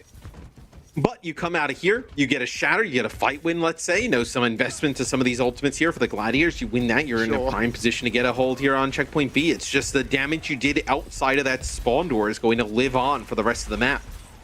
Still on the Rhine, still on the Symmetra. Atlanta convinced that there's some degree of efficacy here, and oh my goodness, from the top rope comes Hawk, and the response was perfect though. Sound barrier, Immortality Field was there, but again, all of your defensive cooldowns have already been expended early on in the fight. Hawk is still providing a front line for Lip, who is well and truly charged up, ready to go, but the healing may be lacking. They drop a Blizzard. It doesn't matter though, Fielder's been busy doing damage otherwise, and yeah, this one might have been thrown away though. Yaki's able to find Hawk, but Lip is still a factor in this fight, and nobody can stop him.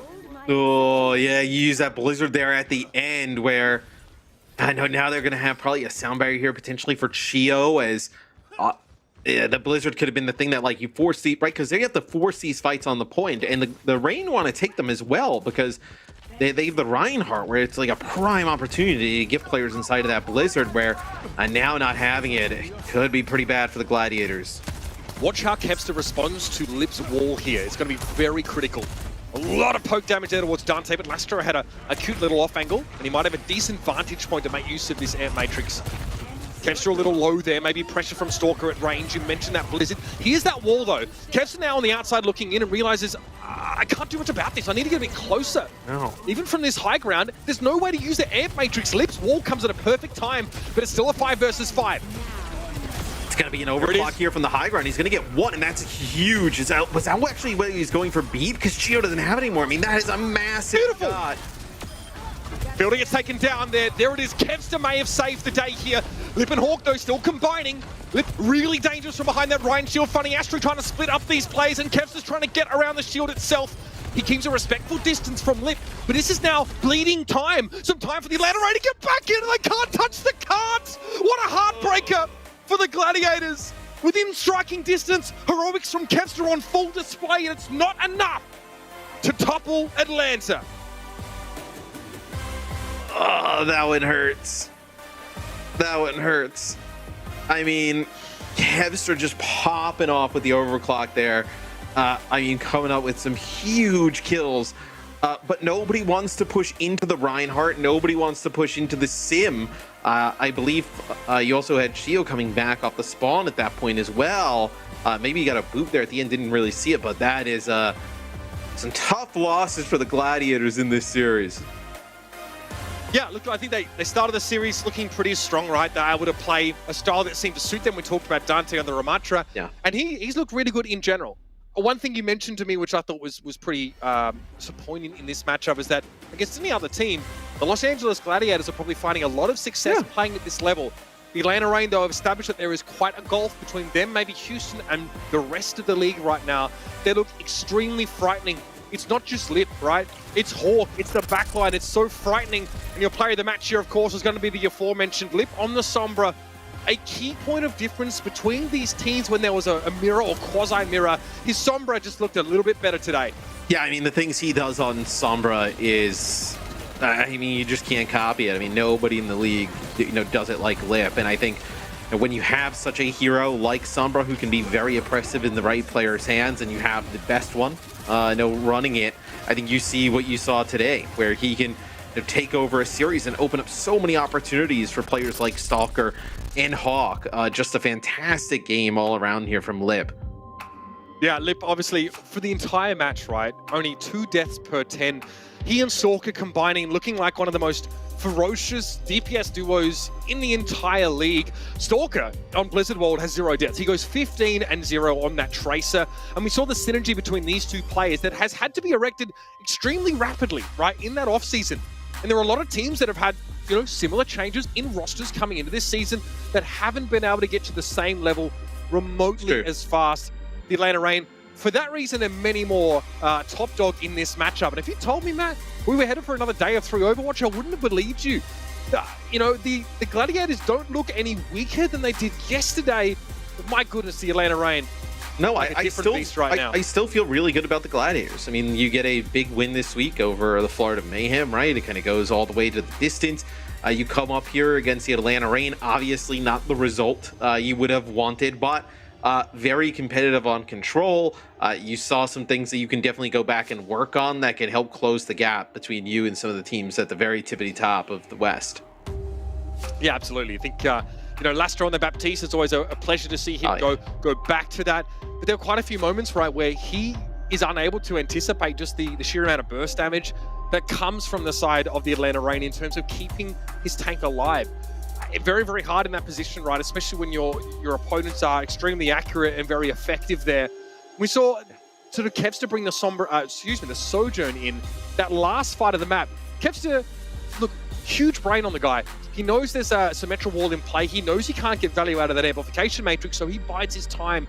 He waits. He finds an incredible position on top of the brewing vats. He's able to find these insane eliminations, these key kills, even through an immortality field from the side of the Atlanta Reign. And it's devastating. It's still not enough, and that's the story for the Gladiators in this match. Matt, they're still well positioned for the rest of the season, but the Atlanta Reign looking a cut above. I can't wait to hear what the Desk has to say on this. We're going to head over to Watchpoint and have them break it down for us in just a moment.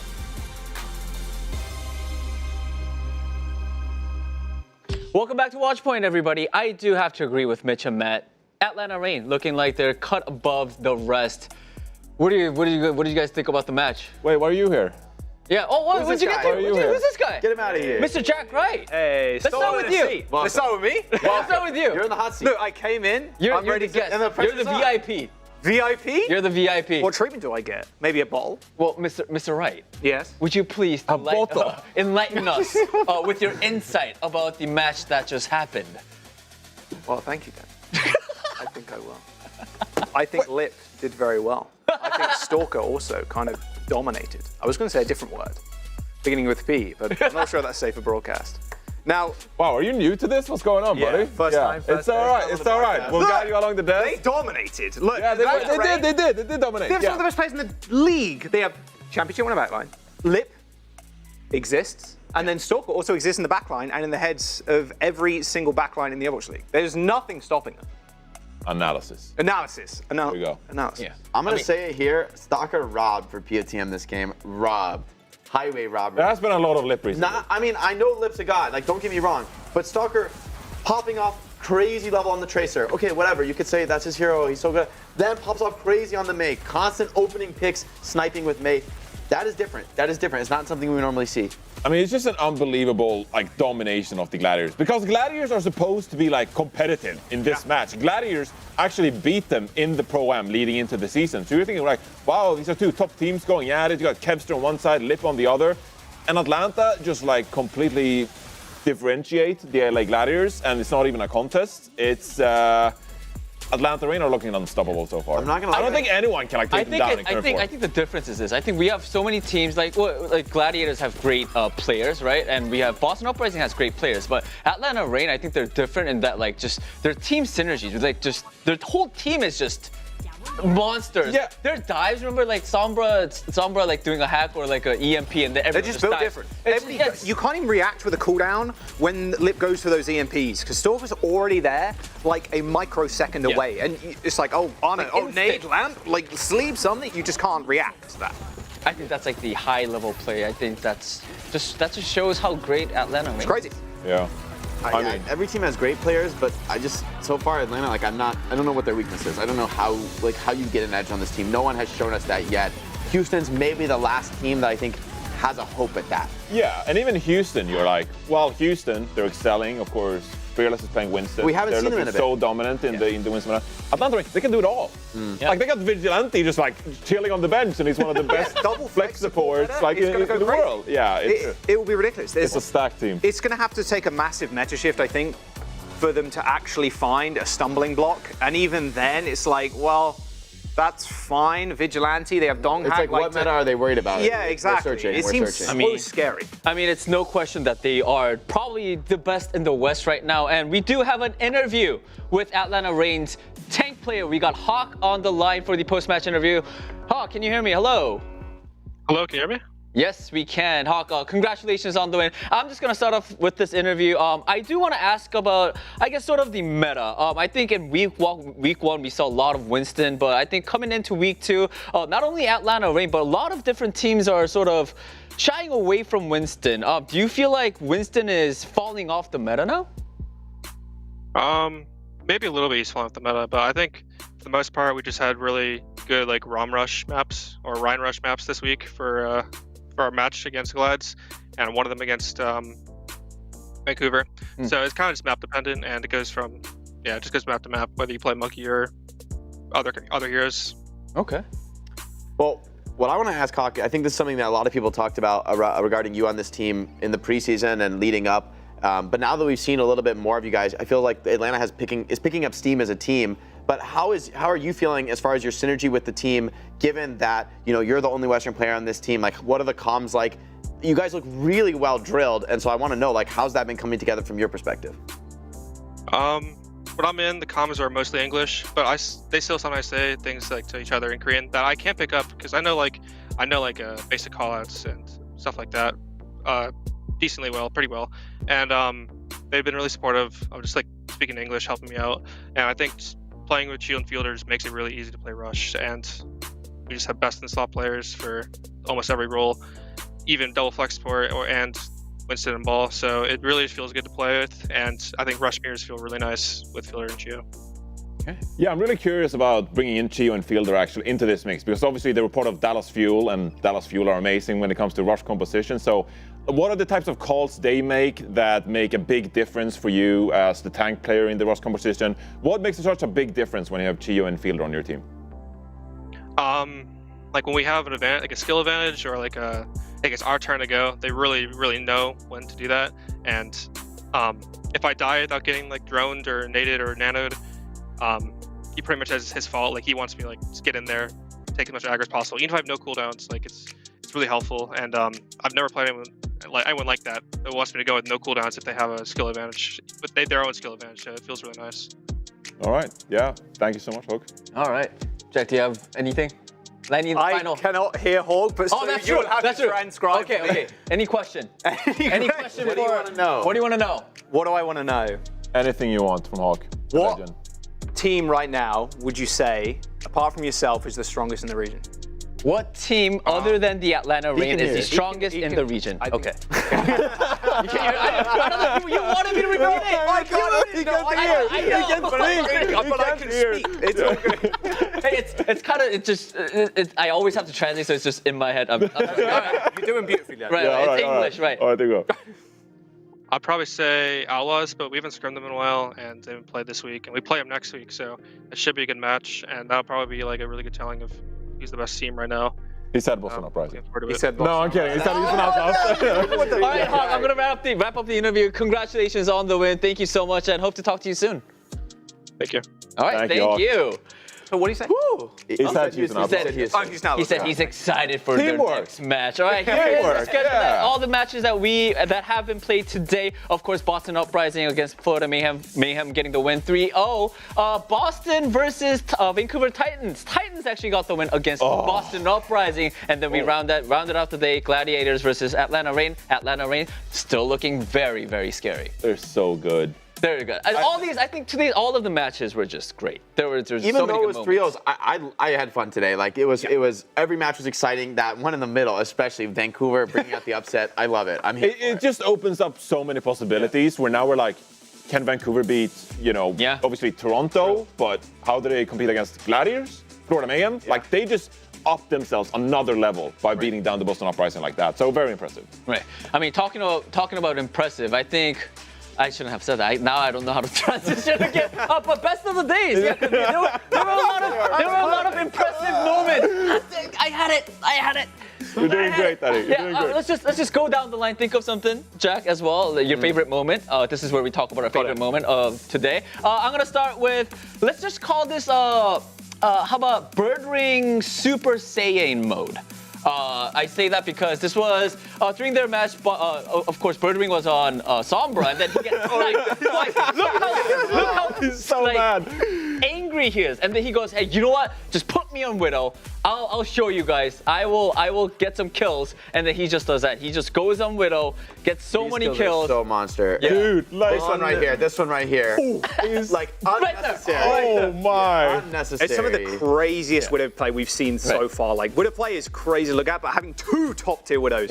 It's insane. Yeah, Jake, you were mentioning that. Like, it's common to see like one Widow popping off, but this was special because we got both sides, Aspire popping off and the Bird Ring popping off as well, right? I love that reaction from him. He's like, I'm done with Summer. I'm done. Guys, don't try to read his mouth, but he was just very angry. He was very angry. He was passionate. He was very passionate. For me, my best of the day, I've got to hand it to Sugar Free. It was definitely Lenny time on Oasis. Two huge plays on the Genji.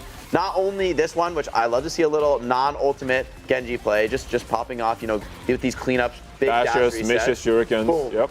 Boom. Here we go. Here we go. Oh, sorry, were you speaking, Johnny? Were you saying something? I must have missed it. Because Sugar Free absolutely tore it up here. And then I think we even might have another one for you. Yes. This one. The 3K. You TP in front of me? No. No, in the Kirikol. And winning that blade fight with K, that's super impactful, right? That could go either way, and it's really Sugar Free's skill that he's able to win it and win the map for his team, building momentum for a huge upset. Yeah, it was definitely Lenny time. That was like his biggest pop-up moment in Overwatch League 2, given that he's a rookie so far. Yeah, so huge moment for him. I'm switching things up a little bit here because we do have a great Ashe play from Merit, but he got a little help as well. Ashe, it's a partnership. There are two characters involved, so Merit here racks up a couple of kills. But this ball placement, kind of lucky, but right on the edge, Bob has the high ground and not only clears the high ground, but is also shooting downwards onto the Winston. Bob has the high ground. Oh my God. This is the best Bob positioning ever. Is this luck? I mean, I think he was going for the uppercut on OG, but I mean, Bob on the high ground. Yeah. It's a little bit of luck landing right on the edge. A little bit of luck, a little bit of scale. That's perfect. All right, Joss, how about you? Flex support play makes my day. I have Chorong on final point, Junker Town. Oh, this was sick. This was the triple heady on the backline of Toronto Defiant. This is just disgusting stuff. I mentioned it when we were casting this game, when me and Scott were in it, but the dude came in on Toronto Defiant last year and was mainly playing Lucio, and I'm like, dude, this guy can play everything. Like, this Kiriko play is crazy. Like, top-tier Kiriko play, you are just such a threat in the backline. You force people to look at you, and then if you need to, you can just swift step away. But it feels like Strong's like, no, I don't care. Like, I'm just going to sit here. I feel like we're in a bit of a Kiriko renaissance as well with this hero. I mean, during the playoffs, it came out, it was so strong, but you just heal. Like, really, that was the right style. Just heal, charge your ultimate. It's so broken. And it just felt like, okay, we're like abusing this hero. But now it's really about individual skill and playmaking, pushing these main sports who are mechanically talented. They actually get elevated. They get the chance to pop off It's and carry. an evolution of the character, which we will see, and we'll probably continue to see that. But like, this aggressive playstyle is just so important to get the most value. And like, it's hard to deal with 2 DPS diving. Like a third, that's also a support. Like, it's so stupid. It's crazy. I mean, we had some great moments, and also, you know, on the desk we make a lot of predictions, right? And today my preds didn't go well, but hey, we're not the only ones making predictions. Each weekend our crew is playing Overwatch League pick'ems, and the winner of each week gets to take home this. Show it to everybody. I will. The sweet belt. Oh, Look that's at that. good. That's and good. as far as I know, this is like handmade as well. It looks great. It's sick. I love it. Yeah.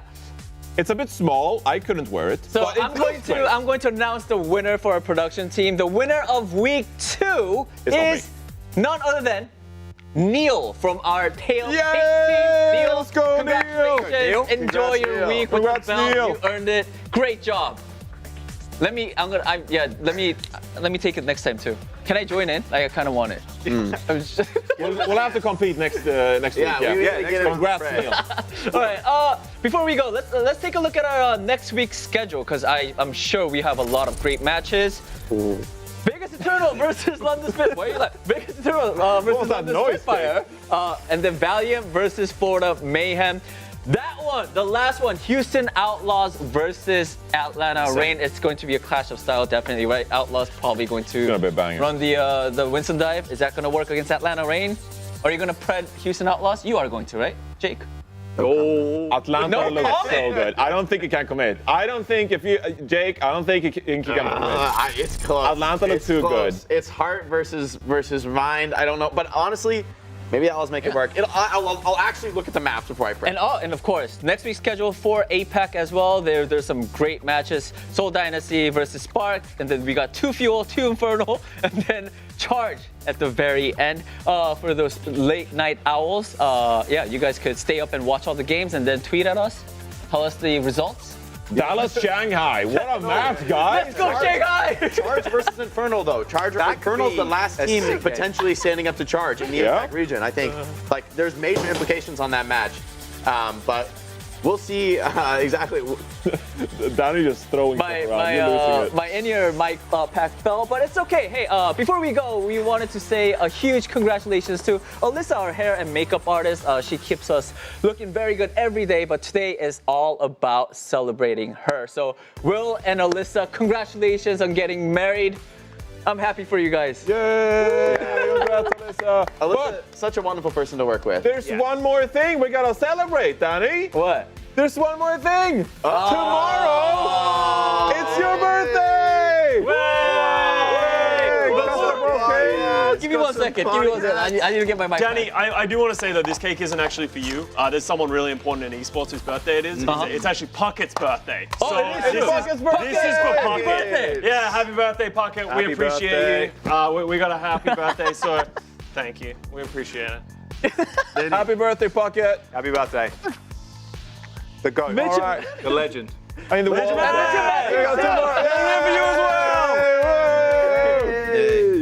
Why are you guys here?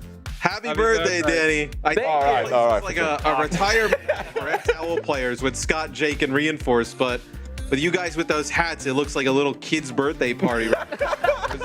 There's like the little jungle gym and the ball pit for y'all to play in. Is Griffin going to this party, Midge? This looks like a Griffin's group. I don't trust him around any of these people. Out there, you know, I'm going to shield him from this degeneracy for as long as possible, Matthew. Yeah, well, make sure to get you some gift cards for your mobile gaming, Danny. Yeah, can you please help me out with my gacha fund? Danny.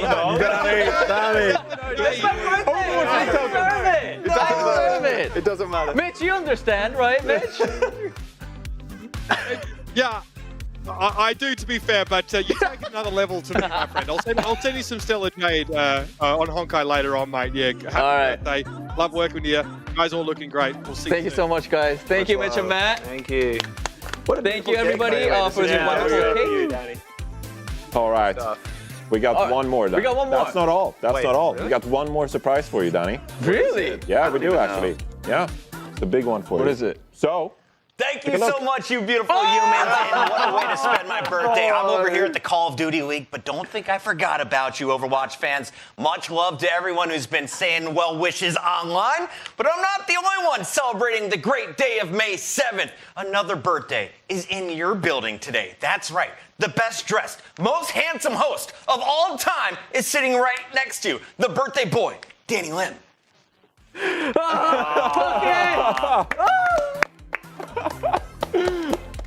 You are my god, Puckett. I will praise you until I die. Thank you so much. My birthday is actually tomorrow. It's the 8th, but I mean, it's close enough. You know what? Now from now on, it's gonna be 7th. I just want to have the same birthday as Puckett. But, you guys are going all out today. Okay. All right. Enough of me. Okay. Puckett again. Congratulations. Not congratulations. Yeah, congratulations. Happy birthday. Congratulations makes sense. Yeah. Happy birthday. Congratulations, Alyssa and Will. Thank you, Mitch and Matt, for the birthday wish, and all of you guys for the cake as well. That is it for today, everybody. Thank you guys so much for tuning in. I know today was hectic, but hope you guys had fun, and we will see you guys all next week on Friday. Peace out. Woo! Happy birthday, Danny! Happy birthday! Thanks, guys.